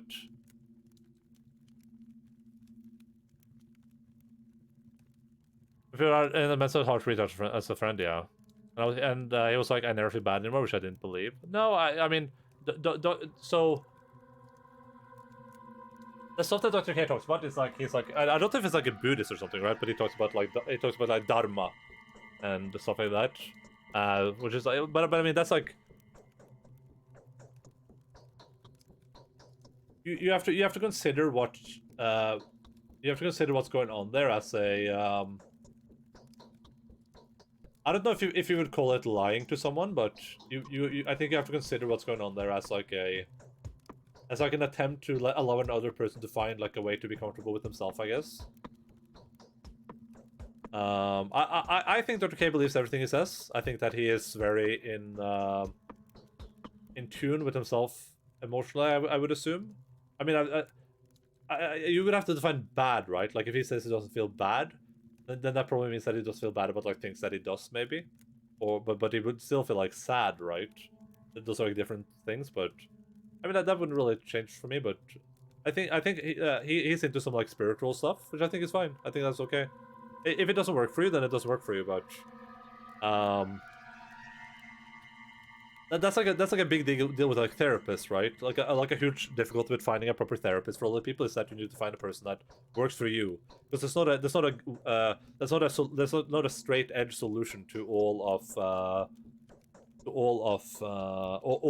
mental problems, right? It could be like you could go to a therapist, they could do nothing for you, make it worse even, and you could go to one that could be perfect for you and fix all your problems just because they have a different way of approaching you, they have like a similar mentality, or they like understand what makes you tick better than the other person. And that's kind of what he does. He kind of like because he says what he does isn't therapy, and it's like I guess it's kind of correct, but it's not really correct. But he just tries to like give people the tools to kind of like work through stuff themselves. And a lot of it seems to be working, like all those like breathing exercises and the way it makes people think about stuff. It's at least managed to help a lot of people on Twitch. I would say a lot of streamers. A lot of streamers seem to go out of those with like some really deep emotions. So, you'll say the person cutting themselves off from their friends in the first place. Yeah, it's used to talk shit as an outsider looking through a window at someone's life for a couple of hours a week. Yeah. What is this picture?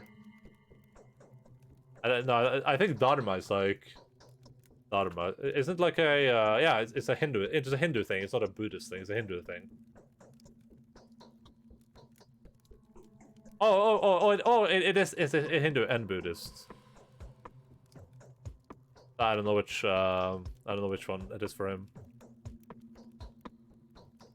We're all different. There's no cookie cutter solution to fix people. Yeah, exactly. Well, there are some, but don't know when or if I'll go to a therapist. I've only seen a psychiatrist, and I should have immediately taken notice of the fact that he was condescending and judgy.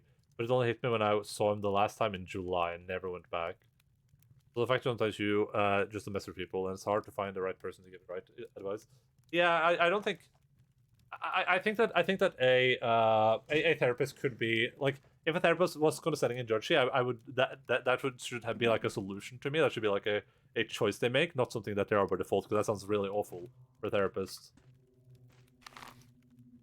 I would probably be interested in going. I'm pretty interested in. I'm pretty interested in like human psychology, I guess, but I don't think I'm built for that, because I get way too like involved in people's problems, I guess. But yeah, it's a huge thing with finding a therapist or a psychiatrist or whatever. Is you need to find a person that really works with you personally, and that's like the biggest difficulty, because you need to find someone who can like work with you on your problems, and that means finding. It's like with teachers usually, like how I bet every person right now, everyone here has had really bad teachers, and probably a lot of super mediocre teachers, and like maybe like a couple of good teachers. And those good teachers are like, if someone was lucky enough to have a good teacher in every course in like high school or something, you might be like a rocket scientist now or something. Because good teachers and bad teachers are like, it's like day and night, right? Like I've had good teachers in, I hated history my entire life, couldn't stand it, was so boring.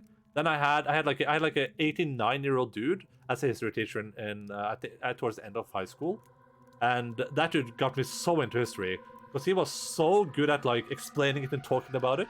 And it was like the most incredible thing ever. And it was just like, when did the First World War start? Oh yeah, 1910. Yeah, that's true. And what month was it? She's like, oh, it was July. Okay. And what was the exact number of soldiers that died? It's like all that boring shit. He just threw it out. He was just talking about it, explaining situations to me. He probably opened my mind to a lot of like misconceptions that I had about like historical facts and stuff like that.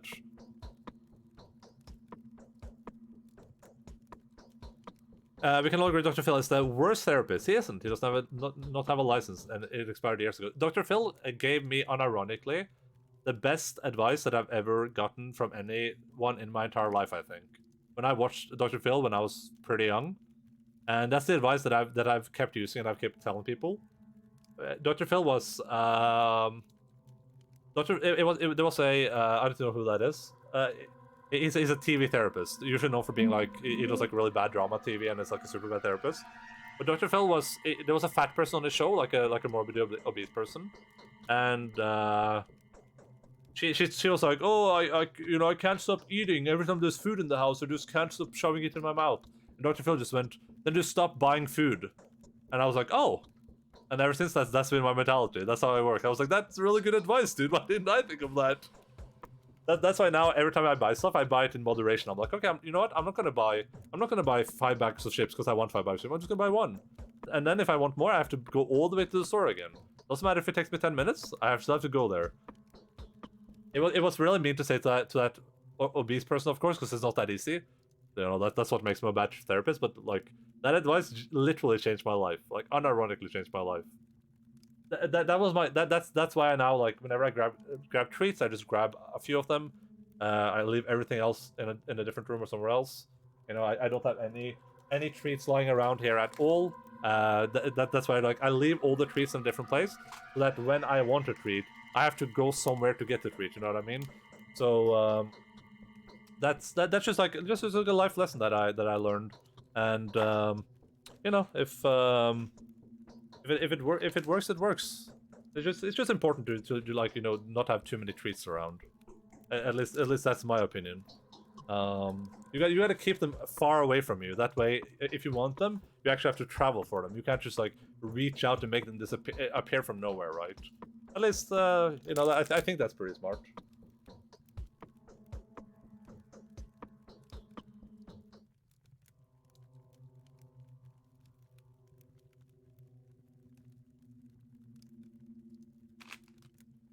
I have a problem.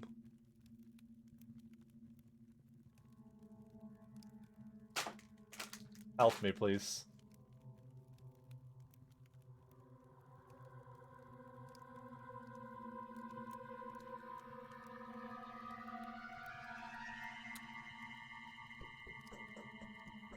That's a mental disorder about impulse control while eating, so I don't know if I really agree with you. No, I don't agree. I don't agree with his. I don't agree. Like I said, that's not a good advice to give to someone who has eating problems. It's really stupid. But I'm saying, like, when he said that, I was like, oh, that makes sense. Like, when I go to the store, I should just buy less. When I go, because he said the same thing. He was the guy who said, like, hey, when you grab chips, just grab a little bowl. And I was like, wait, I'm just gonna grab a little bowl then. Like when you grab soda, you know, put it in a smaller glass. That way you have to move for it all the time. I was like, oh, that's really good advice. But for me, because you know, I don't have an addiction to food. But yeah, that's just it's just one of the it's probably the best advice I've ever gotten from anyone, and it was from Dr. Phil. So advice for the patient, but one man's trash, another man's treasure. Yeah, exactly. I'm not saying this is for anyone. I'm just saying, like, I think that if you have bad eating habits, I think that I think most people are capable of doing the thing where you go to your kitchen where you have these chocolate balls and you grab one. You have like 10 of them, but you grab one and you go sit down, and then that means that if you want to grab another one, you have to stand up. I think most people have the control enough to like only grab one. I would think so, at least. Even if you have like an eating problem, I think you have the impulse control at the moment to only grab one, because you know you can just go grab more. But the thing is, usually people are too lazy to grab more, and that's why it works. I think that generally would probably work, but not for people with like severe eating problems, of course. But for most people, I think that mentality works. Because the reason it works in my head too is because even though I understand the trap, and I think most people understand the trap, it works in my head too, because I know when I fill this with soda, I know I can just go fill it with soda again. Like, the soda isn't going anywhere. But I also know that when I'm sitting out, I'm not gonna go fill more soda now. Like, I want to continue playing video games, like this. Well, hello there. You must be running an errand for Katerina. She needs a certain something, doesn't she? I bet she's feeling uneasy. How did you guess? It's written all over your face, but let's get right down to business. Seeing as you have very little time, the walls of this house are pernicious to you, little imp. What is it then that's causing your displeasure with me, or, say, with the most charming mistress of the hospitable house? Mark Immortal, I accuse you of heresy and blasphemy. You were the one that brought down the plague upon the town. Now, those are some strong words. You're much too impersonable, my child. Katerina is only dabbling in prophetic rhetoric, because it's her last resort. Now that she's foreseen the beginning of an end, an ugly trick to pull, and cheap too, take a professional's word on it. What are you, a priest? Why all the twisted notions? Why are you so hateful? It's only play acting, all of it. Like any game, play acting is a mere shadow of existence. A tiny fragment of it, a semblance. Not a hollow semblance, mind you. Quite the contrary. Filled to the brim, play acting is fuller than reality, since it's smaller. You're always play acting, always a mummer. That's why you have this manner of explaining things. Yes, that's why I am indeed, and while we're at it, I ought to explain to you what Katerina's business is with the theater. It's got nothing to do with these masks of mine, but there is, you see, this creature living down there, an abomination of a spirit, a taunter and tormentor. We call it the Rat Prophet. What? Now you're just not now another toy semblance. Yes, yes. The thing is, Katarina's barren. She can't predict the future. The creature can, though, and it visits her at night. Unlike a true mistress, however, it can tell lies, and it's certainly good at telling the right lies. I don't believe you. Go and convince yourself, then. The creature's in there now. Speak these words to the masks. Earlobe and eyelid, and they'll let you pass. You better not be lying. Katarina's like a mother to me now, and it does seem to me that you and this filthy monster are plotting together. It will lie to me too. How am I supposed to convince myself?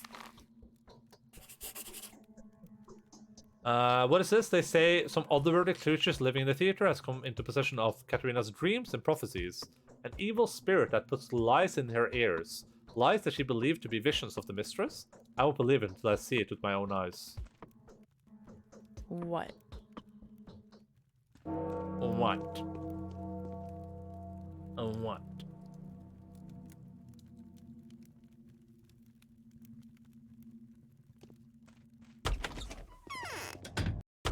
We're gonna end really soon, I think. We didn't make a lot of progress today because I kept pausing the game to eat and to speak my thoughts out loud. But you know, we're making steady progress throughout the video game. We should be pretty close to day 5 with all the quests done, and we don't need to like do a lot of bandits at night anymore because I think we're British loaded. And we should probably do a bit more farming, I guess, but I don't know how much I need to do, honestly. It's nice to do just so we don't have to do it when it's like a dire need, I guess. Like, I'd rather do it now than like day 6 forwards, we can just ignore it completely. But even the horoscopes, we ended the horoscopes with a lot of moolah. She can have some schmauder. Any schmauder? You don't have any schmauder.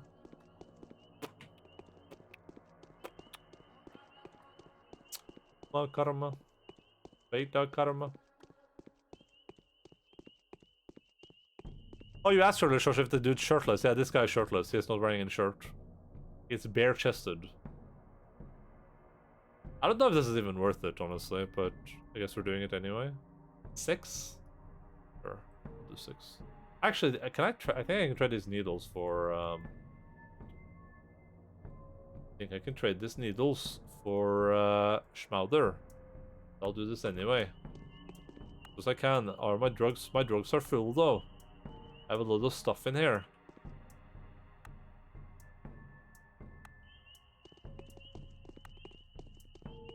I need to empty my drug storage too, I guess. Let's speak to the rat. We can see if we can finish this day real quick, actually. We might be able to. Speak with the Rat King. Oh, no, because we just started with the with Bad Grief, I guess. Earlobe and eyelid, mask, let me through. Go in then, look at her. Not scared at all, the cute little thing. Whoa, it's a rat! It's a rat! Greetings, Plague dear. Wait just a bit more. We're almost done embellishing your throne. The very heart of the town shall become the temple of the pest. You'll have the world at your feet soon. Plague? Me? Oh, right. I might be the plague bearer. Well, that is your nature. That's not true. All this time, none other but you have been disease personified, a tool for the world to restore the balance with. All this time, there have been no sister. All this time, Clara has been chasing herself around, confounded by Katarina's visions becoming true. I don't believe you. Prove that you're telling the truth. Oh, just rejoice, will you? Your actions have attracted the attention of the almighty powers that be. Do you know what they want from you? They'll send you a note today. Forget your silly little tricks now. Just your only chance to prove you are not the plague is to perform a genuine miracle. You're lying. I've already performed many miracles. And killed just as many people with your miraculous hands. No one knows what you are. No, what you need a miracle on a grander scale. Something all-encompassing. Something to shape the world, make it happen, and boom, we'll believe you. And I'm not talking about those gnarly Angelus freaks.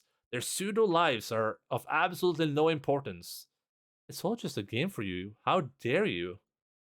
In the end, you'll be surprised to find out that everything that you've heard, every single thing was the honest truth, even the seemingly contradictory things. You are Satan. I want nothing to do with you. I'll drop by again later for more sage advice.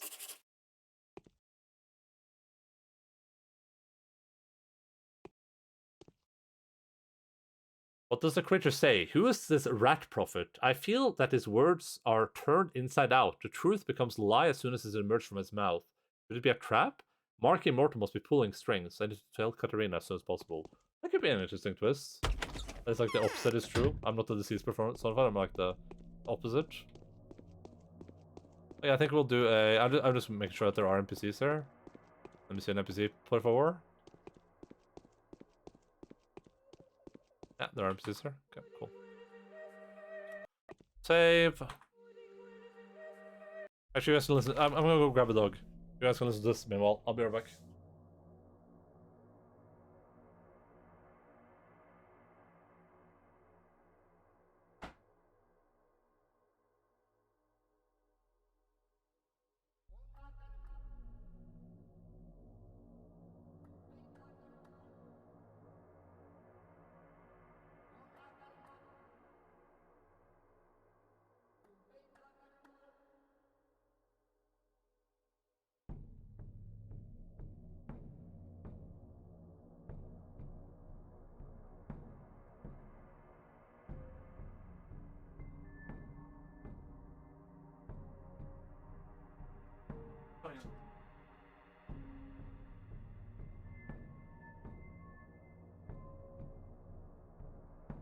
Again.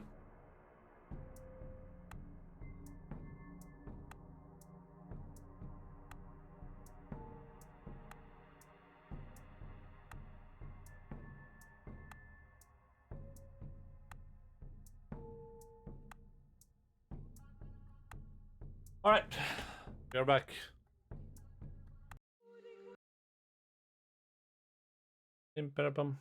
Hi, Logan.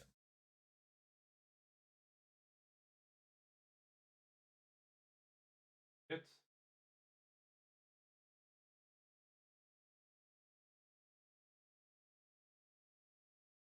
Record decoder.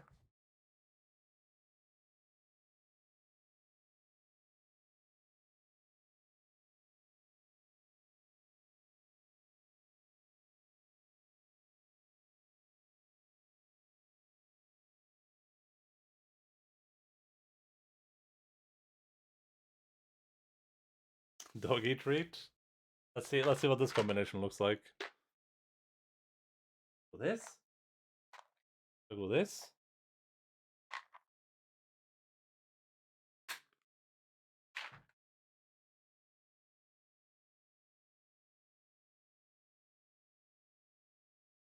Oh.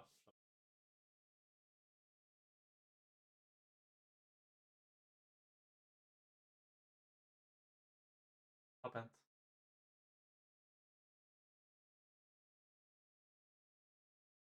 It. Guys, is now will Connor can redeem channel points and refund himself. That's because I already mentioned it, yeah. How many subs have you redeemed, Will Konak? Don't listen. If I catch anyone refunding themselves, I will be upsetty spaghetti. Understand what I'm saying? I will find you and I will end you. There, I just hit complete all. Perfect. Done. No refunds happening.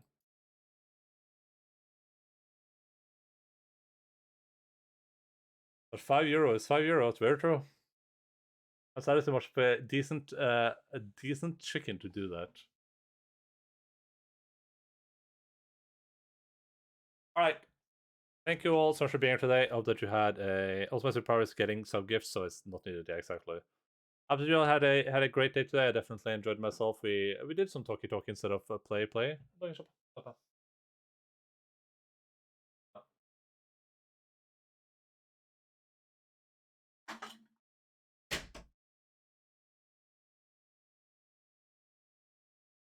Okay, come on. Okay, come on. I'll give Logan a double treat today, okay? I'll give him a bit of the leftovers. Shoppa. Shoppa. Shoppa. We'll give him like a little bit of... Come on. Give him a little bit of the leftovers.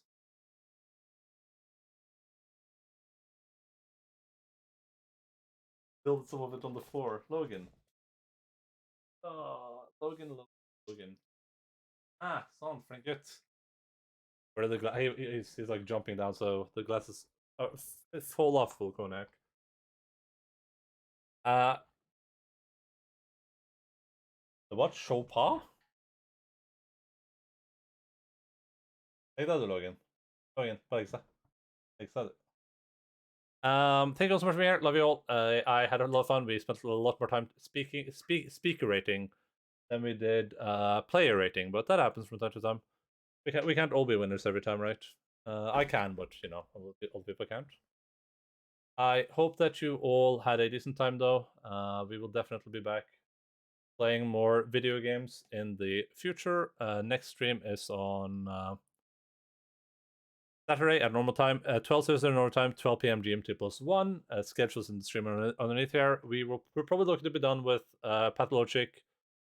You can't do the high emote because there's a follower emote. That will not follow over to Lince's stream. Yeah,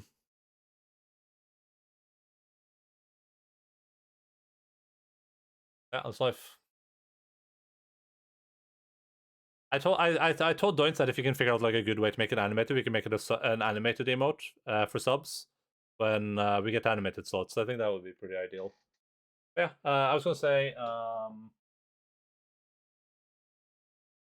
we're looking to be done with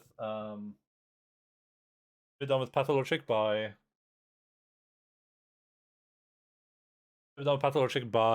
next week, most likely. I don't know exactly when, but it depends on how far we get on Saturday and Sunday, I guess. I think we're gonna make some significant progress, hopefully.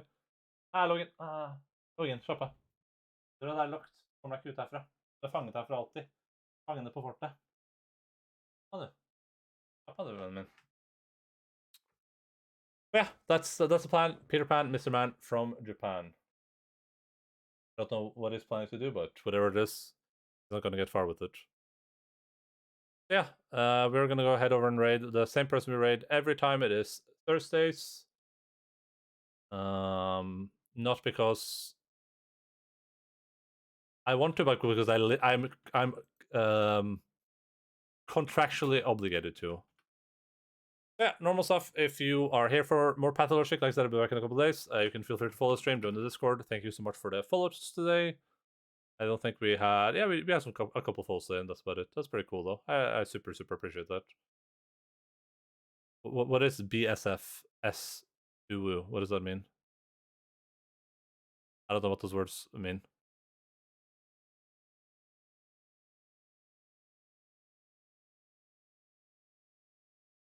Best streamer friends forever? Woo? Yeah, exactly. Yeah, I'm still enjoying this journey. I know, you know, as Boris said, a bit of a mixed box for other people, but I'm having a good time with it. So we'll see what happens in the land of video games. We're playing some the Marvel video game with Guardians afterwards. As a plan for the future. But yeah, for right now, we will continue to enjoy this incredible video game. Love you all. See you around. Keep spotting falls. Bye bye.